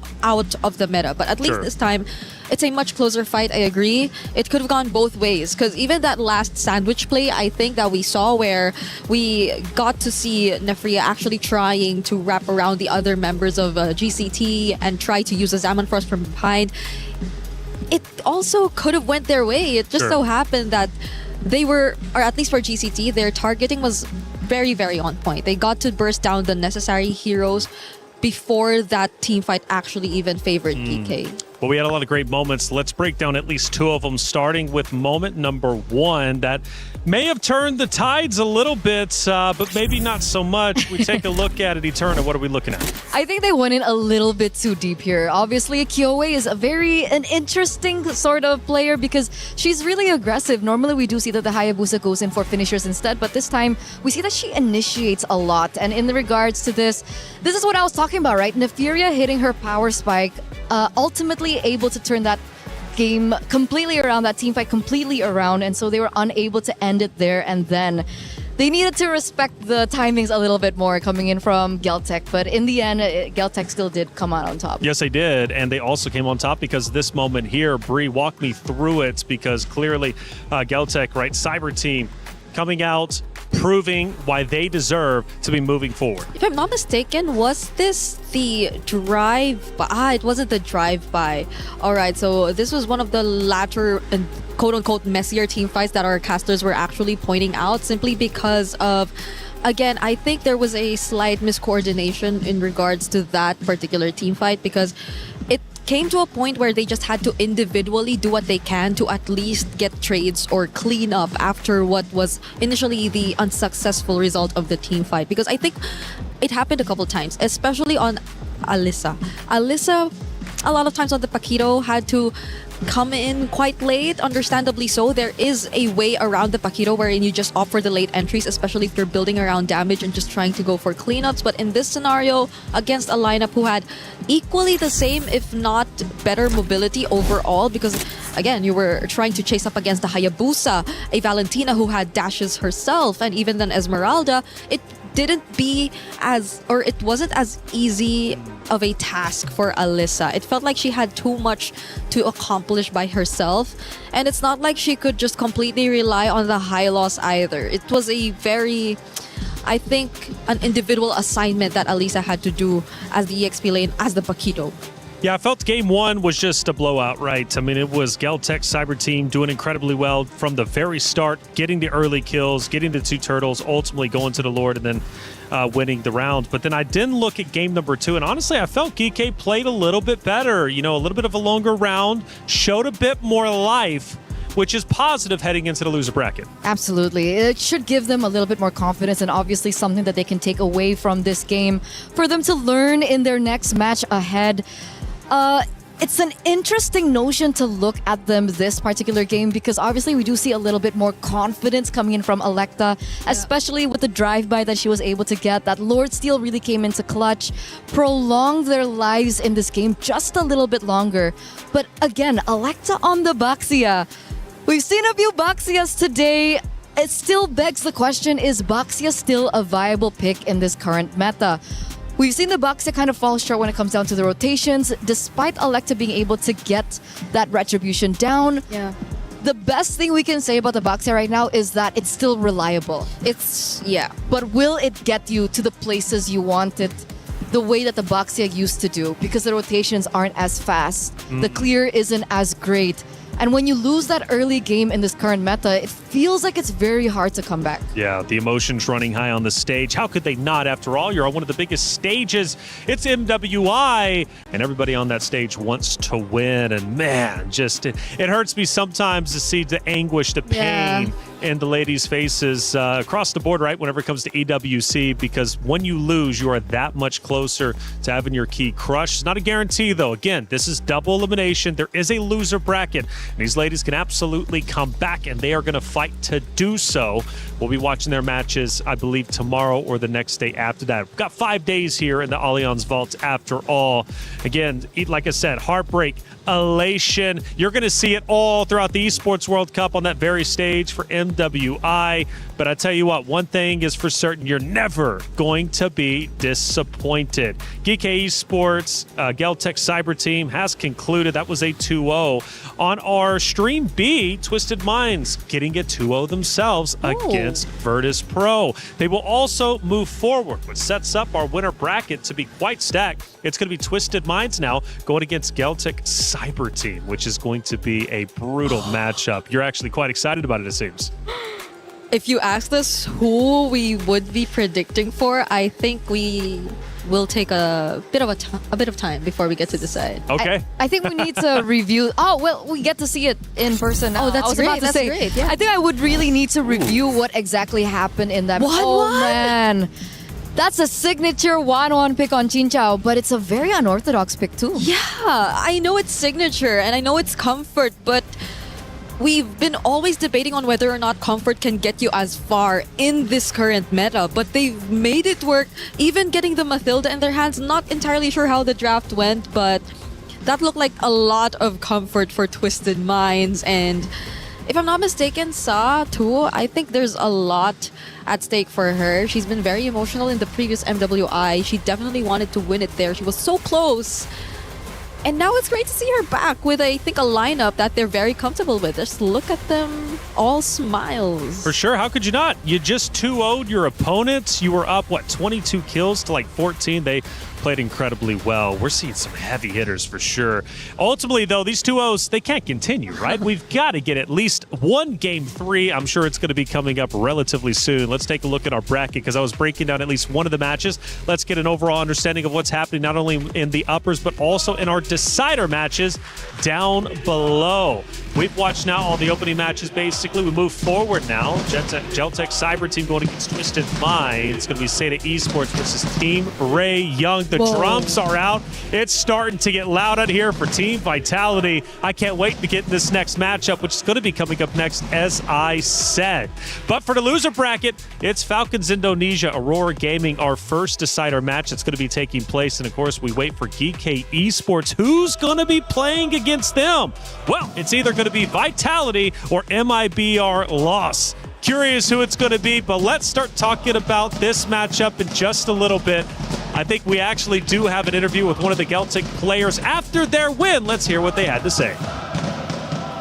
Hey guys, Rose here. Right now I am with the Geltec Cyber Team Kuwejo right after their win up against GK in a 2-0. Hello Kuwejo, how are you?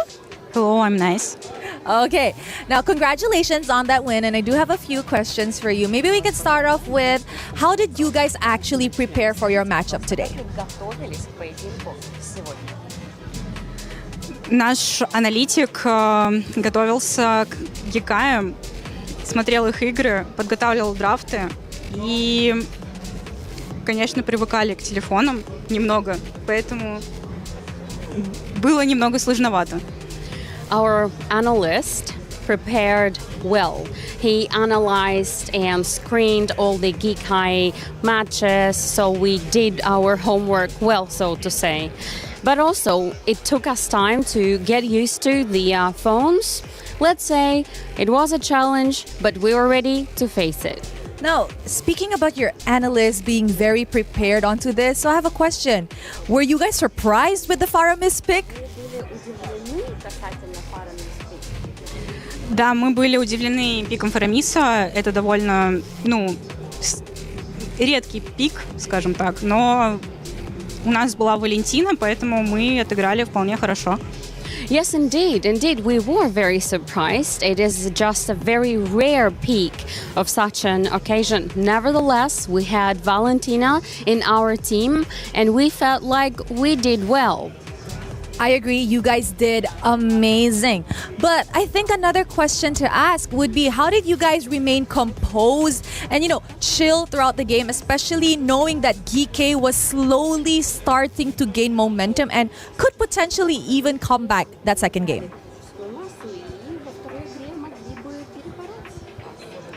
Мы понимали наши ошибки, то есть мы их совершали, и мы сразу понимали, где мы ошиблись, поэтому мы просто обсудили план, что нам нужно сделать на лорде самом, на объекте, и сделали его, убили всех и закончили просто игру. Well, I guess we just tried to learn from our mistakes. We knew exactly where they were, and we knew that we could recuperate and make up for them. We also knew where the Lord was, where the center was, so we got in there, we killed everyone, and that's what we did. I love it. Very, very self-aware. And you know what? Last question. Tomorrow, you guys will be meeting Twisted Mind, who also just won in a 2-0 sweep over at Stream B. Are you guys ready for that? Мы готовы, будем стараться изо всех сил и попытаемся показать хороший результат. We are so ready. We will do our best to win, and we will try to demonstrate the best results we can. I love it. So much girl empowerment over here at MWI. Thank you very much, Kuejo. Thank you. Thank you. And that is it for the winner's interview. With that, let us show it back to you guys. We're there. For every click, every clutch, every respawn. We were there for the years of grind, and we're here. Now, the proud founding partner of EWC, powering the biggest event in gaming, shoulder to shoulder with the world's best, making history. Greatness deserves a stage. Lenovo Legion, reach your impossible.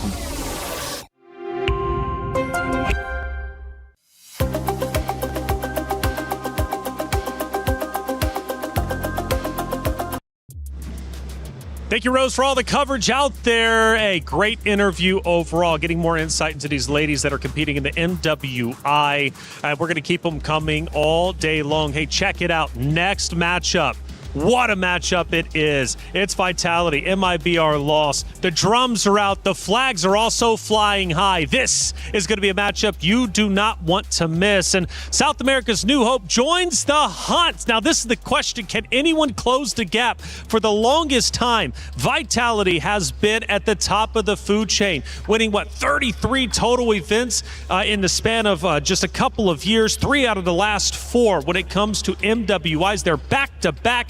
You've got the queen of the tanks, Vivian. Now, she is vocal, and I love her energy, especially in that grand finals interview. And speaking of interview, we got Rose to break it down before the match.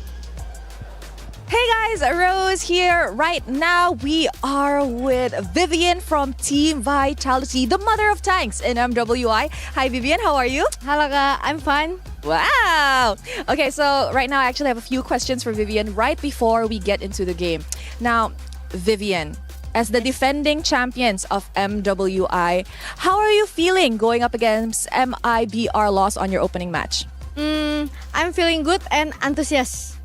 Enthusiastic? Yeah. Excited? Excited, enthusiastic, and membara. Oh, she's very, very energized. Chill. No. Chill. Chill. She's not Mambara, she's just chill. Now, Vivian, before you have previously mentioned that no team has been able to close the gap with Team Vitality since last year. Why do you think so? Last year ya, because I know what the problem when we get hard game. Ya, the problem is in be myself. Anjay, bener nggak? Di diri kita gitu kesalahannya. Jadi kalau misalnya kita sampai nggak tahu, aduh kenapa kok kalah, kok susah, itu baru kayak wow banget lawannya gitu kan. Ya kayak gitu sih.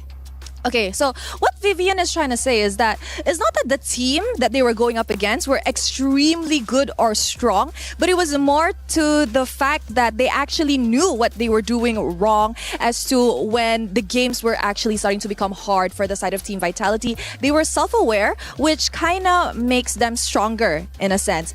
Now, Vivian, the last question is, France is the home ground for Team Vitality. We know that you mentioned last year back in Riyadh, it was mostly Team Falcons fan.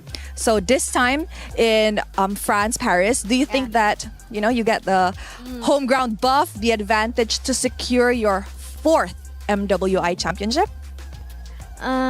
Sangat memberikan energi lah. Terus ya berharap semoga penonton Vitality-nya juga banyak gitu. Jadi belum tahu juga kan pertama kali. Cuma kita tahu ini di Perancis pasti supporternya lebih banyak daripada waktu di Riyadh kan. Kayak gitu. She said, although it is the first match and she hasn't seen the crowd for Team Vitality in MWI, she knows that the turn up will definitely be more compared to Riyadh last year. And of course, she says she's very much energized. And I think this girl is already buffed for the match. Thank you so much, Vivian. Yeah. Terima kasih. Makasih Kak. Makasih. With that, guys, let us throw it back to the studio.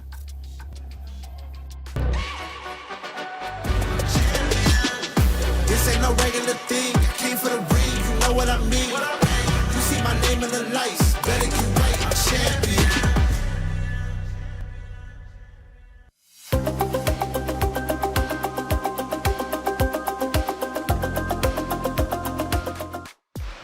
The venue is getting loud, and rightly so, because Vitality starts to take the stage to play against MIBR Loss, a series that is going to be guaranteed to be great. We've had 2-0s, but this one somehow feels like it's going the distance. I think we're going to game 3 because bringing it in, MIBR Loss, Brazil's dream team, right? They're not going down without a fight. They're empowered by the returning player of La La Land. That's a major thing that's coming through, right? Yep. It's one of the major stories for MIBR Loss.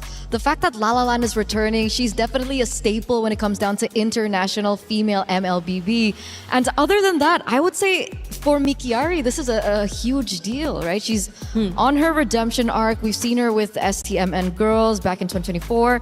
She was a part of Corinthians as well in 2025. And the thing that really hurts me the most is the fact that we got a fun fact in that she wanted to quit after that. Oh, that's tough. Yeah, it is. And hopefully this becomes a much better experience for her, because it's not just her who's returning since 2024. That's also La La Land, who's also last seen during MWI 2024. I believe she was part of DreamMax Girls, and I think that's another staple name in terms of the international organizations you commonly see when it comes to the world stage. But this time around, they're under a different banner and they're with different teammates who I feel have already established their chemistry in a sense, because their gameplay reflected some really good aggression, but it's not being reckless for the sake of it. So I think that's one thing we have to look forward to, because whether or not they achieve that is going to be a challenge up against Vitality. Yeah, to piggyback off that, High OB is the one we're watching out for.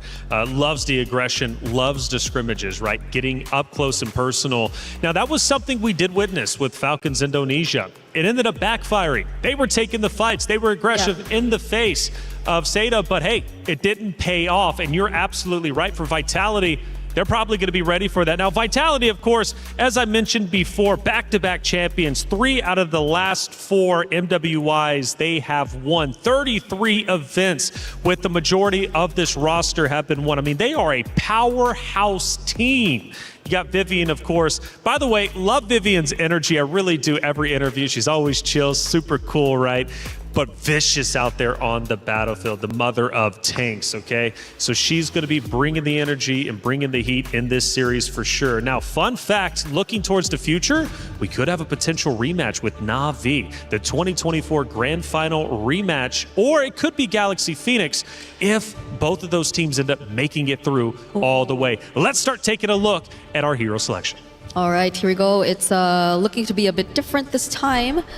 The Paquito gets taken out alongside the Freya, but the Akai is respected for Vival. I think when it comes to team vitality, it's just so tough to run out of options when it comes to hero pool. So might as well just go for the very standard and safe bans on the blue side if you know that they are on the red side. I'm wondering what the priority is going to be like for MIBR Lost though, because currently based on what we've been seeing, there have been very, I think, few instances wherein we see like mid lane, so it's more on the jungle gold that's prioritized right now. Because the problem is the mid laners get banned in the first phase, right? Eve, that's exactly on cue, by the way. Eve, Jushin gets no time at all. The only time we see the Jushin is 0% win rate so far, so that's only 1 out of 1. Not really sure how things are going for the Jushin, especially after the nerfs towards her range of her second skill or the Lantern Flare. So we'll see exactly how this pans out. Do we expect something along the lines of another Jushin ban, or do we think that maybe the Claude will be respected in that regard? I think Marcel was one of the heroes that we usually see being banned out, coming out in the first phase, and the Marcel does come through here. MIBR Lost this time around are going to be on blue side, so now they have the chance to pick up something for themselves early on. I think a safe Claude. Still, I don't know why the meta really didn't shift for the gold laners. Yeah, now it's Jushin that they prioritize too, though, not paying attention to that slight nerf that you got to see from her in terms of her skill number 2, and it is only one of the few times that you actually get to see her open, so understandably so. Pandina is likely also having other options still under her belt, because she's been playing MLBB since 2016, but she's very new to the professional scene, that's for sure. But then you can't take away the fact that she's been playing this game for so long, for multiple years. She's been through how many seasons now? 2016 was the first year that MLBB came out. Who would have thought? Who would have thought? And we're all the way here. So quick response coming from Vitality. They are going to go for the throat here, going for the meta picks.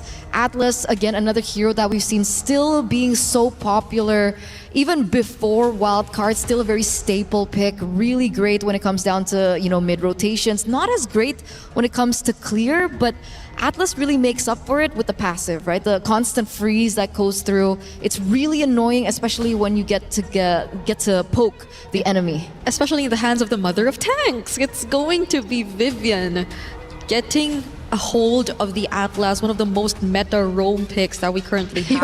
You're right. Right? So what better way to actually see its highest level or ceiling when it comes to what it's capable of doing across the map. But MIBR Lost, right now, I think they... Okay, interesting. They go for the carry option priority. Understandably so now that they show us the Alice. They definitely would want to limit the potential counters to that. At the same time, I think the carry has had a fairly okay time in laning up against the Claude, even compared to the Harith, which I feel like has had its moments earlier today. And it also could be, giving a signal to Team Vitality, right? It's like if you want to pick something a little tanky in the jungle, it is going to be a problem. I wonder if they still want to go for that. I think, though, Vival particularly has an array of heroes that she can utilize. I want to see her back on her assassins. I do. I want to see that too. Right? We haven't seen it in quite some time. We saw it, I think, back in the first MWI. We see the Guinevere come through, and because of the Atlas, it shouldn't be a flex pick. This is a Guinevere in the jungle that MIBR now need to think about. Just when we were asking for an assassin. But this works. You know what? This works. I want to see the Chun-Li skin too, if ever we get to see that. And honestly, the way that they're able to layer it, this is just very Vitality. You can expect them to just steadily tighten the game towards winning it out. And I for a fact think that this would be an okay jungle regardless of what kind of roam pick could eventually come out, because we still are yet to figure out what the roam is going to be for Ray, whether it's going to be a heavy on invades type of roamer, because as of the moment they're just really banning out the Belleric, and I feel like this is also a tell of what Team Vitality actually want to accomplish. They just want to go like straight for the aggressive plays, just want to go for the commit and the dives with the spatial migrations and the fatal links, and they don't want something or any hero that's necessarily going to stop them. So I think maybe a hero that we should be looking at for MIBR loss would be the Gatot Kacha. Like I think match number 1, we saw the synergy between the Alice and the Gatot Kacha, the Thorn of Ruin into the AOG. It was a symphony of skills that really worked out when it came down to team fights. They don't actually deny that away just yet, as they do see the prioritization of the Matilda ban instead before we get to that. So it's still an option for MIBR loss to utilize. Meanwhile, for MIBR, very, very heavy signal onto Cine, right? We do see the Gord, the Kimi being banned out. And remember, for the past few tournaments that they've been in for Vitality, it has been Cine that has picked up the finals MVP. Oh. And I think this is a great start for Cine as well, because you get to pick up a mid lane that's equally aggressive. You could pair it up with the Atlas and just be as annoying and the mid duo up against, as of the moment, it's just the Juice in. So you could just really go for the reach. And MIBR loss, what are they planning to go for in the roam? Is it going to be a proactive type of a roam for Ray? Are they willing to do that and risk that up against a lineup with a utility like a Guinevere, who's just not the best target to go for if you want to go for reach? So other options if they want to like keep it safe? Yeah, that's why I think Gatot.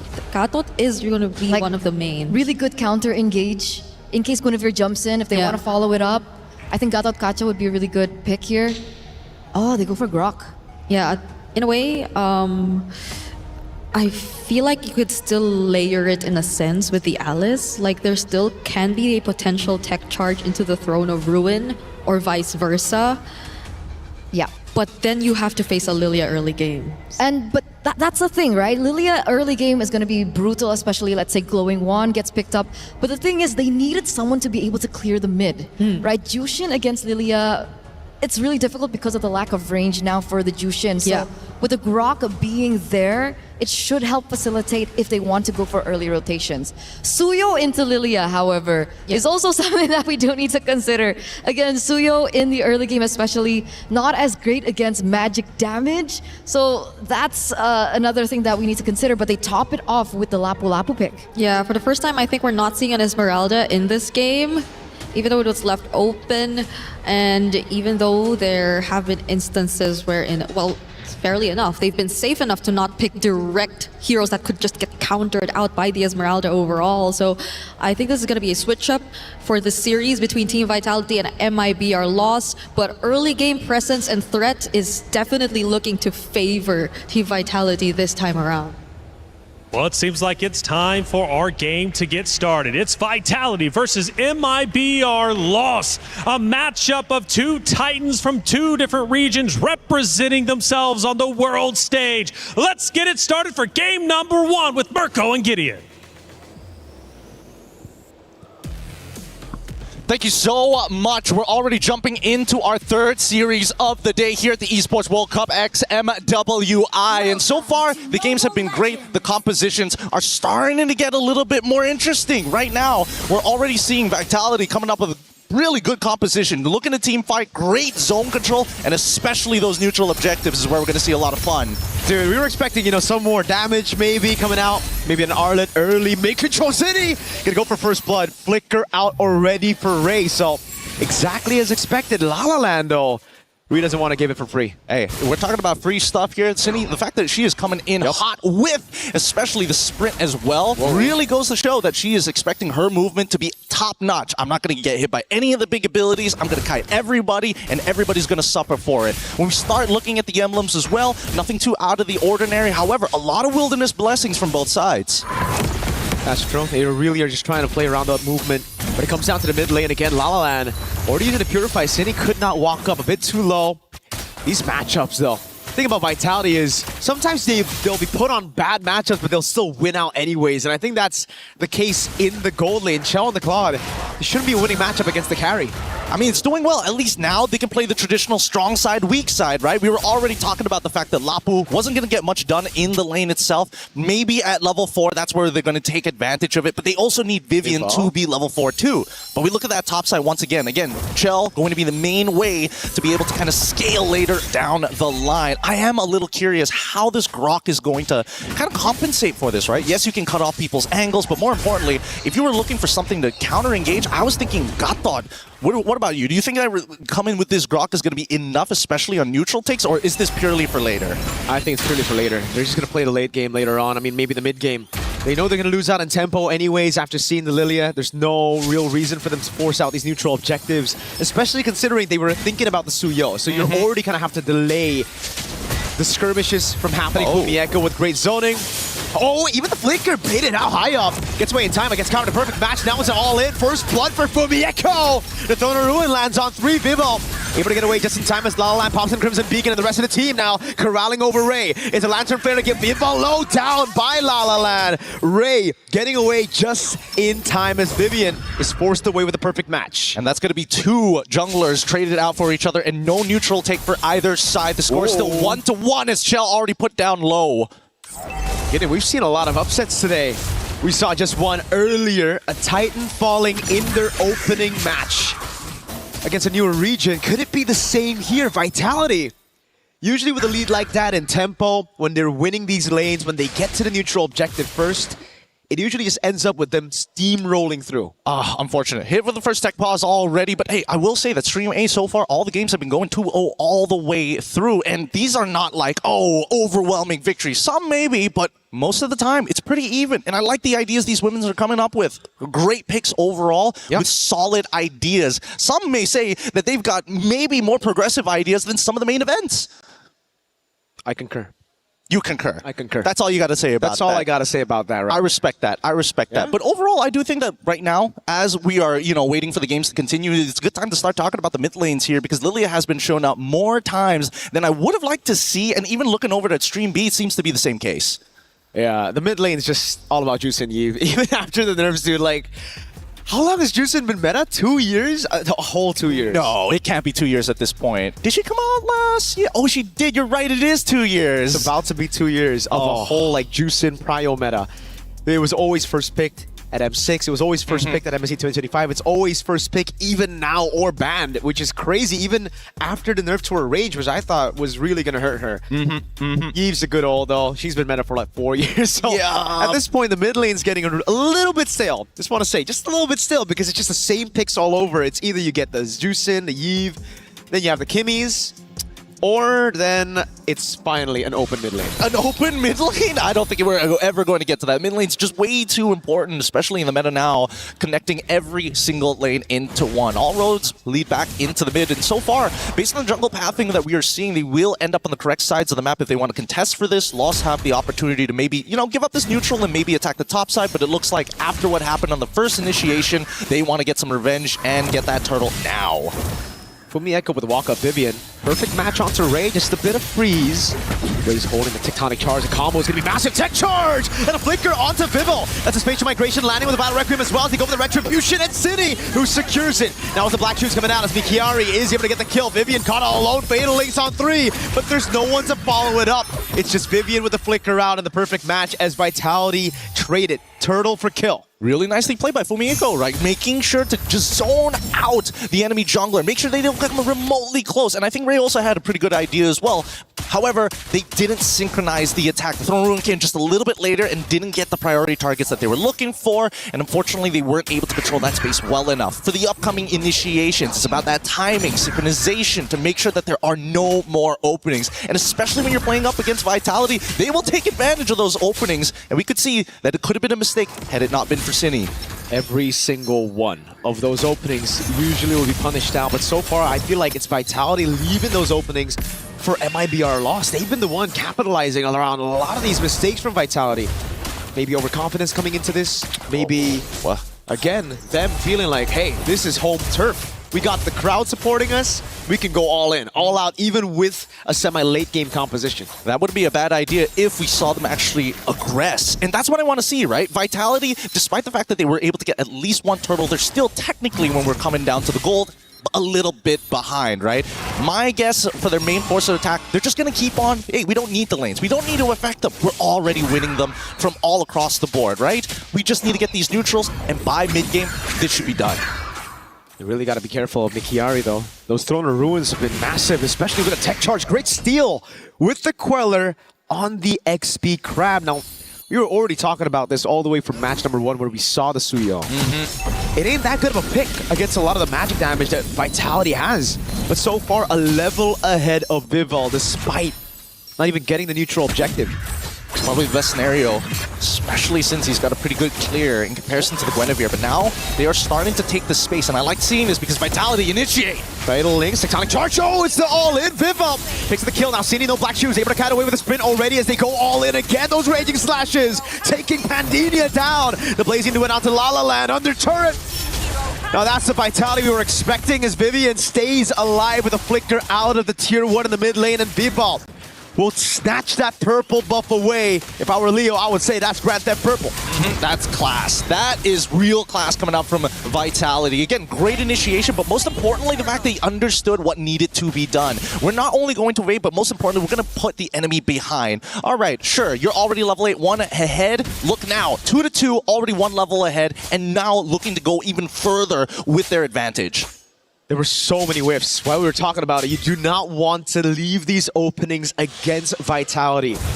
Possibly the best women's MLBB team that has ever existed. I don't even need to say possibly. I think that's de facto at this point.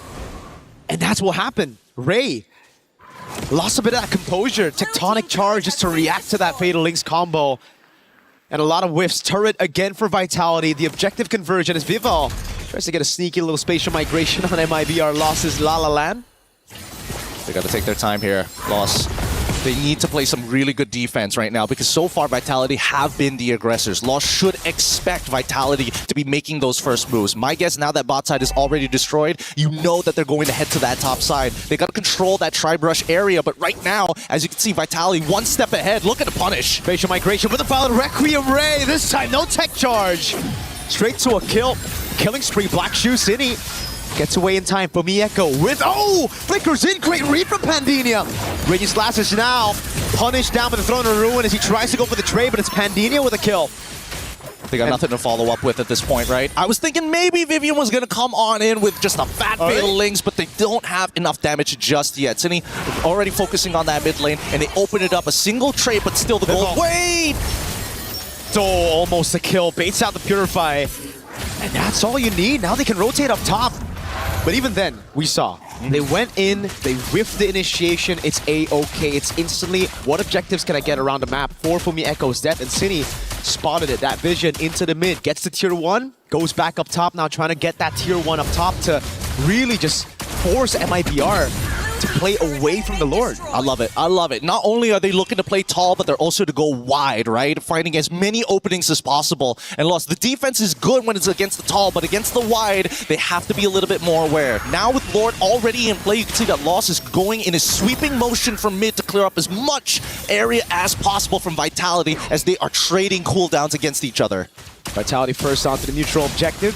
The story of the game so far. 2 turtles. We didn't get to see 3. It was such a delayed turtle 1 that we only get to see 2 turtles this game, and they're blitzing it. No response from a MIBR loss. I think at this point they know they've lost the tempo. They're just going to play it safe and look for the defense against this Lord. It's understandable. It's 22.5k to 25.9k with a 3.3k lead coming in from Vitality's side. They're already half of a component against MIBR's loss. At least for Medina, she'll be able to break that tier 1 off top side. And look at the coverage coming in from Alice, from Mikari as well, to ensure she's not going to get flanked. It's going to be traded though, however. Chell's onto the bottom lane, tier 2. Conceal from Ray.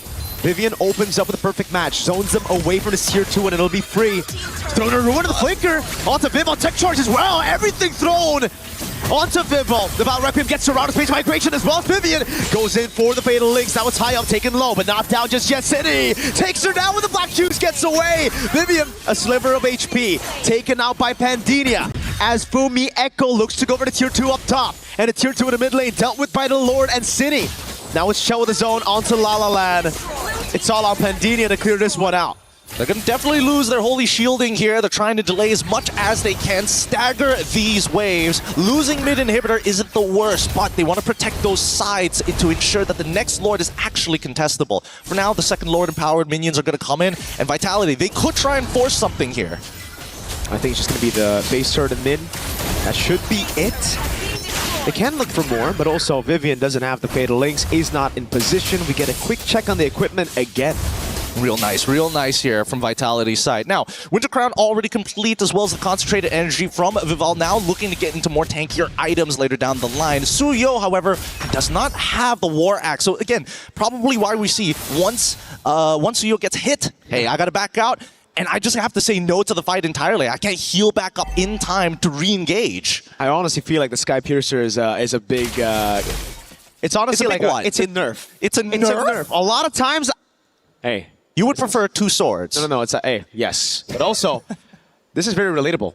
I do really well, I go 5-0, then I get the Sky Piercer and I start dying, you know? Not a single kill after that. And I think that's pretty relatable for a lot of Suyos out there. The curse is real. The curse is real, whether men's or women's. Both are real tough to deal with. But at the same time, right, there's a couple of members that it makes a little bit of sense to get a Sky Piercer. For example, like Cine, right? You catch it before the black shoes, even if you don't have that many stacks, it's possible. It's just tough, though, now, right? Because you don't have the War Axe, you can't stay in the fight like you mentioned, and there's just so much going on for Vitality. They can play the long game with the damage coming in from the Lilia and the Claude, and for MIBR loss, it really comes down to that cycle of skill. They have consistent damage, but not enough to deal with Vitality's consistent DPS coming at you. And look at the setup, just crisp clean by Vitality, as we just expected from them. Bottom lane slow push. They don't give MIBR loss a chance to deal with it up until the Lord spawns. 10 seconds, they are utilizing Expanding Rivers, taking control of the entire map. Chell, not even willing to give up on those stacks. She wants to keep it at 5 all around so that she can go for this. That's an all into the back. Vivian walking up as well. From the ruin. Oh, they go for the damage, but Pendina is already down. Now the blazing duet by Chell. Spatial migration combo. City's putting the glooms down. At 12 minutes, you'd usually see Lord 2, but Vitality want to go to game 2 with a lead here. Only a count of minute and they'll brute force their way into match point. And there you have it. Game 1 already falling into the hands of Vitality. That is what you see, a world-class series being played here itself. MIBR lost. They got to work on that early game. They cannot let Vitality get back in a position like that. I think the early game was the best version of MIBR loss we've seen in this game. It was just the mid and late game converting on those objectives after getting the initial lead that was kind of questionable. Vitality, once they got into the mid game, it really felt like they were the ones taking the proactive moves, and MIBR took a step back.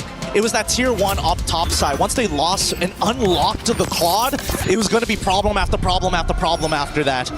Ideally, maybe they had a way to shut that down, but I was thinking it had to be one simple mistake. Just Lilia and Claude just standing too close to each other, and both of them getting engaged upon. That was the only way. That was the only way, and Vitality closed the doors on that opportunity straight up. They saw the vision, they knew where they were weak, and they covered it up straight away. It's kind of like that interview that we had with Vivian. She said, we learned from our mistakes. Yes, we had some vulnerable performances, but after that, we just learned no one's strong. We're just making mistakes. And I like the self-awareness, right? Because it really goes to show they are taking it more serious than a majority of people. And ideally, hopefully, enough of our competitors are ready to match that type of energy. I certainly hope so, man. MWI last year was a blast. We got to see crazy upsets, and we've already opened up with a massive one today. Feels like a continuation. With that being said, we're going to be throwing it over to our quick break. When we come back, more MLBB action.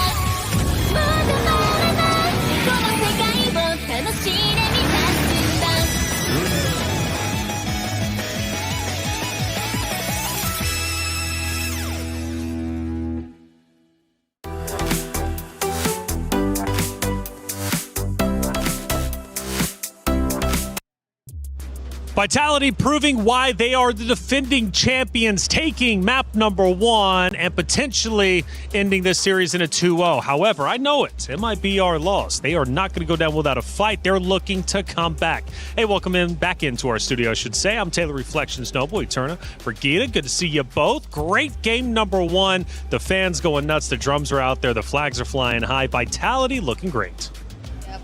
I actually was surprised with the amount of confidence that you got to see from MIBR Lost 2. Like, it reflected so much in terms of their gameplay, and there were just so much coordinated plays and skill layerings that I did not expect to see in as early as game number 1 from these two teams. Like, both had their unique ways of dealing with everything, like the tech charges into the Throne of Ruins from MIBR Lost, but on the other side, I think we saw a bit too much of the synergy with the spatial migration from Team Vitality. A lot to ask both of you, of course, but for all of you out there in chat, check it out. We've got our new in-shop. It's Rhino Day. The brand new interactive effect for Rhino is available now.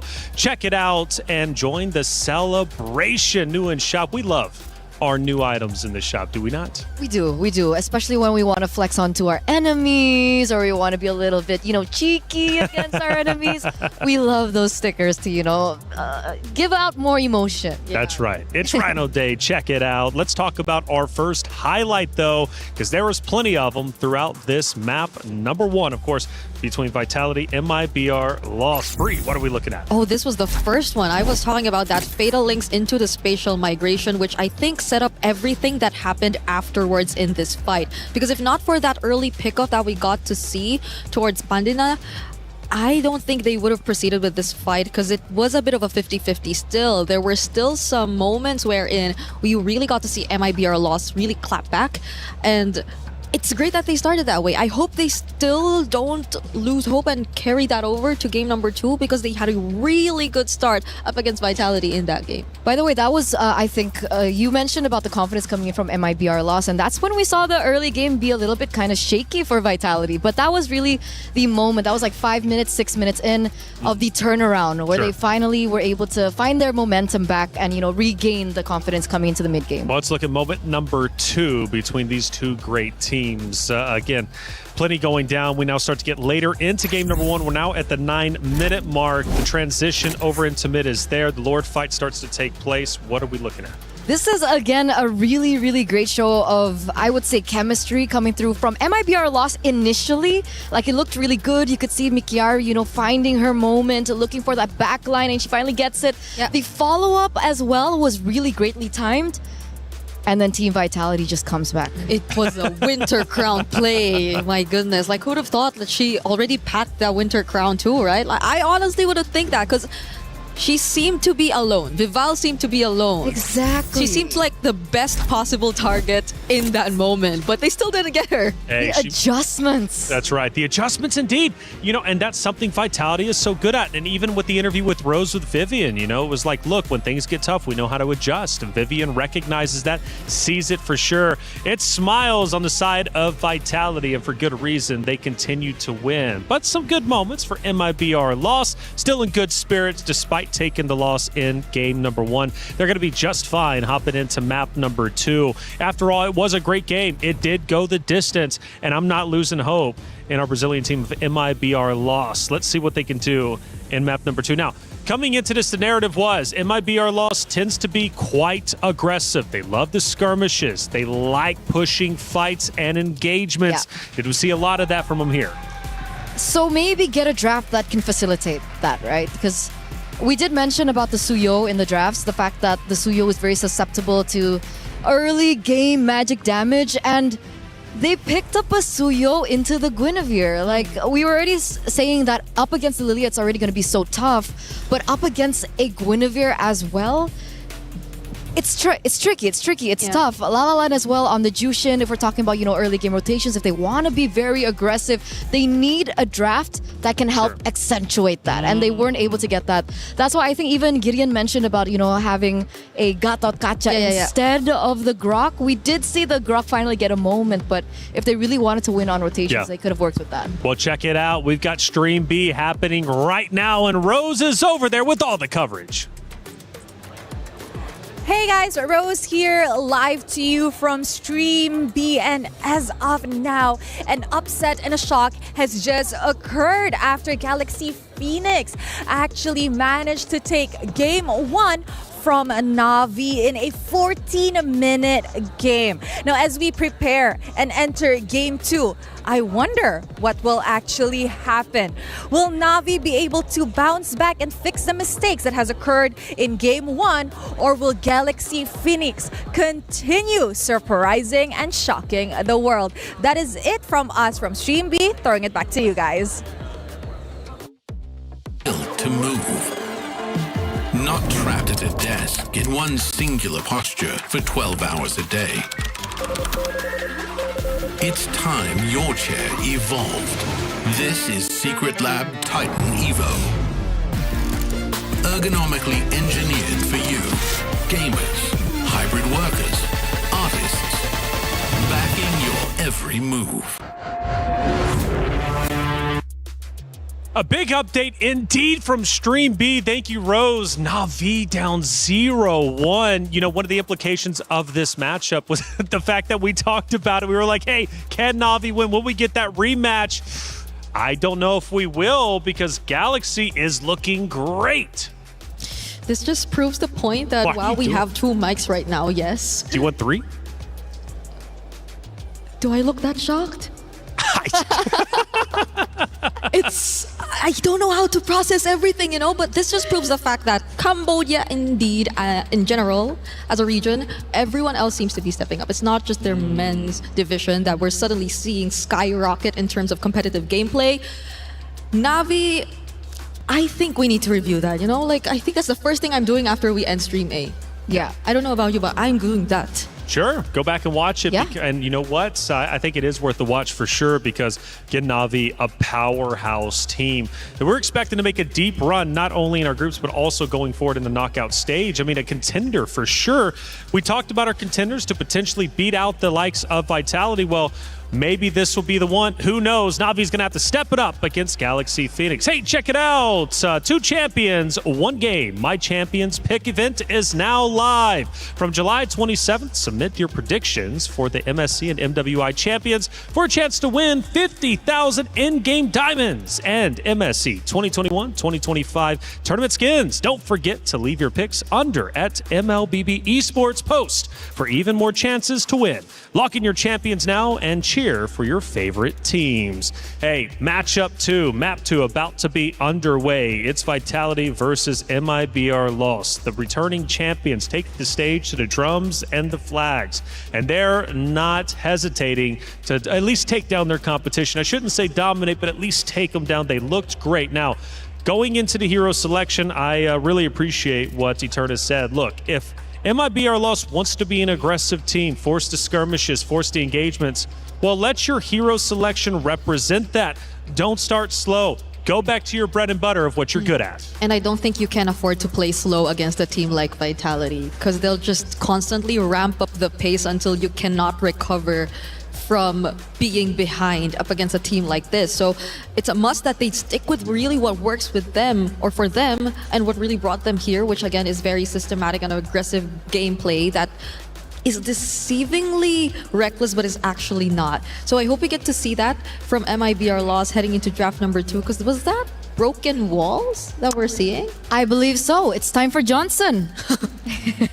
So tell me about the aura of Vitality, because, I mean, winning just nearly everything, when you go against them, what do you think the competitors feel? The aura, exactly as you mentioned. Like, it's something that inevitably gets to them in one way or another, but hopefully not much to a point where they tend to overthink and just react to whatever Vitality is doing. And I think it's great. MIBR lost didn't seem like the team to be like that. They weren't as reactive to just whatever Vitality was doing. They were trying to do things by themselves. And I think that got them some small wins across the map a couple times. So as of the moment, I think we're seeing a very similar trend in terms of the bans so far. Likely to see another Marcel taken out alongside the Eve and maybe another mid lane, either the Eve or the Juicin. Yeah, we're waiting on that right now. If they want to go for a little bit more respect, or do they want to go for the Akai ban as well? It's still something that's still so up in the air. Like, is the Akai still a viable choice? Is the Baxia still a viable choice? Is the Fredrin still a viable choice? I think we only saw the Fredrin banned once, and other than that, it was left open completely, and nobody really picked it up. It's always been just like the Herrera. I wonder if the Nolan will come to light this time around. Yeah. And obviously, it's an interesting question about the gold lane matchup as well. Carry and the Claude. Last game, we did see that the Claude was able to be a little bit more versatile when it comes down to the team fights because of the mobility, the BMI, and so on and so forth. But when it comes down to laning, like, is it worth it to go for a carry early? I think it's not that they just wanted to pick the carry into the laning for the Claude. It's more of them picking the carry alongside the Alice that they also prioritize in the first phase. Because if they actually... No, actually, it's not that they had to do that too. Because I believe Claude was actually first pick, right? It was Zushin, Atlas, Claude, and then the carry pick. Right. Wait, so they got the Juicin first, and then the Atlas Claude was revealed already, right? So they didn't necessarily have to do that. So yes, I think that was the mindset. So it's not really more of a safe option for them. I don't know if it had something to do with comfort, because again, there were multiple other gold lane options still available, like the Harith, like the Harith for Pandina. But let's see if there are some certain adjustments that come into play this time. Because again, the Esmeralda was never really touched upon in game number 1. Not sure if they have it in their kit or if it was just something they disregarded because of the nature of their lineup. But as of the moment, Vitality has no Atlas to prioritize, and the Akai you mentioned. Wow. It's a power pick. It is. It's a hero that we saw last year, actually, at MWI. One of the heroes that really gained popularity. And obviously, Team Vitality were one of the teams to be able to utilize it properly as well, especially in the hands of Vival. Now, is this a flex pick, is what I'm wondering? Because there's also a Mathilda that's still available if they wanted to like pair it up with the Akai in case that it does get left open for them. Because MIBR loss, I think that was one of the bans that Vitality actually used against them in the previous game, but that was towards second phase because there were a lot of other priorities first. And speaking of, the Claude is also still available. Oh, they go Kimmy Grok this time for their first 2 picks. I'm so used to seeing like the prio of a Kimmy Gatot in terms of like the combo in mid, but now it seems like MIBR lost just really want to stick with the Grok, I guess. At this point, I think it's comfort. Yeah. Right? Either comfort or power, but either or they're prioritizing the Grok once again in a situation where it perhaps doesn't need it just yet. But now we know a little bit more about MIBR loss, so that says something. And of course, the Kimmy is a strong pick considering that the... Wait a second. Yiv and Jushin are still up and they go Kimmy. So that's also quite peculiar. And they don't consider it for Team Vitality either. So they just lock in the Valentina, which obviously, as a response to the Grok, will be one of the better options in the mid lane. And the Claude we earlier mentioned for MIBR loss is now taken by Vitality. It seems like slowly we're getting to understand what the comforts are and what the priorities are for MIBR loss. It's not like they really are after the most meta in the gold lane, even if they're given the opportunity. They're more comfortable with the likes of the Grok and another Suyo game, which they're seeing right now. And this time around, it's not as bad, I think, right? I mean, the Suyo does farm quick, right? And this time it's up against a Valentina. So depending on how Cine plays it, it also will share how much of a threat that magic damage will actually give over. I'm still wondering if this Akai is flex. Yeah. Let's leave it to later. We're going to the bans now. And Bellaric does get banned, so they are assuming as well that this Akai is still going jungle. Yeah, and they might as well want to just force it there if they want it to be like a more expected matchup, because of course the Suyo into the Akai kind of tricky, but the Suyo is known for just finding ways around heroes with really heavy crowd control. So especially in terms of objectives, because I feel like MIBR Loss, also based on game number 1, is the type of team to just confidently take on these objective fights. They're not necessarily just like backing off or settling for trades. But the Esmeralda finally gets taken out. Ooh, what could this mean? And Arlet actually does too. That's actually a really good call, I think, for MIBR Loss. Just really recognizing the power of the displacement coming from the Akai and how it synergizes well with the Arlet. It's again another thing that we saw from MWI 2025. Yeah, what could be the option for Fumi Echo this time if they took out the Esmeralda? Because the Paquito's gone, Freya's gone too. If they want Scepter, they can go for something like, you know, the Terizla. Or they want another Alice. That could also be possible. Because I think that backline would be... Oh, they ban it out themselves. Because backline, I think, remains a question mark for Team Vitality at this point. Not unless they just really want to go from front to back. And they're a very systematic team, so it's not surprising if they just want to stick with that. And it's also a respect ban coming in from Vitality, right? We saw the Alice earlier on in the hands of Mikiari. Exceptional work, by the way. Being able to, you know, look for opportunities. What if it's like a damage XP lane that they're considering for Team Vitality? I mean, right now it's Uranus in the EXP lane. Do they really want to go damage? Oh. Okay. Against the Uranus. They can't afford to. Do they want to go dead lane? Do they want to go Benedetta in the EXP lane for Fumi Echo? Because we're looking at the Roam XP, and these two picks really set so much of how like the game is gonna pan out for Team Vitality rotation-wise. Okay, a bit of both worlds. Lapu Lapu gets locked in for the EXP lane, but Vivian, or is it Vivian? It should be. Should be Vivian. There's like do they go CC again? I mean, they can go for something like a little bit more, you know, show Matilda. Right. There you go. You mentioned Matilda earlier on. Good call. It does come through now for the Akai. I forgot it was open. Like, I thought my second phase they would have already taken it out. But yeah, MIBR Lost, looking to lock in their last... Whoa! Against an Akai lineup too. Plus a Valentina. Lunox has Shred. Yeah. Definitely a little bit more versatile when it comes down to the mid laners. The big question is, will she be able to get the itemization fast enough? Because I think that's always been the problem with the Lunox, right? Early game, the damage really isn't there, but she does have a lot of tools in her kit to deny a lot of the offenses that could potentially come from Vitality. Plus the positioning. How tricky could it possibly be going up against this lineup from Team Vitality? Well, it's never easy to go against Team Vitality. It's MIBR Loss. Let's see if they can get the job done. Forza, game number 3. Let's head into game 2. Mirko, Gideon, take it away. Thank you so much, Reflections. We now move into match point in our series. Right now, Vitality is looking to close things out, but MIBR Loss has this one opportunity to extend it to a game 3, and they're doing it with comfort picks. I have never been so nervous for them in my life because Vitality, they're running a simple composition that knows exactly what it wants to do. Loss, Padina, this pick, it solves the problem if it makes it to that finish line, if it gets to that 3 items. That's a very good point. It's also a Master Assassin Rupture.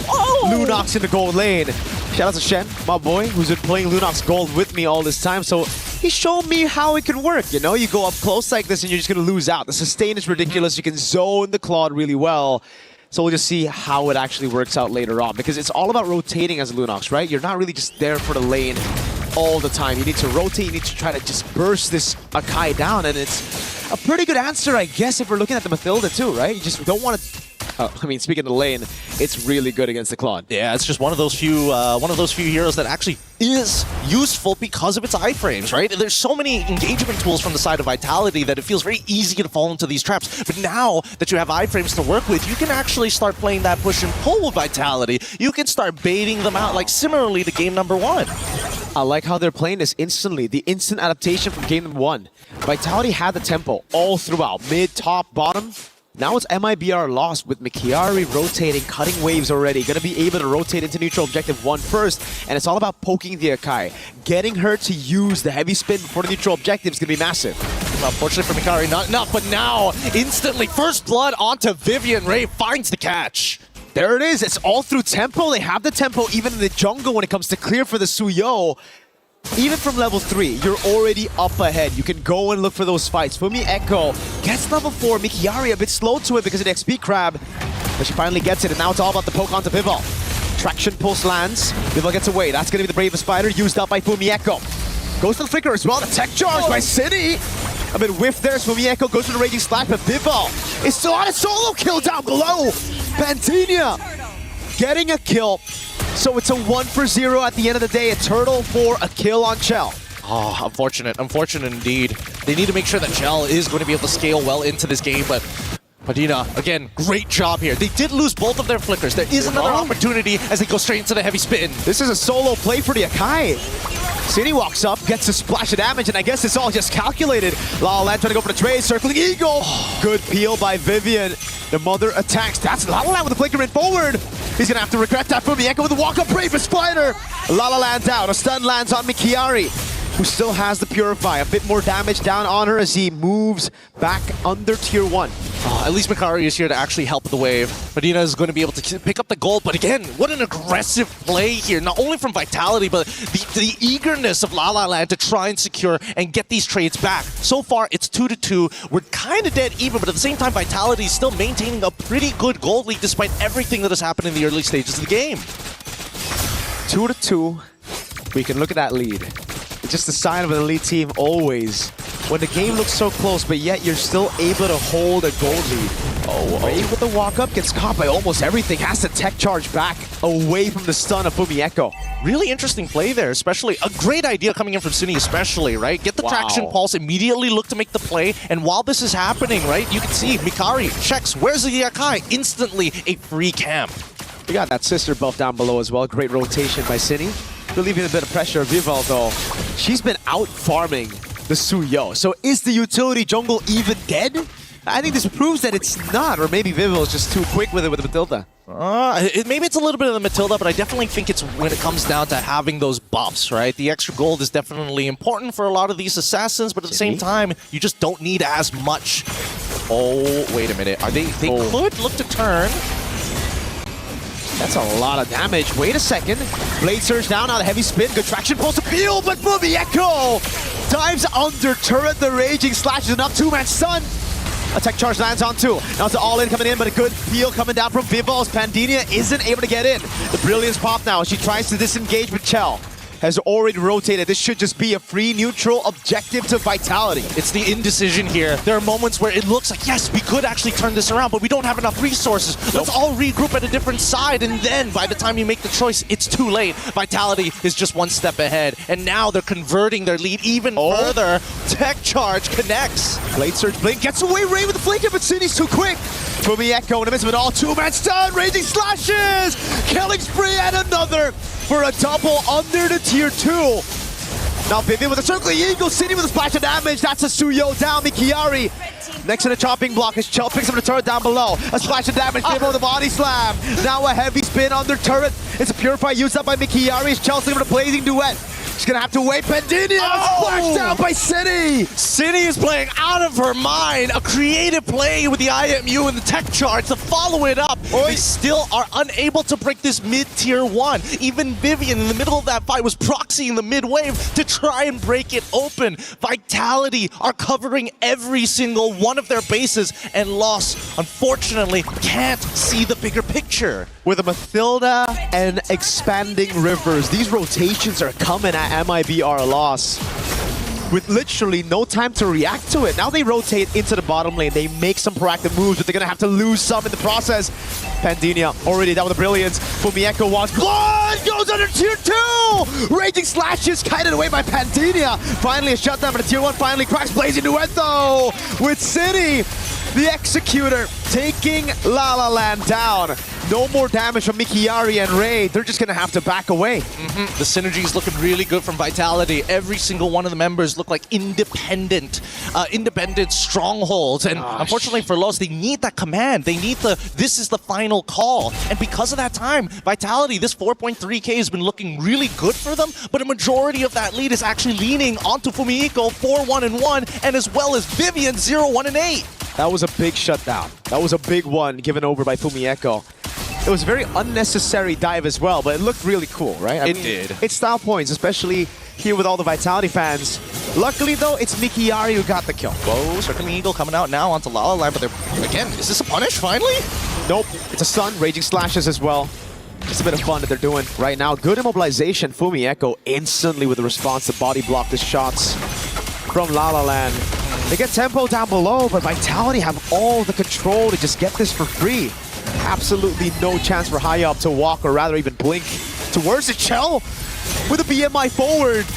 Oh, they're feeling it, Gideon. Oh yeah, they're getting real disrespectful, and they're going even further beyond, right? Look on the opposite side of the map as Mikari is trying to make sure to get some kind of space for her team to kind of open up this map even more. And they've already netted the bottom tier 1. They're now looking for the mid tier 2 at the same time.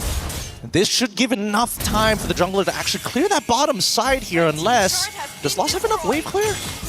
They should have, right? I mean, if they proxy one of the waves, then maybe, but it's starting to look a little tough. Uh-oh, Brilliance used up. Traction Pulse lands on Vival. Fumihiko sent bound down below to clear out the wave against Mikiari. She's going to have to deal with another wave, and this gives tempo over to MIBR Lost. A flank from Mikiari. Not much you can do, though. Not a lot of initiation tools. Pops into Consecration. Great read by Vitality. They just go and isolate Mikiari from the rest of the team. No way to respond it over. Why? Purify.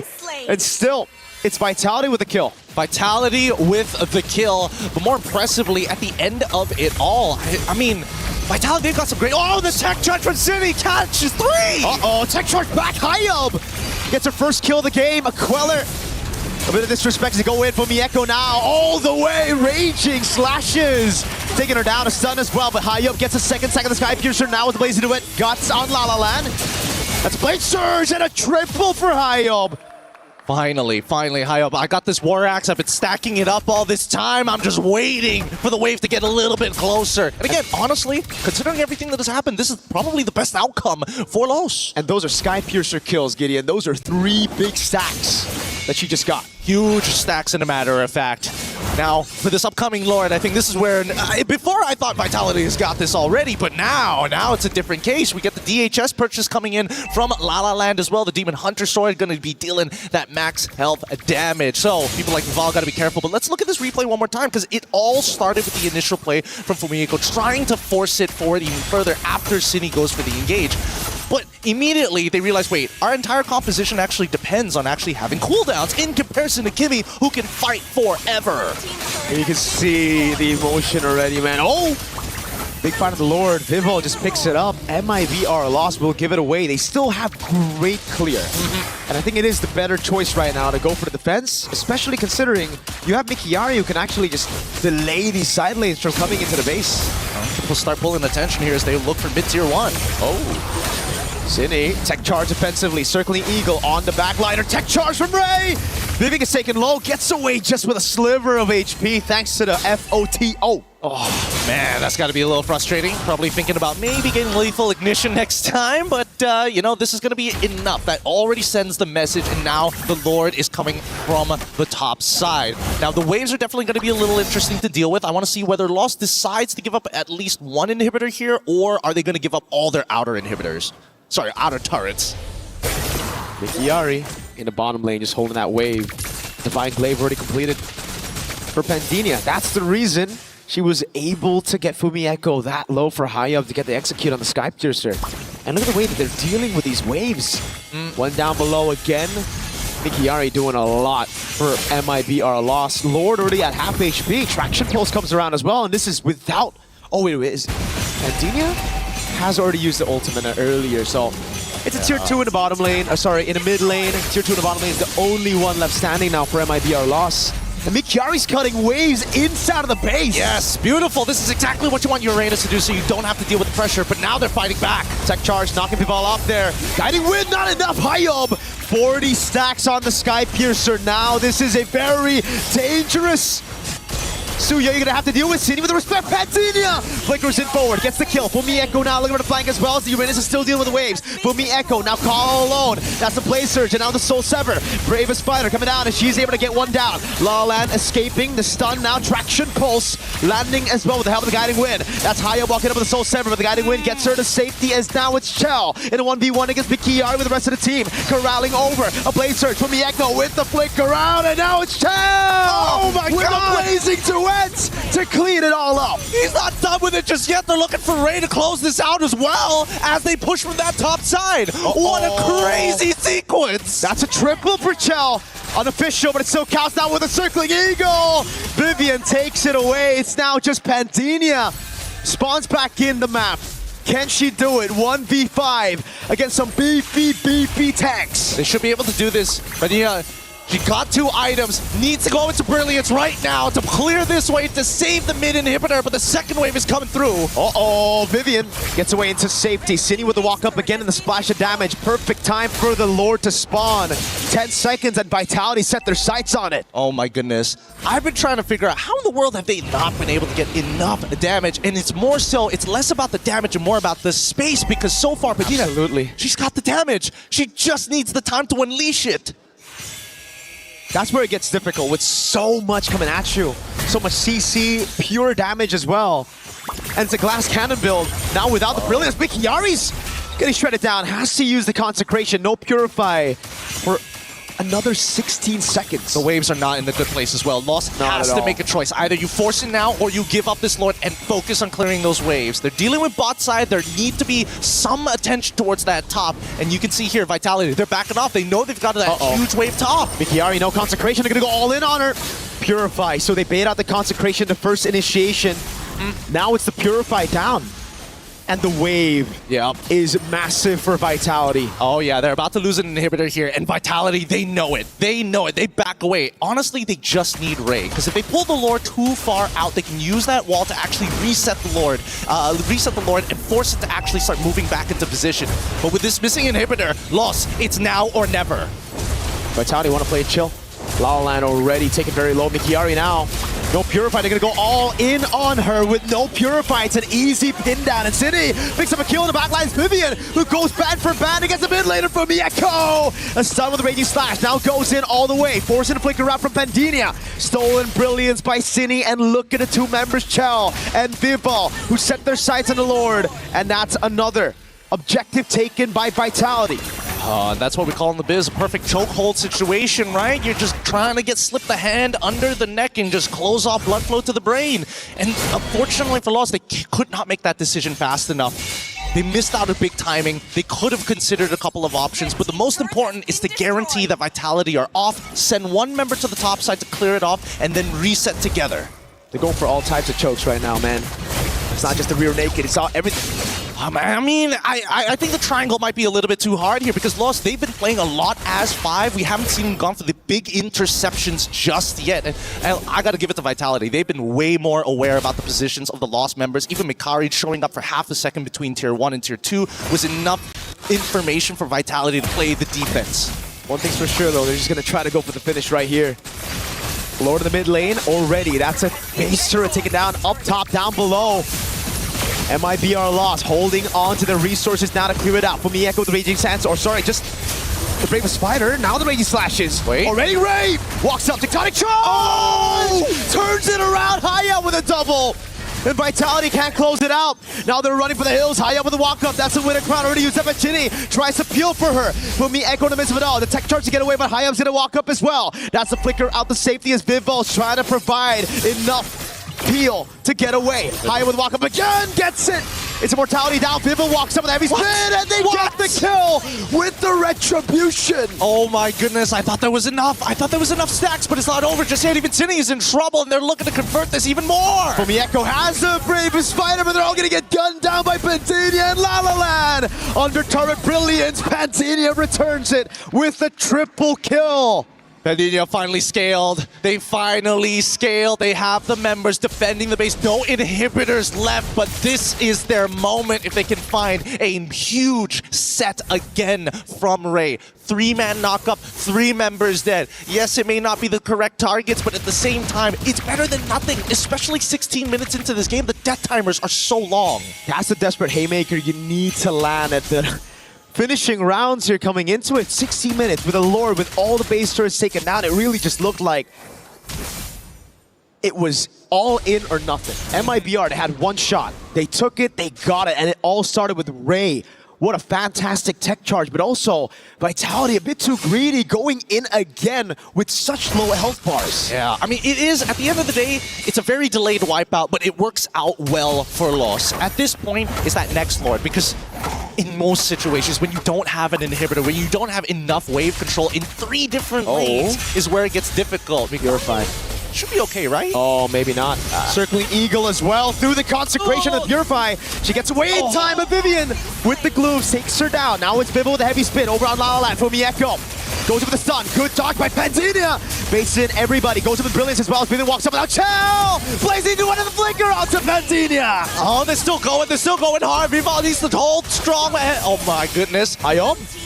Timing it right, Soul Sever just cuts her down. Now it's Vivian trying to run away. Hayam just needs to land a Soul Sever. What? The Flask of the Oasis saves her and it saves the game for Vitality. God, that's got to be so annoying. But at the same time, somebody's got to go back and clear these waves. Every single move we see coming out from Lost, they are winning fights, but they can't get into a position to end this game just yet. They need that Lord. They need it bad. 63 maxed out already. That is massive. No wonder she's been tearing people apart. Every single Blade Surge Soul Sever combo takes you down instantly. Chell might need a Wind of Nature. But even then, I don't even know. There's just too much magic damage. Yeah, there's a lot to work with here. The Circling Eagle is going to get thrown out to try and delay this, but where's the jungler? Uh-oh. Vivian has just baited out those big abilities. Tech charge already down. Hayab. Oh no, 24,000 HP on the Lord. Vivo will take control of it, and they don't have the waves to play around it. Oh no, they just didn't have enough damage. They didn't have enough sustained damage to do this. Fumieko instantly with the zone. Hayab's gonna have to choose. She chooses to back away. That's a heavy spin that confirms it. City caught in the bad spot. Is able to splash the damage, and that's Hayab with a walk up. Forces out the flicker. The evolved Lordo taken by Vitality. Oh my goodness. Is there a world they could have got it? I felt like they could have potentially forced it, or they should have just 50-50'd, I think, at that point. I don't know. It's either, I would say that the safest option probably would to be, you know, find a pick, stagger the entire team for the side of Vitality, and then maybe 50-50. Now they find Vivian and they're looking for more. Mikari, you can't afford to die here. Vitality. Evolved Lord of Vivian opening up bushes she shouldn't have to. This gives MIBR Loss a big chance to come back again. 30,000 HP on the Lord. It gives you damage reduction, but you've only got 4 members. We gotta wait for to see whether or not this tech charge is gonna hit 3 members like last time. And the setup is already here as Mikari is ready to open up the map to follow the rest of the team. Fumieko with a flicker out. Tech charge! Ray! Turns it all around again. Vivo, gets caught by the wall. Pins her down to Brilliance now. So good. So good. These tech charges have been so great from Ray. After the early ones where it's like, I'm assuming just, you know, getting used to it, getting comfortable on that stage. Now we're seeing a real game in the late game. This is a stalemate. Gideon. The fights are just going to Vitality, the neutral objectives because of the heavy spin, but it almost seems like the Lords don't matter. They clear it so quick. I agree. The Lords kind of don't matter, but at the same time, really, what they want is just the Lord-empowered minions and the Lord itself, and even the damage reduction. If they get hit like that, there's really not much you can really do about this. I think that even from the POV of City, who's supposed to kind of control the Grok, that anti-CC in the middle of that tech charge, you can't stop it once it's been unleashed. Chell. It should be okay here. Hell of a poke. I mean, it's one hell of a poke, but at least... Wait, do they have the Guardian Helmet? Let me just double check here on the item list. And it looks like, despite being full build, no Guardian Helmet here. Might need to consider that, but at the same time, anybody could just explode out of nowhere, right? There's just no vision to play across this map, and that's forcing Los to stick really close to each other. Mikari has no clue right now that Vival City is there, and now the interception! This is greedy. Mikari has the Purify and the Consecration, but no one's there around to save her for now. That's a slow coming down. Mikiari gets away, and now it's a re-engage. Ray, brilliant position, gets the wall, tech charge, but it only lands on Vivo. Oh, they were trying to force something out here. Look at the wave down below, Gideon. Vitality want to keep them here. Yep, again, this is the same rear naked chokehold that Vitality will put you in when you have a scenario where you don't have your side inhibitors and the Lord available. It's atypical. Oh, wait, here. the minions are doing a lot of damage. Oh, it's not going to end the game at the very least. But it should be free, neutral, objective. It's still Hyob sent down. Hold on, desperate move, Pentinia! Tries to go for the haymaker from the Echo. Two-man stun, now with the way he slashes as well. La La Land able to cut away right now with the rest of the team. Just goes over to the Lord. Again, the cut coming out from Mikiari. Hyob picks up the assassination as Cine pops the brilliance. Lord taken again. Chell looking for the kill onto Ray with no tech charge. Mikiari though, did she stay a bit too long? I don't know. Again, not enough. Actually, should be enough mana to get like 2 more rotations here, but with that concentration. Heavy spin though. No Purify up, and they know it. Mikiari a bit too much, and she could chew, and now even her immortality is going to be popped down. That's with the Evolved Lord in the mid lane. They're dealing with it though. Yep, it's not enough. It's a 4v3 scenario, and Perdina is coming back up in 13 seconds. They can delay this. They can easily delay this with the barrier. And you see the Nature's Barrier come out. Lord can't really go around it too easily. Buys them 1 second here as Perdina is 3 off from coming back to life. It's a Holy Crystal. Will certainly help in for Endeavor to clear this one out. Pandinia back up, 4v4 in the base. Fumieko still pretty far away, 4 seconds. Ray goes in, tech charge as well, but Vivian pops in to Super Eagle now! It's City with the tech charge! Win a crown already by Pandinia, now with the brilliance as well, gets away as they clear out the Evolved Lord. They still want to go for it though, with the nature coming out as Hyo's going to get taken low, but now it's going to be Chell walking back again. Everybody can try to go for the base right now as Ray gets pulled away from it. Wave in the bottom lane, crashing down again as Chell gets a bit more healing with the photo. That's Pandinia with the chaos, and now it's Hyob with a crazy move as MIB are lost. Stay alive. I don't know how they're defending this every single time, and honestly, Vitality walking into enemy territory, it could have been a savage if everybody just clumped up together to let this Suyo get the Sever down. Oh my goodness. But I think that the damage, majority of it, it's coming from La La Land as well as Perdina. If we look at the damage ranking, yeah, that's what I thought.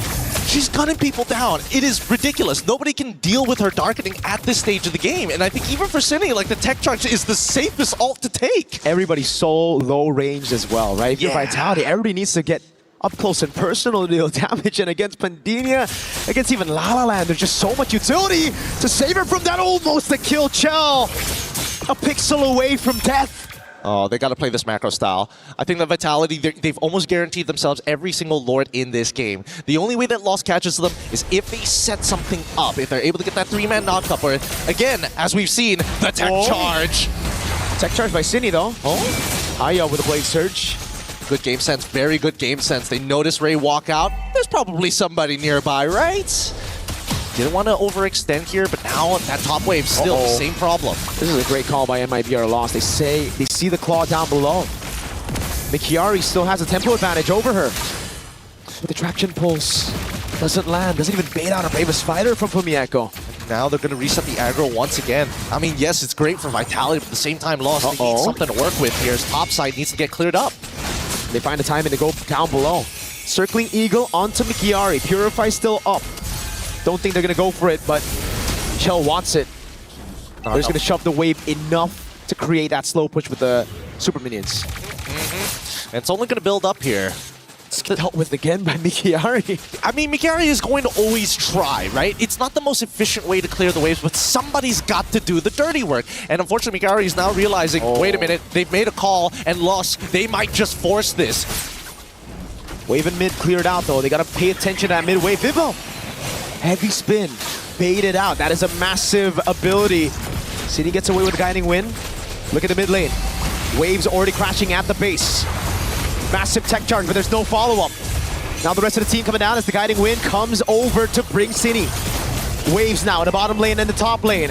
The base is down to half. It's a desperate move. Pandinia walks in with a flicker as well. Vivo gonna have to lose their immortality. Waves in the bottom lane, waves in the top lane. That's gonna be Chell looking for the mid wave as well. Echo tries to buy some time. Cine in the back line now, trying to go for the splash of damage. La La Land with a flicker rod gets caught in the blazing duet of Chell. And the wave in the bottom lane. The minions are just gonna crash into the crystal.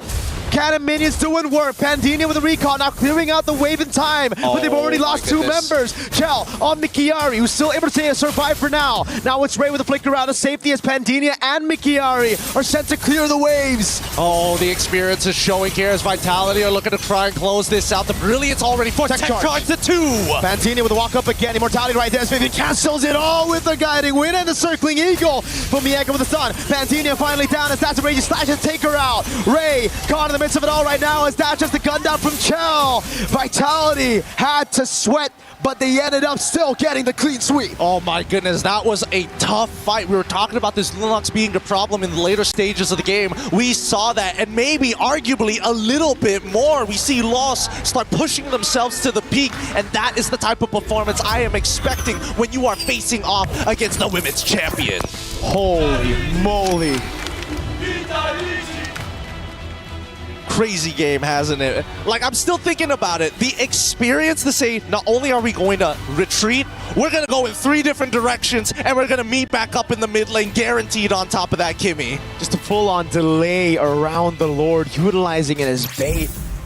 And it's just a forced error here. MIBR Lost had no other way but to bite on that bait. It's either they go for the all-in or the recall and they concede the biggest objective in the game at 26 minutes. Yeah, I mean, obviously there were a couple of mistakes as well, like Vivian dying in the middle of a Lord push was obviously another reason why it dragged on even longer. But just look at the way that these fights are playing out from Vitality. So good overall. And most importantly, you see how they make the decisions. We need macro, and then we use micro to execute and implement our strategies. Great plays from either side. But with that being said, man, I can't wait to hear from Reflection as well as Eterna and Brigitte just in a little bit. We're going to be throwing it over. Thank you so much.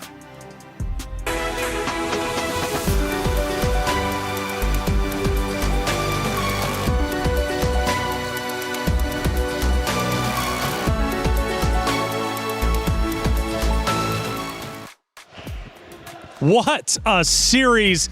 Now I can see why MLBB is so exciting. MWI is lighting up. The series ends in a 2-0. Yes, but it's not representative of what just went down. It was incredible. Let's talk about it, ladies, because my goodness, a 26-minute match. I think it took 6, 7, maybe 8 pushes on the base in order to finally get the win for Vitality. There's so much to unpack. Yeah, because he said 6, 7 pushes to the base. Oh, stop it. Oh, I didn't even know. So we've had our moments today. Okay? We've had our moments, Yeah, man. But I'm still having a moment. You actually, I can't believe you still have a voice, Brie, because you were screaming I know. each and every defense. I don't know if I was screaming at the game or the fact that Navi lost 0-2. Well, that's true. That is something we also have to talk about as Two well. things were happening earlier. At the same time. At the same time. What a series, though, that just unfolded. I mean, MIBR lost. Yes, they did take an L. They will move down. However, did they look great defending and truly showcased resilience, composure, and the sheer willpower to not give up. Unbelievably impressed. So many great moments. I would love to take a look at a couple of them, man, because I don't even know where to start, quite honestly, because going back, again, you know, I'm thinking it's over with. They're pushing the base. It seems done with, but Brie, let's go back to the 4-minute mark. What are we looking at? This is the 4-minute work where I think it was still a bit close between both MIBR Loss and Vitality. Like, you could see how, I think this was the first few minutes where, honestly, I feel like this was enough to show us why they were very comfortable with the Grok. Yes. The setups with the Grok were exceptional. I think this was enough reason for us to just shut up whenever they prioritize the Grok and not say anything. We finally understand what the hype around the Grok was for, right? Because in game number 1, maybe they were adapting, right? Like the adaptations were coming through, you know, maybe they're getting used to the stage, the audience as well. I mean, everyone was cheering for Vitality. It's definitely gonna like hit you mentally a little. So we finally get to see that impeccable charge there, and it really was over and over and over again. Yeah, let's take a look at moment number 2. Let's see where we land. I'm pretty sure we're going to have a ton of highlights. 26 minutes to gain them. We now double the time. We're up to 8 minutes and 40 seconds. And Eterna, we start to look at, again, another great team fight, another great moment where Vitality starts to push MIBR back. Yeah, this is like one of those moments where Team Vitality are just looking for some highlights. Sure. All right? You're all just trying to lay out, pad the stats. Like, I understand that. They definitely didn't need to dive that deep. I think there were so many moments, especially in the early game and the mid game, where Fumi Echo went a little bit too deep behind enemy lines. So I felt like in the early game, there was a little bit of disrespect from the team. Like, there were so many pushes that they didn't really have to go for, and then it ultimately gave so many leads over back to MIBR loss. But obviously, we can't deny the craziness coming from MIBR loss from them as well, because they were able to capitalize over the mistakes of Vitality. Well, I'm hearing this next highlight is long, Bree. Let's take a look at it, because this has to be the push and pull fight for the base. We're now at 11 minutes, and this isn't going to be, I don't think, the base fight just yet, but we're definitely getting up to it. And we do have a couple of solos breaking away from Vitality, but it is going to be MIBR starting to take hold, to push in on them. But either way, Bree, it's a scrappy fight for sure. Who ends up taking it? Well, it was, and in a way, something Fumi Echo was a bit warranted to do because Vivian was there. It was very evident that there would be some follow-up, and it was not just Vivian, honestly. It was a highlight for Chell. Because I think Chell, for the longest time, because of just how well MIBR Lost were able to play even the long fights, weren't really able to just allow Chell to shine. But in this particular moment, the entrance was just perfect. This was an unofficial Maniac, if only Vivian didn't steal away the 4th kill, but that was 4 kills you could definitely hand over to Chell. Yeah, Chell was, especially towards the beginning, middle, and even towards the late, we were like, or at least the commentators were screaming her name, man, because she was going ballistic for sure. But then I think we get deeper and deeper into the MIBR matchup, and then obviously the base is pushed forward. And you know what? And then it reaches a point where now I start to hear the narrative shift, okay?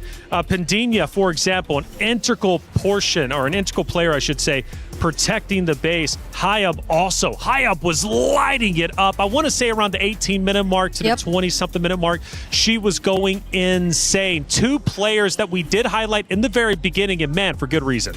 That is the beauty of having a Sky Piercer, right? Suyo, in particular, you usually see 2 different kind of builds, right? One with Sky Piercer, one without. And usually, when you're on a roll in the early game, you pick up the Sky Piercer to kind of end the game as soon as possible. But in this retrospect, they kind of used the Sky Piercer in an opposite way. Yeah. They were kind of in a 50-50 matchup, but then they picked up the Sky Piercer, and that really turned that game around. And I think it's wise, because MIBR loss, I guess it kind of occurred to them that why is there a bit of disrespect in terms of like the last few team fights? And they knew that they could take advantage of this opportunity where Vitality tends to overextend. And truly enough, they did get a lot of kills off of these overextensions. So Bree, if you don't mind, talk to me about that overextension. Is it Na'Vi just feeling on top of the world, nothing or nobody can beat us? Are they maybe getting a bit too loose? Or is that just their play style and then they kind of figured out, you know what, this isn't working, let's go ahead and readjust? It is somewhat of their play style, but at the same time, a bit too much of their aggression, because it's very understandable if you want to keep the aggression, especially if you're playing with such a significant lead. But at that moment, it felt like they completely lost track of the fact that there was a Lunox on the other side, of the fact that there was a scaling lineup too that you had to respect, and that the Hayab actually got in a lot of Sky Piercer stacks on this Suyo. So there was scaling that you could just not disregard once you go up against this lineup of MIBR loss, but Vitality played the latter portions of the game as if that was non-existent. So I think it was a slight miscalculation too on their end, which fortunately they actually did resolve, and they started to, I think it started to eventually get to them. But now, as the casters mentioned too, a lot of the experience and veterancy also showed up during those last few crucial team fights. Okay, gotcha. Well, it seems like, man, Vitality still looking like the most dominant team out there. Don't know if they're going to get beat. I was even looking at chat a couple times. No, I shouldn't. I was looking at chat a couple times, and they were saying, man, they are looking great. They definitely are the best. But from what I'm hearing, we got an interview set up with the winners of Vitality. Let's hear what they had to say. Hey guys, Cindy here with me. Congratulations on that win. Thank you. Ooh, now I gotta ask you. It's not the usual dominating win coming from the side of Team Vitality. What happened today? What do you think about your performance? Well, maybe because we don't have a lot of data about them, so the Lunox is a bit unexpected. And painful. Very painful. Very painful. Now, Sini, you've mentioned the Lunox, and we all know coming into MWI this time, we have a new patch, a new hot fix being played. So I gotta ask you, what do you think about the current mid lane meta? Ooh, I think I like the current mid lane more. Because, I don't know, a lot of heroes that I like are being used now. So, let's see. Will you play Lunox? I might be. Ah, that is fun. I haven't seen Lunox in the pro scene. Honestly, it's been a hot minute. And of course, did you know that over at Stream B, Galaxy Phoenix just 2-0'd Na'Vi?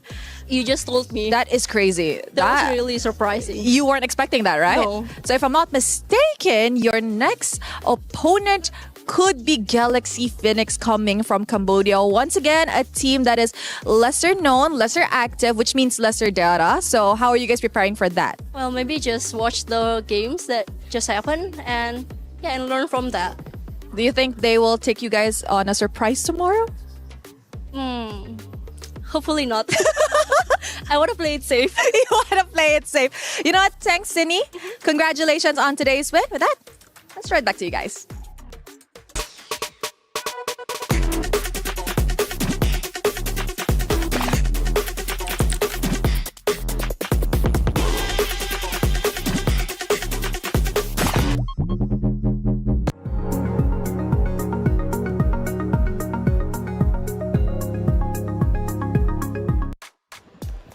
Thank you, Rose, as always, for that phenomenal interview. Yeah, big news. Na'Vi falls 2-0 to Galaxy Phoenix.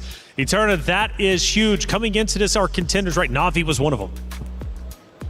Here we go. The mic is pointing towards me. But yeah, now I'm no longer seen, so I could just show whatever reactions or frustrations I'm feeling right now as we get a closer look at the game, because I did not have enough time to do this. Like, watching MIBR Laws go up against Vitality, I could just not take off my eyes from the screen. But now it's so tough. Just look at the gold lane matchup too. Like, it's a 0-3-1 to a 5-0-2 Claude from Winnie of GXP. And mind you, it's one of the roles they decided to change. But I really want to think they had enough time to work on that chemistry and that change in roster before MWI. And remember though, before Malaysia really ramped up when it came down to like the ladder board of all the regions here, especially in MWI, it was always Cambodia at top 3.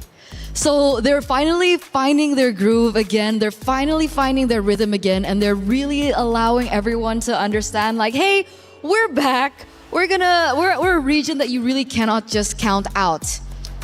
So that's really exciting coming in from Stream B. For sure. Exciting indeed. Look, taking the stage is about to be Genji versus Foot Esports. This one is going to be fun. We heard from Vivian at the start of the day. Now let's hear from her rival of Ashley. Hey, Rose, what does Ashley have to say? Hey guys, Rose here, and as we enter the last and final match of the day, we are with Ashley from Gen G. Hello girl, how are you? Hi, I'm good. I finally get to interview her after last year, which I didn't even get the chance to. So you know what, how are you entering this matchup up against Foot Esports? I'm good. I don't want to repeat the same mistake of like being overly confident, but I'm going into this with the mindset of expecting the best and preparing for the worst. I like that. We're seeing a more calm Ashley this season. I feel based on, the vibe whenever I pass her in the arena. Now I have a question. Last year, after your second place run, a lot of people are actually expecting a lot from Gen G this year. But tell me, in your opinion, what should we really expect from you guys? I mean, like going into this tourney for the third year in a row, I did see this coming. I know a lot of teams have their eyes on us if it's not Vitality. So, I mean, we're going to have to see how this plays out in the beginning because we're obviously in the group of death for the third year in a row. So thank you. Thank you, Marco. Thank you. It's always like that. Now, you know what, Ash, a little bit of a controversial question, but this year, are you still gunning for the moniker Mother of Tanks, or perhaps we could expect something new from you? Honestly, I think I would rather be known as something else and go for a different title. I'll give the Mother of Tanks to Vivian, and perhaps we can think of another title. That is maturity right there.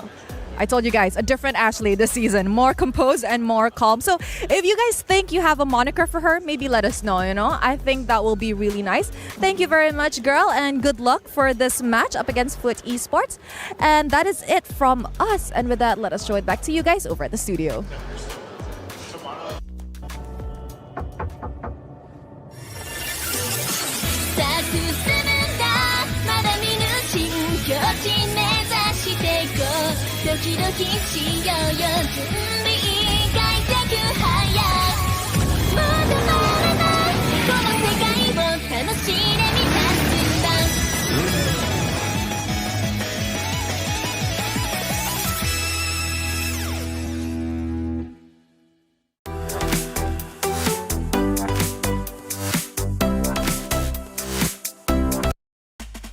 Ooh, new title. No longer the queen of the tanks. What are we going to get by the end of MWI? Hey, check it out. The brand new interactive effect for Rhino Day is now available. Check it out. Get involved. We love our new skin, stickers, and everything that you could possibly get for Rhino Day. Hey, our final matchup of the day. It's Gen G versus Foot Esports. Stage, take it away. Thank you so much, Taylor. Ladies and gentlemen, these players have been absolutely on fire throughout MWI Day 1 here at the Esports World Cup. And you guys thought that it'd be predictable, huh? You thought you knew every single result. Hell no. As we already saw Team Falcons Indonesia going down against Seda early on, that just goes to show the level of all of these competitors, Damascus. Hey, that's all I want to see, Rob. You know, it's competition. Competition, if it was predictable, we wouldn't be there. We'd be bored at home, and we're there to know if we crown a new champion or not. And speaking of new champion, Vitality is definitely the favorite, but that was not an easy win against a region that's kind of underrepresented, so everything's up in the air at the moment.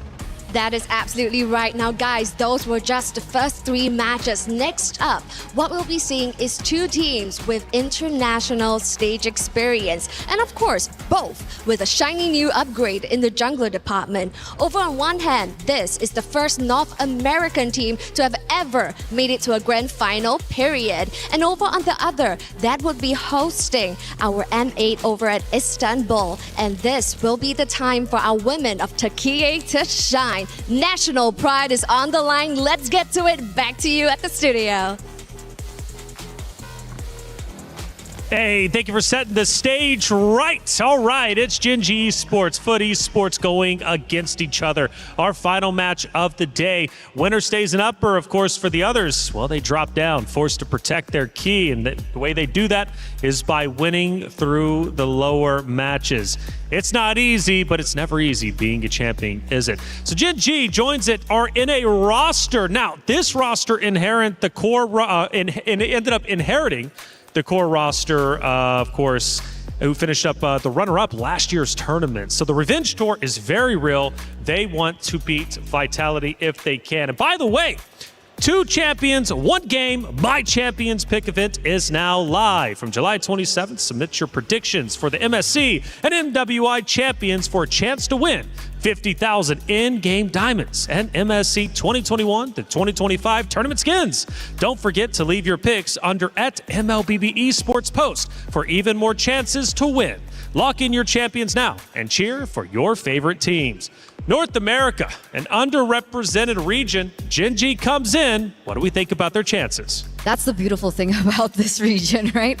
Because last year they came in as underdogs, eventually evolved into dark horses. Yeah. And somehow, some way, coming into this year, they are now contenders. Yep. It truly is a unimaginable storyline, I would say, for the North American region. And people call Gen G Esports now the North American dream. So can they keep that dream alive? That's going to be one of the main stories that we get through for Gen G. And like you mentioned, it was Gen G now was Gaming Gladiators before. So it was with Rui now, who, interestingly enough, I don't have as much info on because she wasn't playing in the qualifiers. Yeah, and that's mainly because she came in for MWI specifically. Now it's I think one of their most significant changes as well, because again, Rui, if there's anything we know that's not part of the qualifiers, it's the fact that she was part of Terror Queens last year's third place.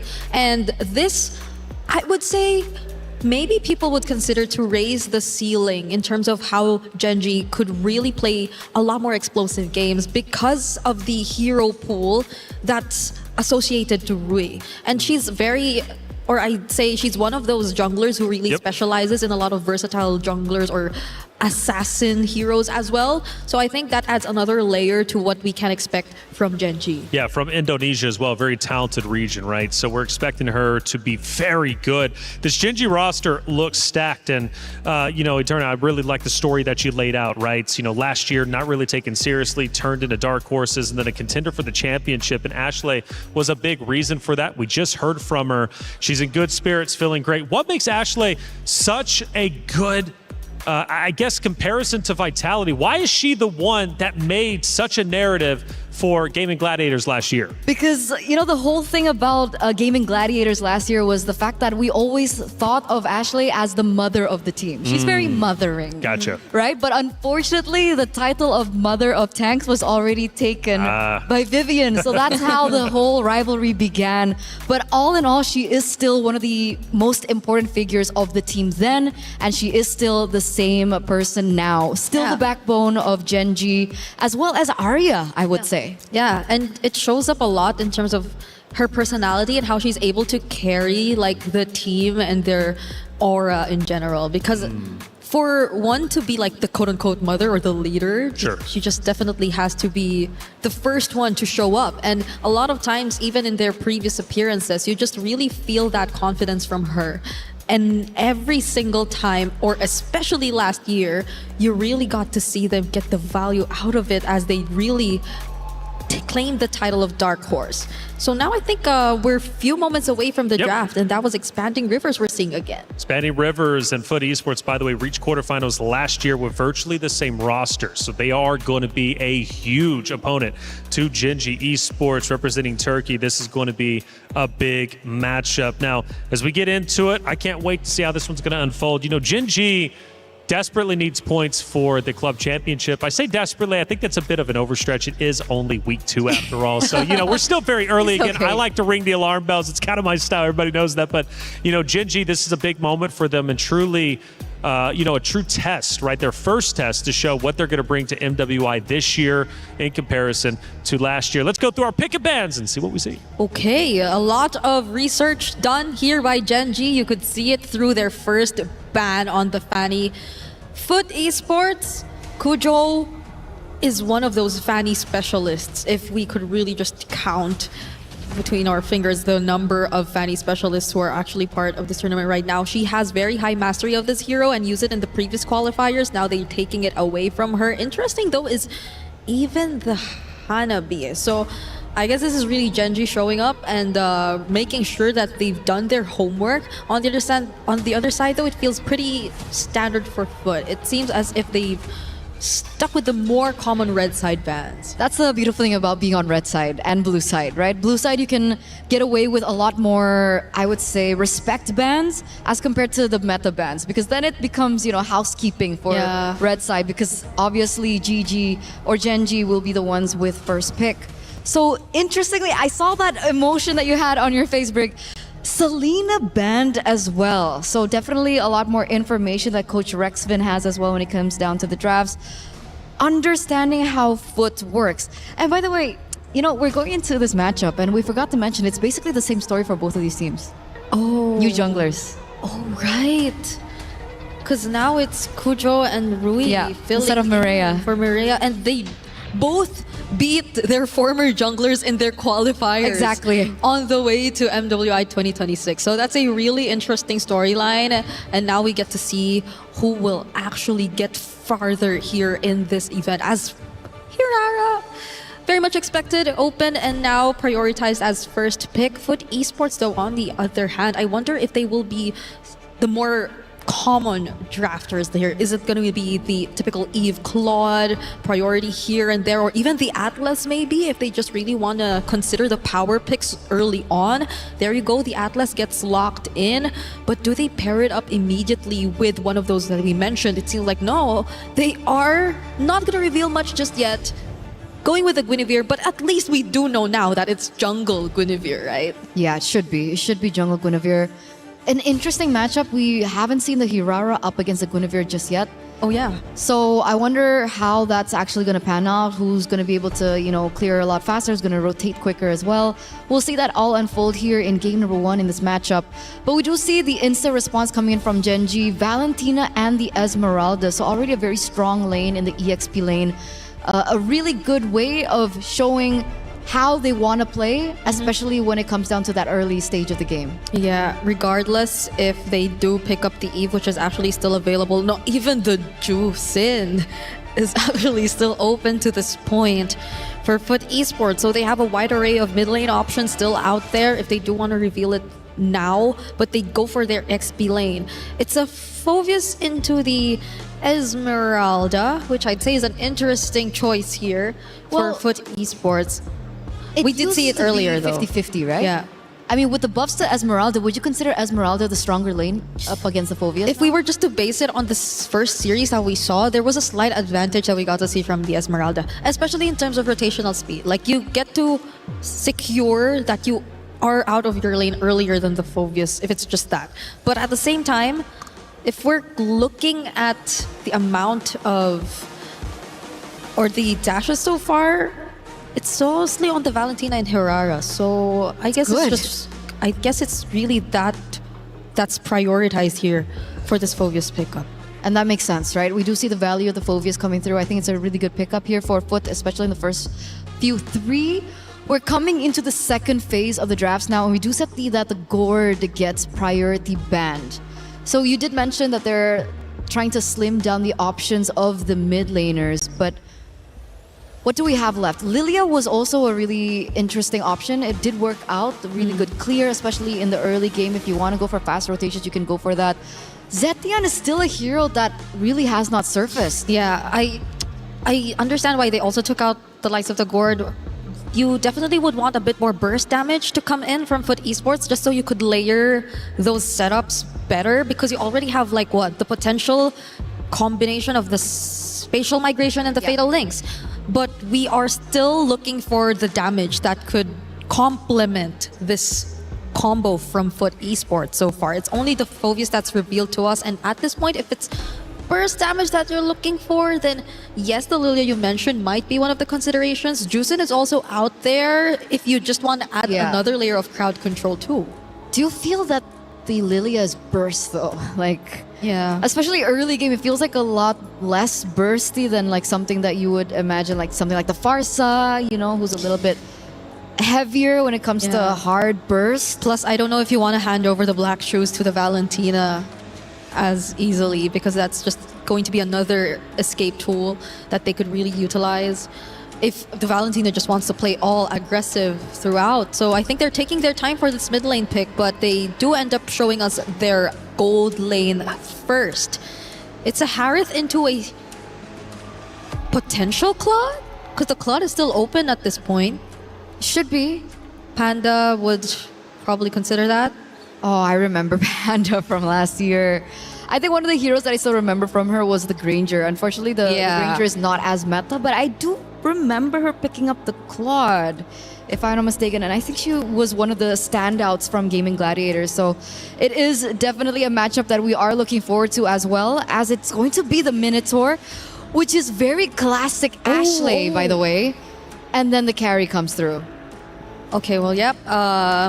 Purify gold lane, and at least they have direct answers for Shred. I think the carry so far in the previous matches that we've seen her has also really managed the laning so well. Regardless of matchup, it's managed. That's why we say manage, because it's not necessarily like completely win out. But Foot Esports, for their... Okay, what's lacking? It's their gold... No, it's their mid. Yeah. It's their mid lane. I still agree. I think they need burst, right? They already have really good setups coming in from the Guinevere and the Atlas. Technically, they could rely on the Harith in the later stage of the game to, dish out that burst damage, but... Yeah, there you go. Yeah, so they still go for the Lilia.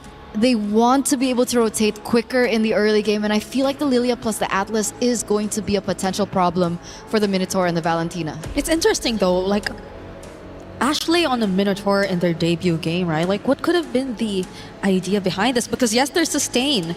I guess that's one additional layer to it. Like, you have clutch sustain, but also AoE, but you're both fighting with massive setup heroes. Well, here it is. The heroes are picked. The ladies are committed. It's Genji Esports versus Foot Esports for our final series of the day. The winner moves forward that much closer to going to the knockout bracket. The loser forced to fight and protect their key till the end. Athena, Gideon, take it away. Thank you so much, Reflections, here at the desk. We're already moving on to our very last series of the day, and it's one that everyone from across the world is putting their eyes upon, because this is Genji versus Foot Esports. It's going to be tight here, Athena. I don't know about you. We were talking about the draft earlier, but I want you to expand your mind here. What do you think about the overall comp? To be honest, here for Foot Esports, I think they got baited. They got baited? Yeah.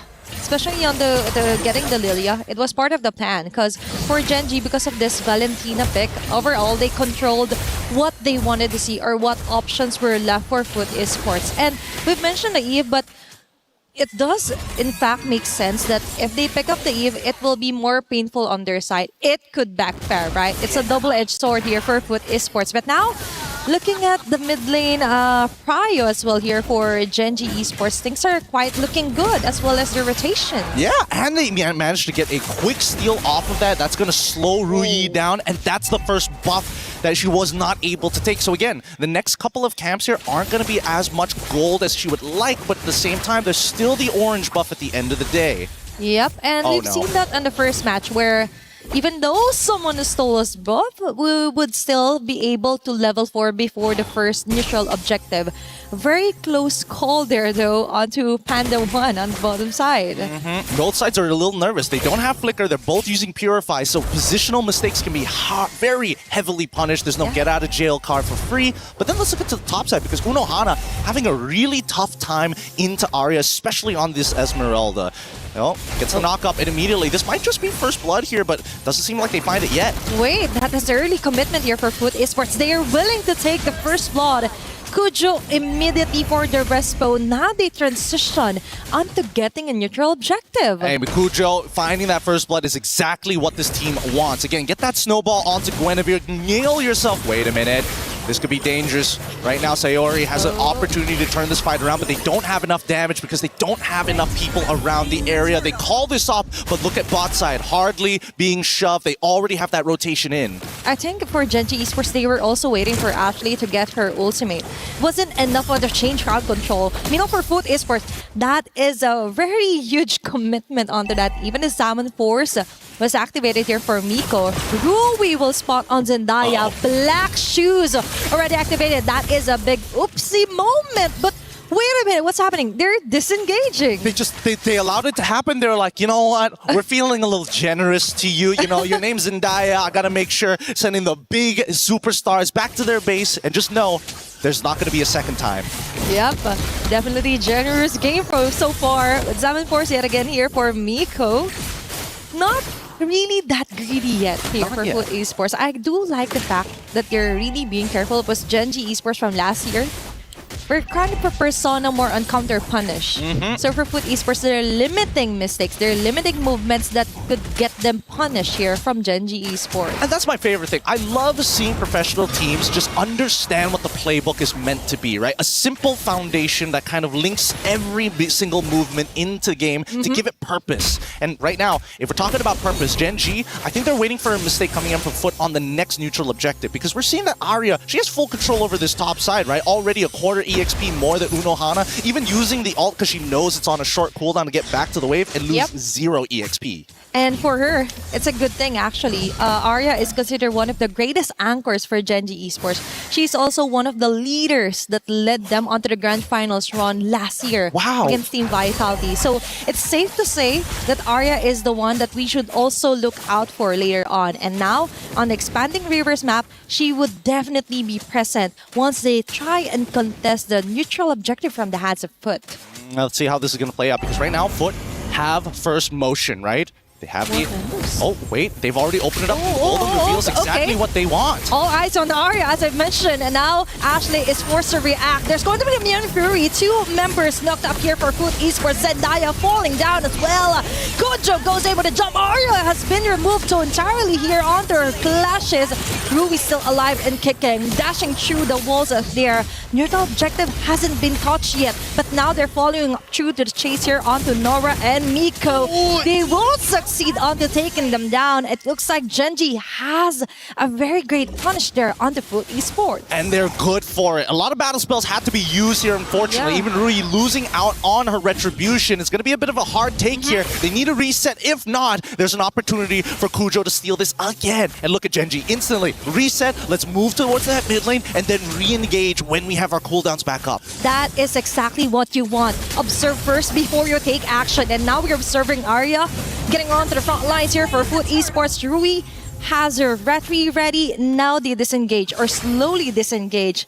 They engage the situation. Objective first before a takedown. Sayori and Arya being careful as well, even though they have multiple escapes. And Gen G Esports is on a new level of discipline here against a Foot. Yeah, I gotta admit, Gen G, they know the conditions that they're looking to play for. And honestly, it might bite them later in the game as Panda breaks the tier 1. They should be okay. And there you go, the Minoan Fury to disengage. Okay, that's also a savior for Ashley. They're trying to prevent their gold laner being taken down this early. Unohana, they're for a pursuit. But Sayori on their hand, copied. Going on the dark way. Wait, stop that. Hey. Okay, disengage. That's it. They just have to breathe. And while all this is happening, at least they're not missing out on important EXP as well as gold. Rui covering not only mid, but goes straight to the top side, knowing, hey, Panda's going to be a little late there. You might as well take that wave and wait for the next one. Panda will eventually scale, so it's no big deal. They're making sure that any time they will be ready. So there isn't any idle farming moment for Rui, as you mentioned, and that will greatly benefit Panda 1 as well. As long as she isn't alone being the core damage leader, and all is good for Gen G Esports. Foot Esports on the other hand, I do like the fact that among all the games that I've casted, this is one of the most balanced yet. 6 minutes into the game, there's not a single team that's really dominant, not really one-sided at all. We see Foot Esports still trying to gauge a situation before they act on it. I feel like, again, both sides are being very respectful of each other, right? We haven't seen them really force too hard in a lot of these scenarios, and I think that at least for Gen G's side, it's very clear what they're trying to do. But Foot, on the other hand, I think it's a lot harder to determine what the play should be. As the dive commences, Unohana is in trouble. Okay, even though the Immune Fury will miss out, Arya with a follow-up. Oh, Falling Star Moon will miss out. But most of the members of Foot Esports are ready to rumble. Okay, Frigid Bread already activated. But now they slowly back away. That's the strength of Gen G Esports. They know when to stop. That's a huge discipline right here. The objective, leave it be. They just want things to be chill. They're just waiting for the perfect moment. If ever anyone overstays their welcome, they go for the punish. Nora as well with Frigid Bread. Arya is stoking up a lot of shields here on the Foot Esports. Sayori with the last hit. Miko on your hand, focusing on to getting the turrets. but they're getting the numbers rolling here for Genji Esports. 2 members down for a turret in exchange. I think for Genji Esports, that is more fruitful. That's 2 members down, and they're looking for a third. The Black Shoes comes out just in time, but Zendaya, no way, hold this time. Arya takes him out, and now what used to be just 2 has turned into 3. Don't turn it into 4. Mako is going to try and play this out, but doesn't have vision. Gets flickered on and tries to get out. Okay.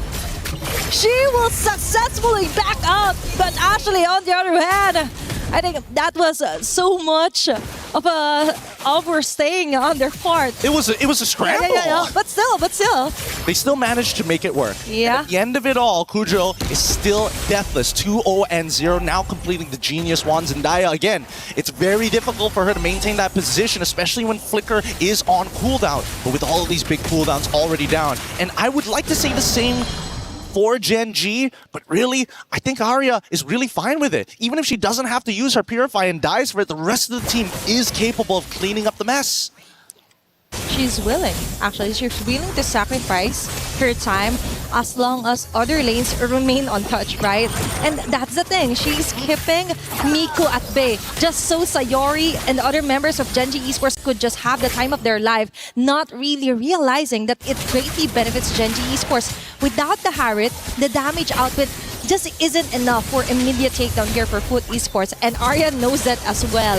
Now they target even under the tower. They go in, or even with the fatal lace will go down. Unohara as well. Double kill here for Panda 1 under the turret.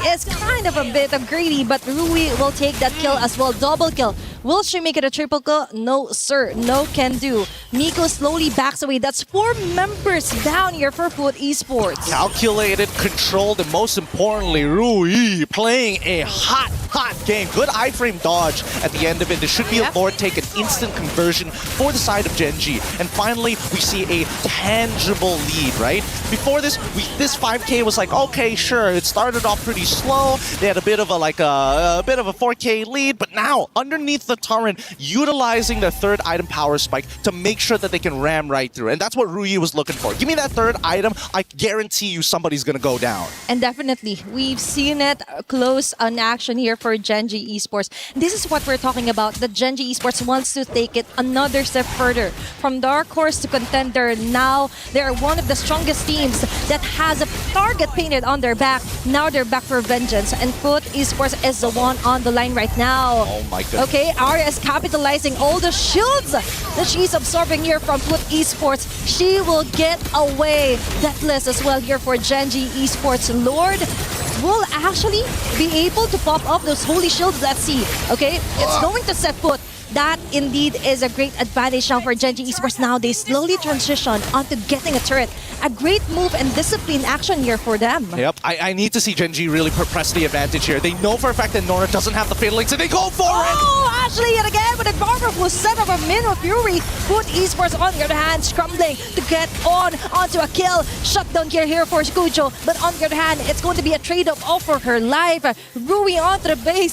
They still have a way to go, and that is onto the walls, jumping out and down here for Genji Esports. That is too much to handle here for Foot. And that's the clip, especially for Ashley, for the argument for the mother of tanks. Truly, literally tanking the turrets. They're looking for a second one, and Rui, once again, thanks to the help of her team, able to dodge everything. Can she make it out with 1 HP? She can. Does. Okay.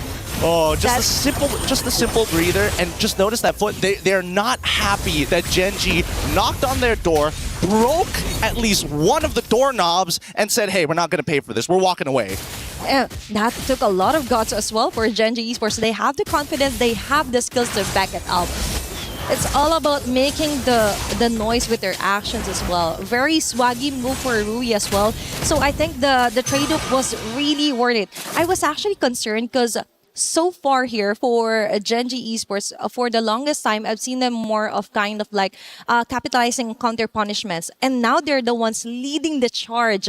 All throughout the round, I've mentioned on the 6-minute mark that it was more of a balanced type of game compared to the games that we've casted. But now, heading on to the 13th minute mark, now we see the dominance being asserted by Gen G Esports. Now we see them being the top dogs against Foot. And I think a lot of it just comes down to the fact that Arya has been absolutely crushing it. Look at that difference, 8.3k to 5.5 on the opposite side against Unohana. And to be fair, there were a lot of ganks towards Unohana's lane in a losing matchup in itself. So 3-level difference is not too surprising in this current state. But Mako finally getting that third item. Some relevant damage. Not enough to take out Arya, but definitely Ruyi and Sayori. They got to be careful if they fall into the Xamon Force. And as well as she's really maximizing this low CD cooldown here for the ultimate. So that is another additional for Gen G Esports. We talked about this on the panel that even our experts are expecting the Esmeralda to really top off the charts after the Paquito Lapuan from the wildcard. Now we're back on an Esmeralda. Yet again, now for Foot Esports, there is somewhat of a way to actually come back from this deficit. A way? I think. What's the theory here? What's the theory here before the Lord makes it to the inhibitors? I just think that Kujo and Nora just needs wonderful connection when it comes to Fatal Links and the spatial migration value for him. And Miko, as long as she doesn't get killed, could actually get 2 to 3 members from Gen G Esports. But that is just wishful thinking on my part. That's not just wishful. That's hyper optimism as they're knocking on this door, ready to finish the job. They're going to break open the first inhibitor here, but let's see it. That Fatal Links could be a make it or break it. Yep, let's see. They could ask for the turret for help as well, but now the Lord, they have to melt this out as fast as possible. It's Arya yet again onto the front lines. That is what we're talking about. Ashley! Putting in the Fury, good job down. The connection isn't there. They're slowly capitalizing onto the moving every single member here for Foot Esports. Ashley is a sacrifice, but I think it's going to be enough for Gen G Esports to actually finish off this round. Panda 1, focus fire to the tower, and that's it for game number 1 win for Gen G. Woo! That was one hell of a game. Cool, calm, calculated, but most importantly, it never felt out of control for Gen G. Yes, mistakes happen, but it is not the end of the world, and you could see it in all of their faces. They're like, all right, no big deal. We can recover. We're going to hit them so much harder in the next 2 minutes. It's like, okay, another day, another game, another win. Like, very relaxed stances as well, even for Arya, Ashley as well. Super chill. They know that there's so much more competition to be had here today. So just getting one win just isn't enough. They need to win this series before we start feeling that confidence, and maybe a couple more once they make it to the playoffs. Yeah, because last year, it took, 2 days to actually see some friendly banters and taunts. But let's see, this is just day number 1 for MWI. Hey, the one thing I can say about our beautiful ladies is the fact that they have way more personality than a large chunk of the male division here. They ain't shouting anything at anybody, but here at MWI, they show it, they put it all out on the table. With that being said, we're going to be throwing it back over to our panel right after these messages.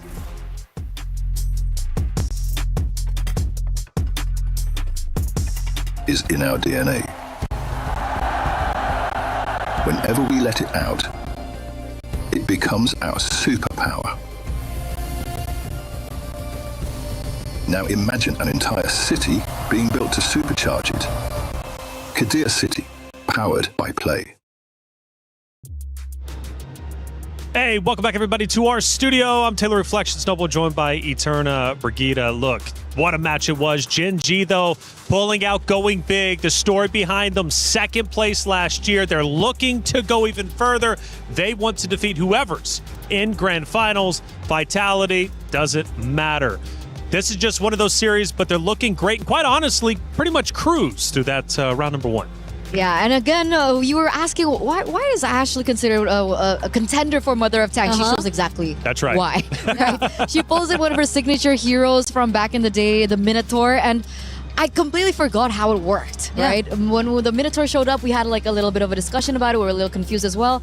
But primarily, it's similar to the Gatot Kacha, right? As soon as the Minotaur, Minoan Fury hits in, it's a really good way to disengage. So whenever they want to go in for these team fights, it's either she initiates or she disengages really well after the Fatal Links hits, or even the Guinevere finds a pick. And I think that was really beautiful connection and beautiful cover coming in from Ashley. Yeah, and the fact that it's one of the heroes who really has a lot of knockups. It's not just relying on the Minoan Fury to find those knockups, because knockups are one of the best ways to just cancel whatever happens on the map. Either an ultimate that just requires knock-up to cancel or tempo. Like, it helps so much in just stopping or slowing down whatever tempo is being set by the opposing team. And I don't think we really got to see Foot Esports establish that of their own in that entire game. Yeah, not at all right. I mean, even from a perspective of Turtles, even from perspective of map control, they just simply didn't have anything all game. They didn't necessarily play bad, it's just Gen.G played even better. Hey, we got Rose on site for a Stream B update. Who's playing over there? Hey guys, Rose here live from Stream B once again. And if we look at the back, Game 1 has just concluded. And guys, although it was a 21 minutes long game, the kill count ended at a 15-2 in favor of Falcons Daisy. And actually on my right, we could hear quite a bit of crowd and quite a bit of cheering for Falcons Daisy. So the question now lies, will Falcon Vega Mena be able to come back to equalize the score in a 1-1, or will Falcons Daisy actually come in with a sweep? That's it from Stream B. Throwing it back to you guys.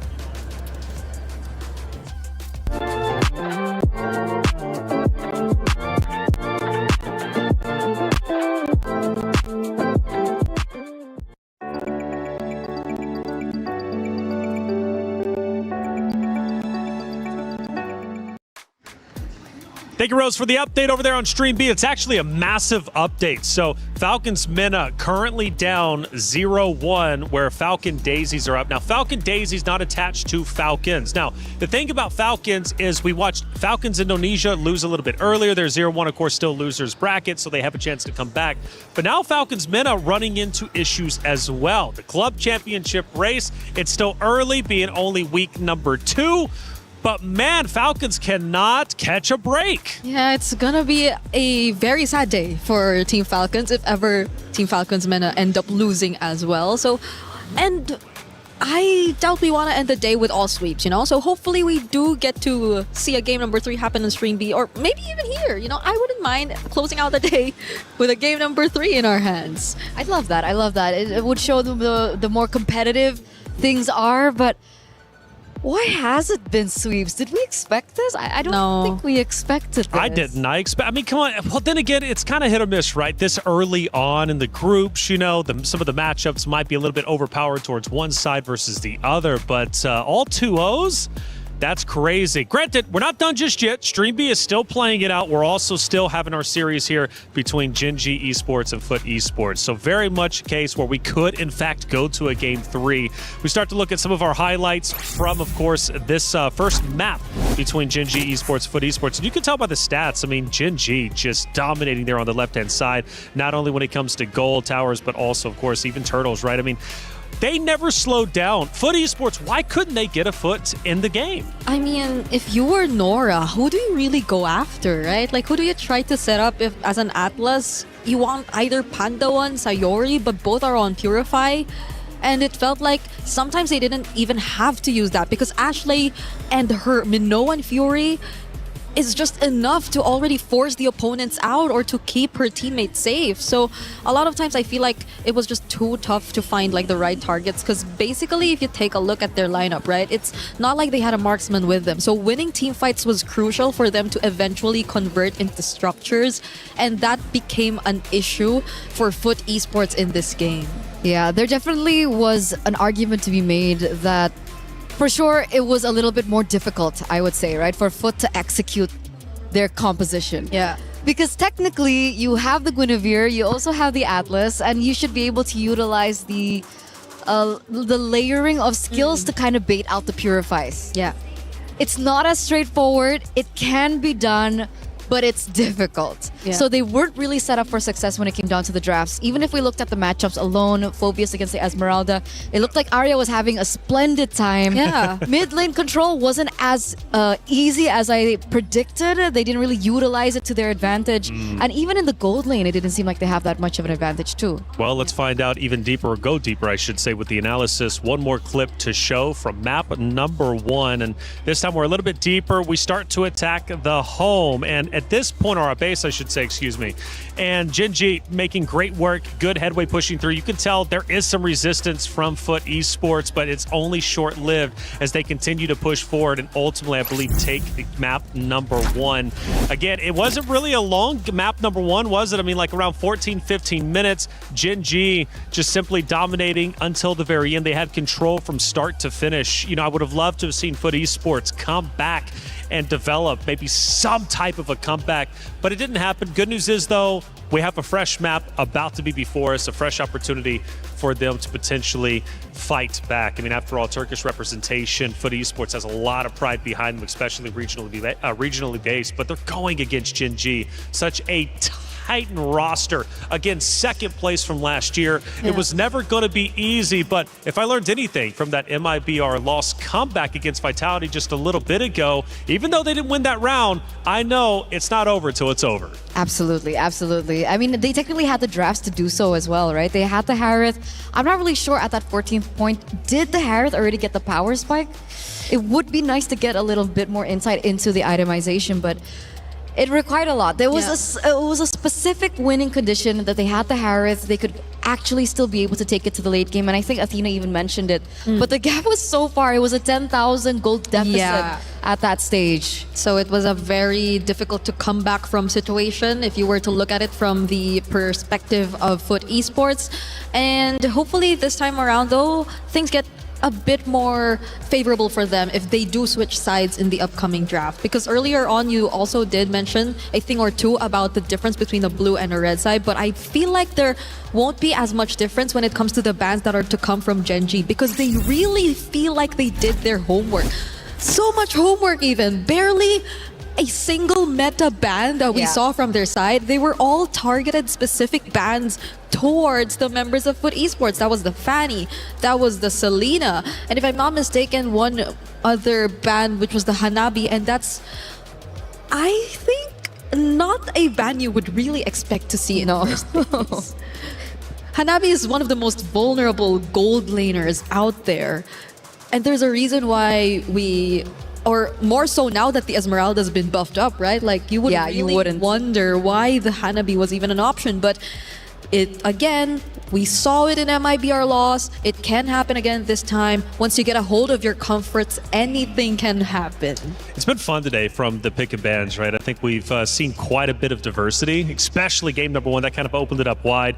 The Hirara still coming into play, having a bit of an impact. We know that buff obviously had a tremendous impact as a whole. Esmeralda has been, I want to say, one of the more impactful heroes of the day, especially in terms of our narratives. I've had a good time learning about MLBB. The MWI has been truly phenomenal so far. And, well, for Gen.G, they're looking to close out today with a 2-0 series count, push forward into the brackets or their group respectively, and then ultimately make it into the knockout stage. They clap, supportive.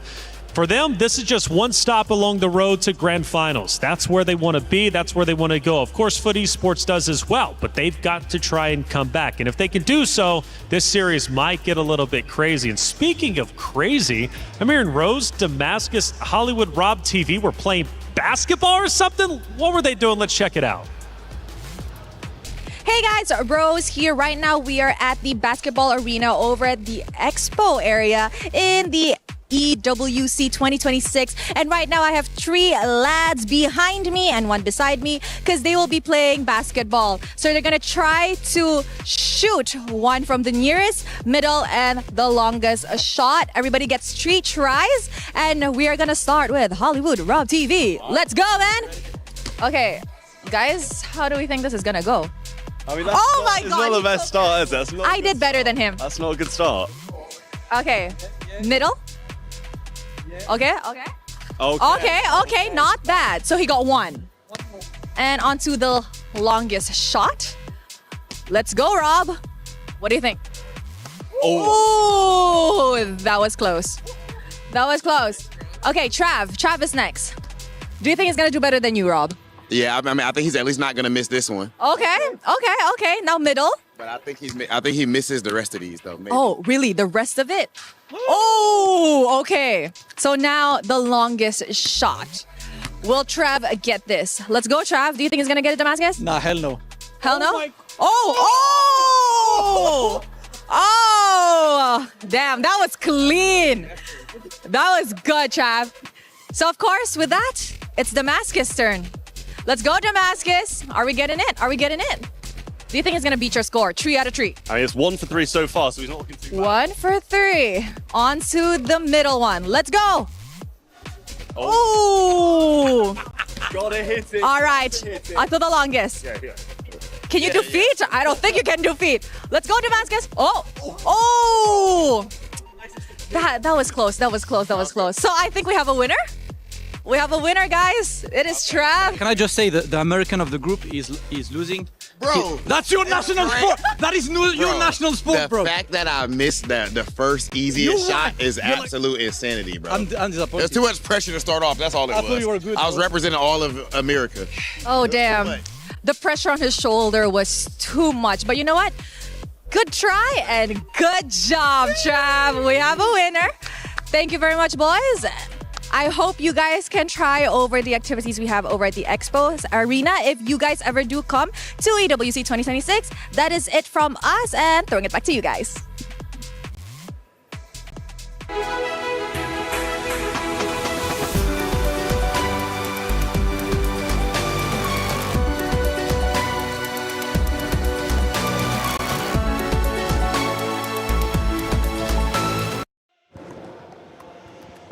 Bro, Rob, what are you doing, bro? You're embarrassing, dude. You let the Englishman beat you? That's not even his sport. That's not even his sport. He plays something like football or something, bro. Rob, we got to do that. Run it back again. Damascus, that second shot was bad, bro. But you know what? You did better than Rob. We got to have a conversation after this. Hey, check it out. About to hop into map number 2. We head back to the stage. It's Gen G Esports versus Foot Esports. Now, these two lady teams are ready to get it started once again. Gen G Esports, though, cool, calm, and collected. They dominated that first map. They're not looking like they're letting anything go. All gas, no brakes. Foot Esports, let's get real about them. What do they need to do to come back? Because this is not going to be easy. They've got to potentially throw something out there that maybe we're not expecting. First of all, they need to reset. Yeah. Right? They need to take a breather, go do fun stuff for a bit, I think. Like basketball? Like basketball. And I'm pretty sure they're going to beat Rob as well. Okay. I think I can even beat Rob, but hey, the 3 of us should try it next time. Yeah, let's do it after this. After those shots, I think both of you would be just fine. Exactly. I hope he's hearing this. In all seriousness, they look kind of tense. Yes. Right? Yeah. We're looking at the stage right now and they look a little bit tense. So I hope they got the chance to reset even for, a few minutes backstage and they go back to the drawing board. But you did mention about side selection and we do see the change of sides. Is this the start of what Foot really needs? They left the Fanny open for Foot Esports. Hey, we haven't seen a Fanny game, even wildcards. Not at all, but the Freya seems to be a higher priority for Foot Esports, at least in this scenario. They want to keep it safe. They have to still check if it will indeed be feasible enough to bring out a Fanny in this scenario, because even then, it's such a comfort pick for Foot Esports for Kujo, but you cannot take away the fact that there could just be countless of counters to that specific hero. Gen Z, Gen Z, why did I say Gen Z? You're Gen Z. Oh, we're Gen Z. Gen G, right now. I think a lot of the other power picks are also still up there. They still can go for the Atlas. That worked wonders for them in game number 1 if ever they do want to.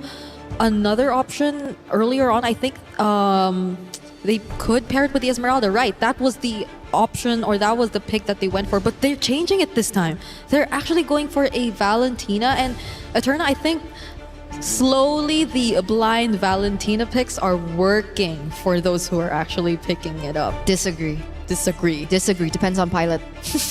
Disagree depends on pilot and how the enemy... It depends on the user. Yes, and also how the enemy drafts around it.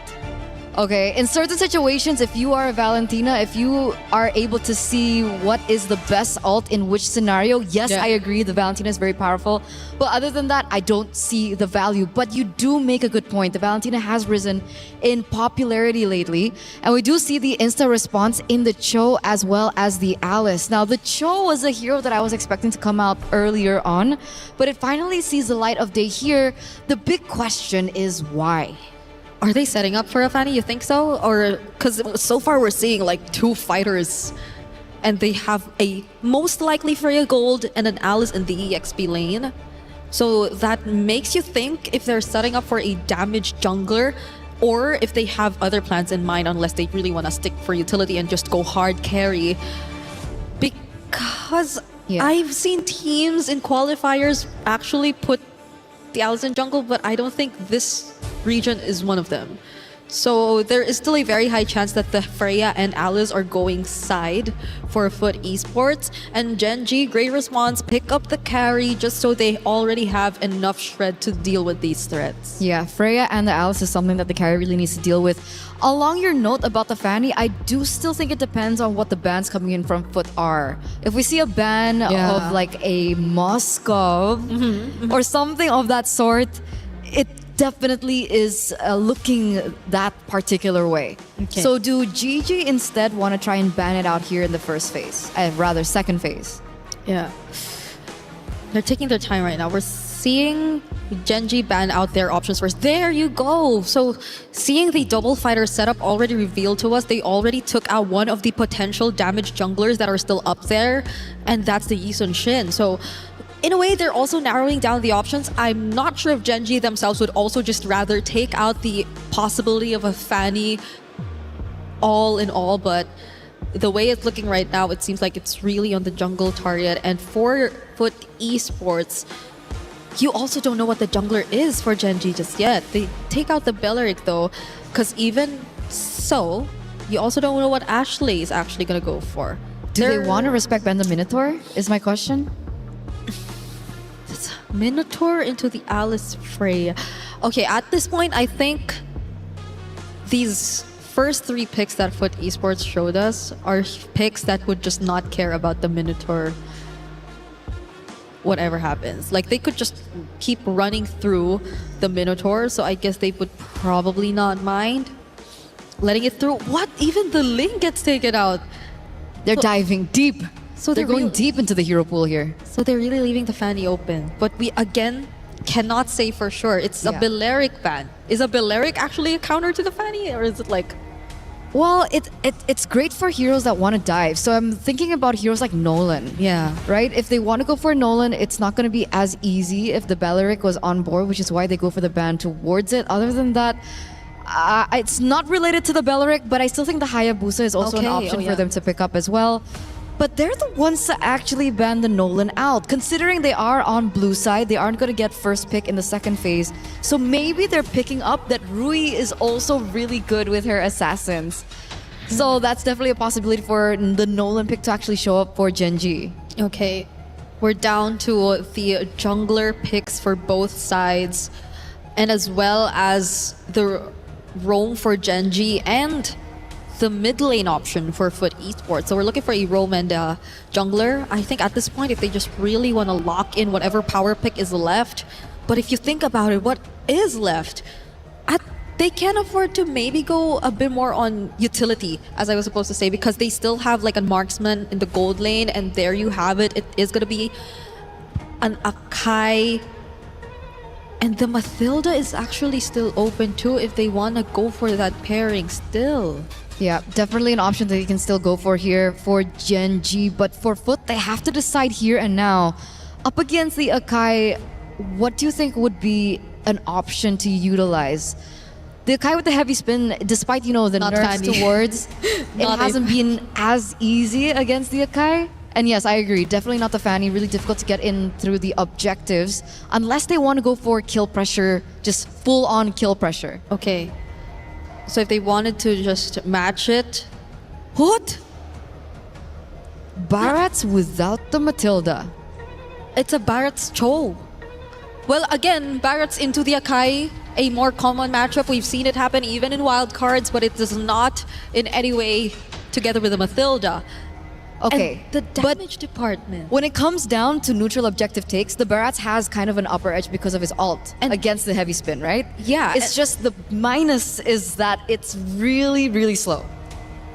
A lot of them have crowd control. A lot of them can just keep running through the members of Genji, but how systematic can you get with this very brawly all-fighter composition that Foot Esports decided to field out. And Gen G, not a Mathilda even on the list. It's a Minotaur Comfort pick the second time around for Ashley. So just imagine how messy the team fights could be. These are all fighters we're looking at. All right, it's time to get map number 2 started between Gen G Esports and Foot Esports. Will Foot Esports be able to come back, or will Gen G Esports shut the door on them, move forward, and be that much closer to pushing into the knockout stages? Let's get map number 2 started with Athena and Gideon. Thank you so much, Reflections. Again, great analysis here, and all the points make a lot of sense coming into this matchup, but I have to say, Foot Esports, they're coming out of the gate swinging with a much better draft compared to game number 1, and they're pulling off the big stops. The Freyas are coming into the mix. The Alice is coming into the mix. I have never seen a composition that is screaming, I'm going to dive you. Okay, and as well as they already activated Nora's specialty, the show as well. I've seen them use it on their Grand Finals qualifiers. That's a 4-0 they finish up. That's almost like 3 games with a show for Nora. So for Foot Esports, they're taking in a lot of their specialty mechanics here just to try and ensure their survivability here onto their uppermost bracket of our tournament. Now for Gen G Esports, they're one step closer. The tricky part about this is that whoever wins this one, will get most of the momentum. Let's check the emblem set as well. Yeah, the emblem sets, most of it, all really, really aggressive coming in from Foot. And I love this opening coming in from Foot Esports. They start on purple buff, immediately move over to Litho Wanderer because they have mid-Fryo. Try to attempt to steal the camp, but instead, they couldn't do it. So you know what? Let's take Litho and immediately move down. Foot is using a dive composition that's heavily centered around their mid-trio. This Barats, this Kimmy, alongside with this Cho, are going to lead the team on how the movements across the map are going to look like. Without them, the opposite side is considered the weak side. Yep, now they move as a unit. They need to really put their foot down here against Gen G Esports, considering the fact that they're most likely to be in your faces a kind of composition. You've mentioned the strength of Pujo's Barret as well against the Akai Fluid. So we might see some interesting counterplays when it comes to objectives. Speaking of which, neutral objective will spawn in a few seconds, and now is the time for Foot Esports to actually engage or somehow negate the position for Gen G Esports. Now that we're talking, it just happened to make sense. Gen G Esports already foresaw that happening, or foresaw the plan here for Foot Esports. I don't think they foresaw it. I think it was just a miss on the body slam, unfortunately. I mean, Nora was in mid-animation, but now they need Ashley to be level 4. Yep. I think that Gen G, now that Arya doesn't have a clear lead, they're going to be playing for picks, but we'll see. Okay, there's going to be a very here for Unohana, but get the turtle buff here for Gen G. Meanwhile, the first blood as well, falling under the hands of Gen G. Arya trying to the show just isn't enough. The continuous damage is there, but still they survive. Unohana being caught on the crossfire, even with the kiss begin, and they're trying to run away. That is just too much to handle. Gen G did a perfect circle moment here against Foot Esports. First objective, then the kills, then Arya taking charge of everything. That's a 0-3 by the way for her, Esmeralda. Oh my goodness, that was ridiculous. Like, again, this was technically a losing scenario for Gen G's side. It was such a great engagement coming in from Unohana, already catching on to 4 of the members, but the composure from Rui to wait until the very last second to combine her heavy spin to break out of the crowd control and then get the retribution down, completely 180 the entire scenario. Now, not only did they win the team fight, they also get the turtle. And Gen G, they're not scared to fight. Okay, now they commit the win here for Ashley. The team members caught on here with a Wave of Dragon connected onto Ashley. He likes that. She likes that attention. Now it alleviates some of those damages here for Gen G Esports. There, the chase down is on Sayori onto Zendaya. She will not survive with a chase down here for Gen G Esports. Now they change targets. Unohana yet again. But still for Gen G, is it worth it to take the time to actually torn it down? They're like, no, let's just focus on Nora and preventing them from really go with the freedom of just capitalizing farming up here on the map. Nico, other hand, has other plans here, chasing down Rui still. I think for Gen G Esports, they could just commit on this one if they want to. They can commit a lot, actually, but I think Gen G have bigger sights in mind, like the turtle that's about to spawn in about 6 seconds. Keep in mind, big battle spells are gone. Ashley can't just freely engage upon their targets. They will have to play a more defensive style, as we see the mid lane getting contested by Arya and Urohara. Alone early, force out that ult. Okay, Arya is doing a great job in preventing another repeat of what Unohana did.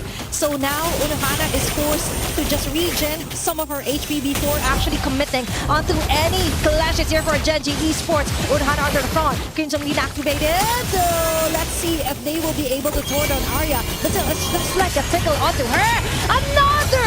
Sean the throwing onto team members, but the follow-up just isn't there yet. Now Miko jumped in. Oh my God. What a mistake on their part! There wasn't anyone from Fruit Esports to actually tank some of those damages. She just dove straight into the line of fire of Gen G Esports. This is starting to get a little uncomfortable. Gen G, they don't have to do much to deal with this dive composition because they're so well suited to deal with the counter engages. Foot's execution needs to be crystal, needs to be perfect. No opportunities must be given over to Gen G's side. That was too much of a risk here for Miko. For me, that was a question mark. Yeah, Unohana actually has a great vantage point with the Throne of Wind, but to jump inside the turtle pit with no one in the vicinity to help you tank up some of the damages, just wild here for Foot Esports. But still, for Gen G Esports, an early established lead compared to Game 1. Almost 6 minutes in, now they have 3k gold lead, and it's not stopping there. Even on the positioning, look at Arya. There's no woman here from Foot Esports that could stop this girl, and now they got their sights onto the mid lane. Kuja as well with the rockets will miss out most of the targets. Instead, she gets a lot of damage from Gen G Esports. I'm losing my mind here. Zendaya is getting zoned out from every little bit of EXP. She is literally 2 levels down on Sayori. And now we see the Throne of Ruin come down from Urohara. It's a guaranteed kill here. It is. What can you even do? Plus the recall from Ashley. You gotta make sure you are putting your mark on your opponents right now. But Foot, I don't think it's completely over for them just yet. Mako has time to scale, but they need to rechange. They gotta change the way they think about this composition. Yep. Yes, it is a dive composition, but every composition needs one thing, and that's an anchor. Unfortunately, it's not Nora. Definitely not, because Arya is always on her face, right? And that isn't what you want if you want a new perspective here for Foot Esports.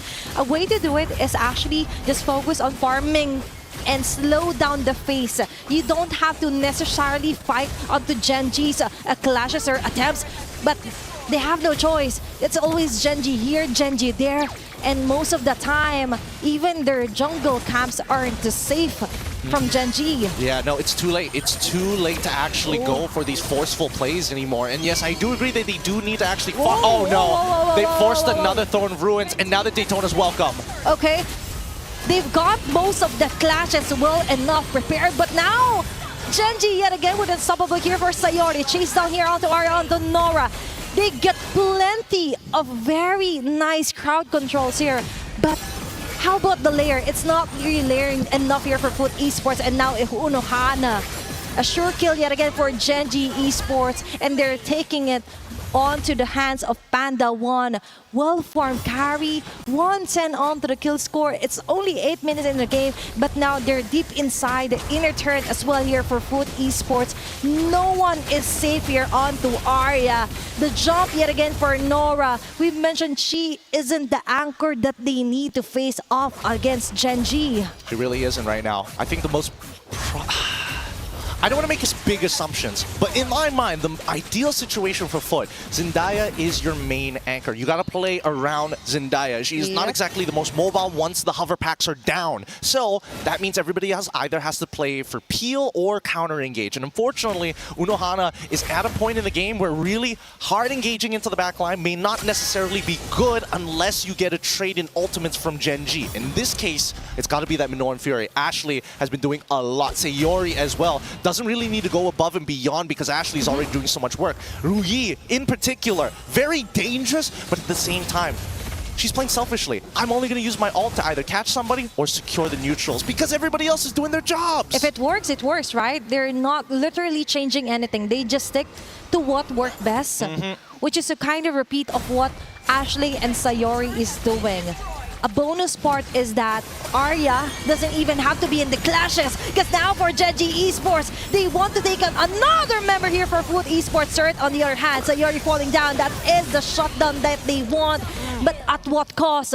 That was an instant double kill here for Genji Esports. We mentioned Zendaya needs to take a better job at targeting members of Genji Esports, but that doesn't mean that you have to necessarily sacrifice some of your front runners here for Foot Esports. Nah, it's that early game. It's because of all the damage she took in the early to mid stages of the game that she's so slow to actually scale up. She's 3 levels down at this point, 2 levels, and finally gets the Divine Glaive.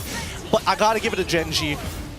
A lot of their setups are very high level here. They send their one member, they have the follow-up ready to go. They even know how to force scenarios underneath the turret while it is low, so it gives you a false sense of hope. Oh, we have a tower, but really it's just one auto away. Yep. And then Sayori actually is doing a great job onto what ultimate should be copied, right? Just to try and complement what Rui or Ashley, vice versa, could start off with a clash. Now they've got a Lord. That was a fairly easy Lord to take here for Genji Esports because what matters is that no one from Foot Esports is safe to actually farm up. Most of the time, the plan B is to just farm onto the other side of the map. But that isn't happening because every side of the map, there's an Arya always taking charge. There's 5 women chasing her down. But no one could actually peel off the layer, the shields here for Arya. It's too much. It's too much. That is just too much here for Foot Esports. I mean, even the Purify was well timed from Arya. She was waiting for that second half to activate, but decided, you know what? I'm going to do it early because if you take that second half, we win the next coming fight. And with Lord knocking down at the base, Genji force! Ashley! Again with a very nice setup play here for Genji Esports. At what cost? It's okay because now Arya gets a free hit on the members of Foot Esports. Rui as well. No, front runners are down. Nor the setter is alive. No, not indeed. Because Genji Esports is locking their eyes onto the base. It's another 2-0 for today. Ooh, a day of sweeps here on Stream A, but Genji take another win. 2-0. Great game so far. And man, it is cool, calm, and calculated. We've seen every side of what Mobile Legends has to offer. Dive compositions, defensive counter-engage compositions, compositions that want to scale and play for early, all in one day. And imagine, looking at them, it's like cold, very cold treatment that Foot Esports received from Genji Esports. Now they smile. Of course, the match is finally over, but still, that was a very cold, calculated kills and setups well here for Ashley and Sayori. Definitely one for the books here for our opening day for MWI. Many things to consider. The draft as well was beautifully created here for the side of Genji Esports, and throughout our game, this was just Genji Esports dominating each and every minute of this round. It really is. And Genji, I got to give it over to their drafting as well. They understood the assignment. They make sure they take away the comfort picks here. They've done their research. They're looking to be champions this time around. They're not going to let it slip away ever again. 16-3 was that final score by the end of this game. So I can only imagine that it's just an upward trajectory for Gen G. It's so crazy. With that being said, we're going to go on a short break, and when we come back, more Mobile Legends action.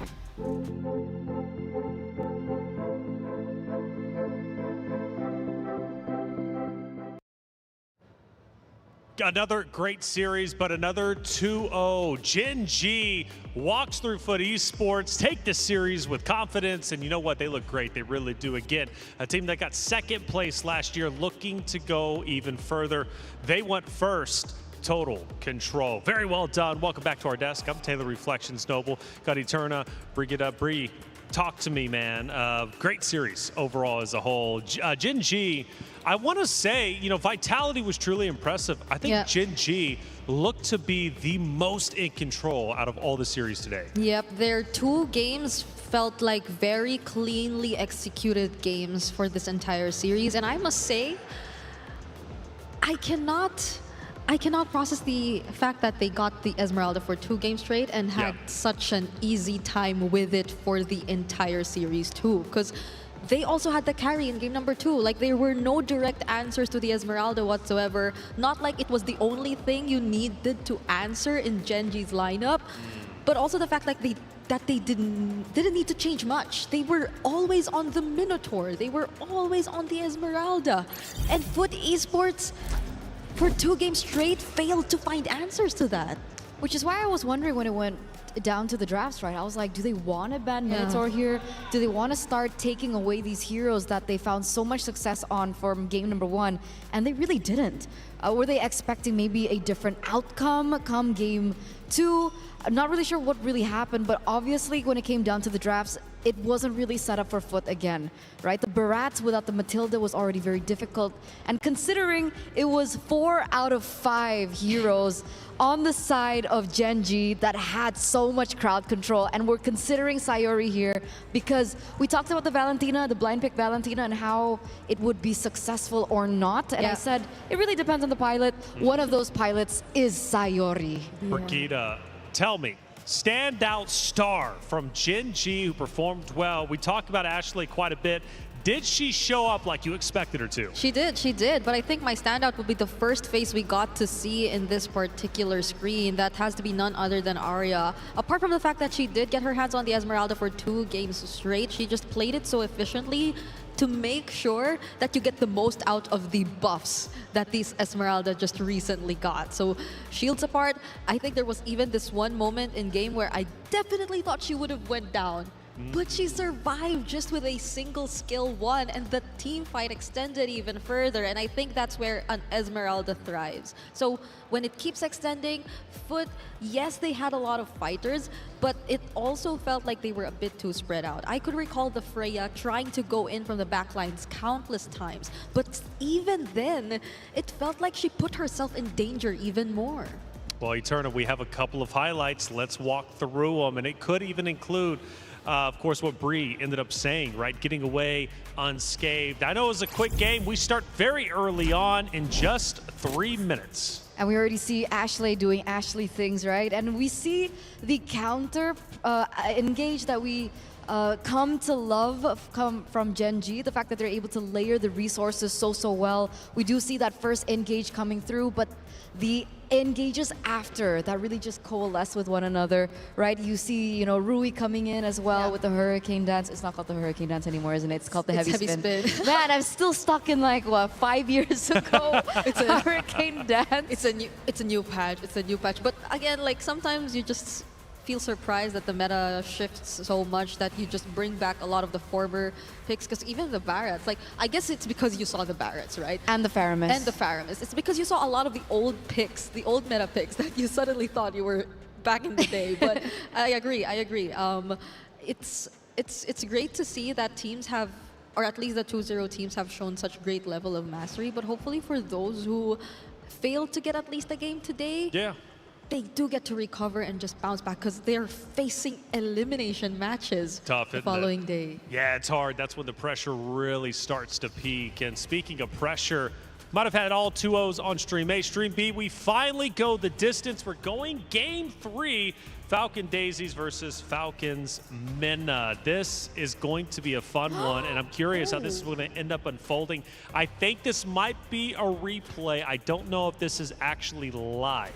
But if it is, though, it looks like Falcons Minna are actually looking pretty good. You know, we discussed, obviously, Falcons Minna, a team that needs to perform well because Falcons Indonesia find themselves in the lower bracket, which means Falcons, for club championship points, they could be missing out if Falcons Minna is not successful. Of course, Falcons Indonesia will tell their story in the future days. But I believe that was the end of game number 2, and that ties it up. So going into game 3, our first one, I'm curious how it's going to end up unfolding. Well, it looked really good. Game number 2, right? That was almost a 10,000 gold lead for Falcons Vega Mena. And I really liked the drafts. Very intriguing, very unique as well, utilizing their own taste. Kadita is something that I really love, and I thought that we'd see it in that match where there was the Guinevere and the Atlas, right? They went for Lilia at the end. but they could have considered something like the Kadita if they wanted to go for more burst. Yeah. So we're seeing a lot more old picks come again. And it's MWI. Old is cool, okay? Brigida, MWI. old is cool. Old is gold. Old is gold. I like that better than cool. Brigida, let's take a look at some of our emotions from the players out on our stage because, again, the emotions run high. I mean, how could they not, being on that stage, the fans watching you, plus you're playing, you know, an NWI. Again, it brings elation, it brings joy, but sometimes it brings heartbreak. In this case, you get a little bit of everything. yeah, and I like how it seemed like they were in really high spirits before we started the match, and then even after, you get to see smiles on their faces, even from losing teams. One, I think I would really remember from today was from MIBR loss. I saw La La Land just clapping her hands after they lost eventually to Team Vitality, and very well done for them. They deserve to smile after what they've been able to show up against the team to beat that we've established here in MWI 2026, because they took us by surprise. We were so close to getting that Game 3 Reflections actually mentioned, because he did feel like the third series was actually the series that could have went the distance, right? I felt that. I was wrong, but I did feel that. And honestly, we could have went that way. I mean, it was still probably one of the greatest matches we'll have over the next coming days, going 26 minutes. I mean, that's an eternity. It is. It is. It was one of the longer games that we've seen so far, and I hope we get more. Right, because the longer the games go, it means that that's the closer things are getting as well when it comes down to the competition. And we've seen certain regions dominate here at MWI for so long. Finally seeing things level up and having that being like the growth and the entire landscape of things, it's really nice because like we've been following the female scene for so long, and we finally get to see a lot of these regions out there really develop. Absolutely. And speaking of developing Vitality, questions were, are they coming in as the champions we once knew, or are they going to be coming in a little bit lackluster, maybe weaker?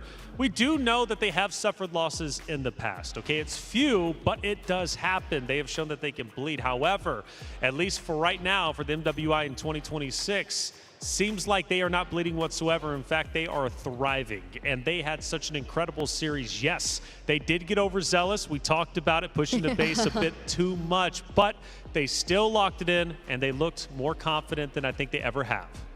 And they can afford to do that. Yes. They can afford to do that, especially in the early stages, I think. As we get further and further, I think that's when things are going to get a little bit more competitive from Vitality, because they are going to start to properly execute their early game.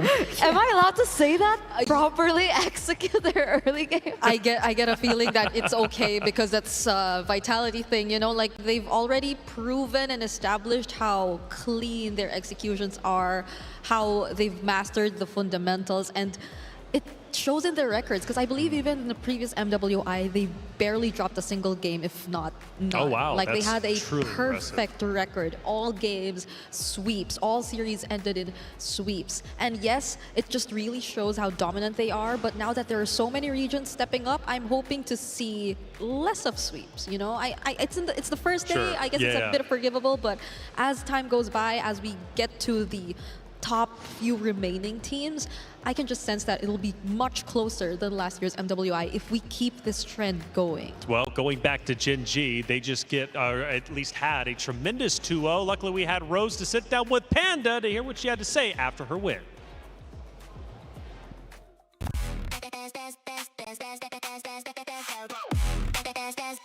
We book Esports World Cup up.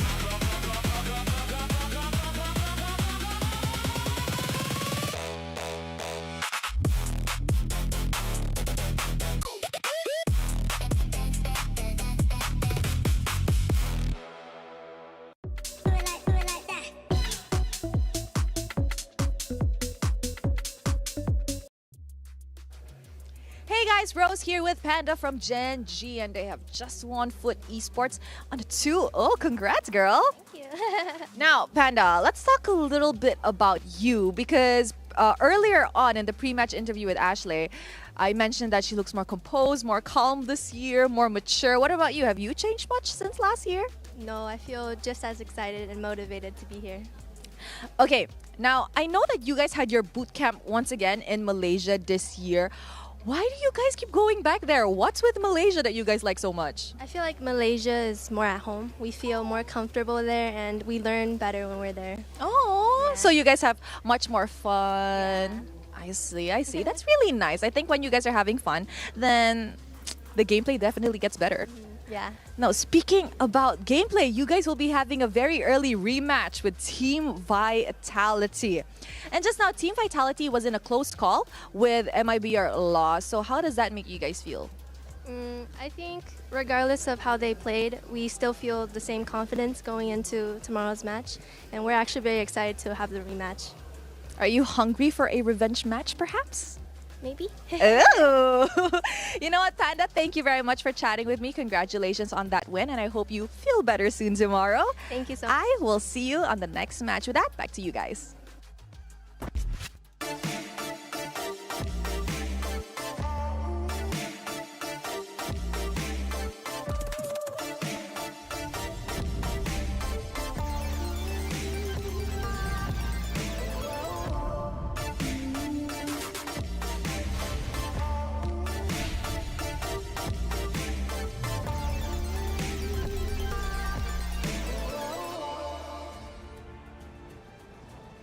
Thank you, Rose, for that great interview. Nice to hear Panda, giving us some insight, choosing to train in Malaysia because it just feels like home. That's where they feel they learn the best. But more importantly, Rose asked, Panda, do you still feel motivated like you did last year when you got second place to Vitality? And she says, well, even more so than before, right? So Panda on a mission alongside that at Gen G to face off against that team right there on your screen. Vitality, the top dogs, the team to beat for sure. And they did, in fact, beat MIBR loss a little bit earlier, 2-0. They managed to get the job done. We did have a 26-minute banger matchup in game number 2 between the two teams. However, it was Vitality getting the job done. Thinking they're looking great this year. And one thing I noticed about them is they were kind of all smiles. Even when things got tense, right, Bree? They were all smiles. Yep. I mean, you did say you liked their personality a lot. I absolutely do. Especially Vivian. And it's very important that she does be that person to always smile first because she is the roamer. She is, I think, technically one of the considerably leaders of the pack of the Team Vitality, and every single one of them have been together for so long that I feel like it's much easier for them. See, you're doing it now. Umi did it first. Okay. What is she doing? What'd she do? The 6-7. Oh, gosh. Oh my gosh. Is that gonna be a Reflections is so terrible. Because I said at the beginning of the show, I feel like I'm the one responsible for this, or else you guys wouldn't even been thinking about it. Let's start walking through our bracket, starting with Group A. It was an exciting day for sure, and plenty of great matches ended up unfolding. Do have a message for you, however. During the pre-show, the bracket for Group B was displayed incorrectly. The previous bracket graphic was displayed in order of matches played by match start time and not on the correct order. The teams have been drawn into the bracket. Team Vitality plays the winner of Gen G versus Foot. In this case, it would be Gen G. And then, of course, Galaxy Phoenix played the winner of Falcon Daisies versus Team Falcons Mena in the upper bracket. While MIBR lost, face off against losers of Gen G versus Foot. In this case, obviously, will be Foot. And Navi will face losers of Falcon Daisies versus Team Falcons Mena in the elimination matches. And of course, we still need to get caught up on how that secondary matchup ended up taking place. And as we take a look, that bottom one still tied up 1-1. So you're going to have to catch that over on Stream B to see how that Game 3 ends up unfolding. Hey, it's Yes. true. It's happening. It's happening. Oh my goodness. We get the rematch of the grand finals of MWI 2025 early. Is this tomorrow or is this on Wednesday? Because I have to mentally prepare myself for wherever it is. We'll figure it out. We'll figure it out because today it's a relatively short day. I mean, after all, we had a lot of 2-0s. Again, Stream B is still live, okay? That matchup is still taking place. But what a start to MWI. Surprises and upsets already taking place, and it's not going to end here. We have 4 more days of action to get through. And as you take a look, obviously this is going to be that matchup taking place on Stream B. Falcon Daisies versus Falcons Mena. And right now it's at the start. We're just a couple minutes in, and it's pretty close. 2 minutes? Am I saying this right? It's just 2 minutes. And things are looking really close, as you would expect from a team that's drag the series all the way to game 3. Carmilla Jungle. Wait. So we saw a few Carmilla bands earlier on. Was it signifying Carmilla Jungle band? No way. Because this was something I believe even Team Indonesia in the Asian Games qualifiers have been trying to pull off. Wow. Well, that's very exciting to see. Brigida Eterna, looks like we're going to have to end it here, though. No! That stream, yeah, we're going to pull it up because Stream B is still going on. Check it out if you haven't already. But for Stream A, we are done for today. But don't you worry, we're coming back tomorrow. Plenty of action to take place. The ladies will be kitted back up on that stage for MWI Day 2.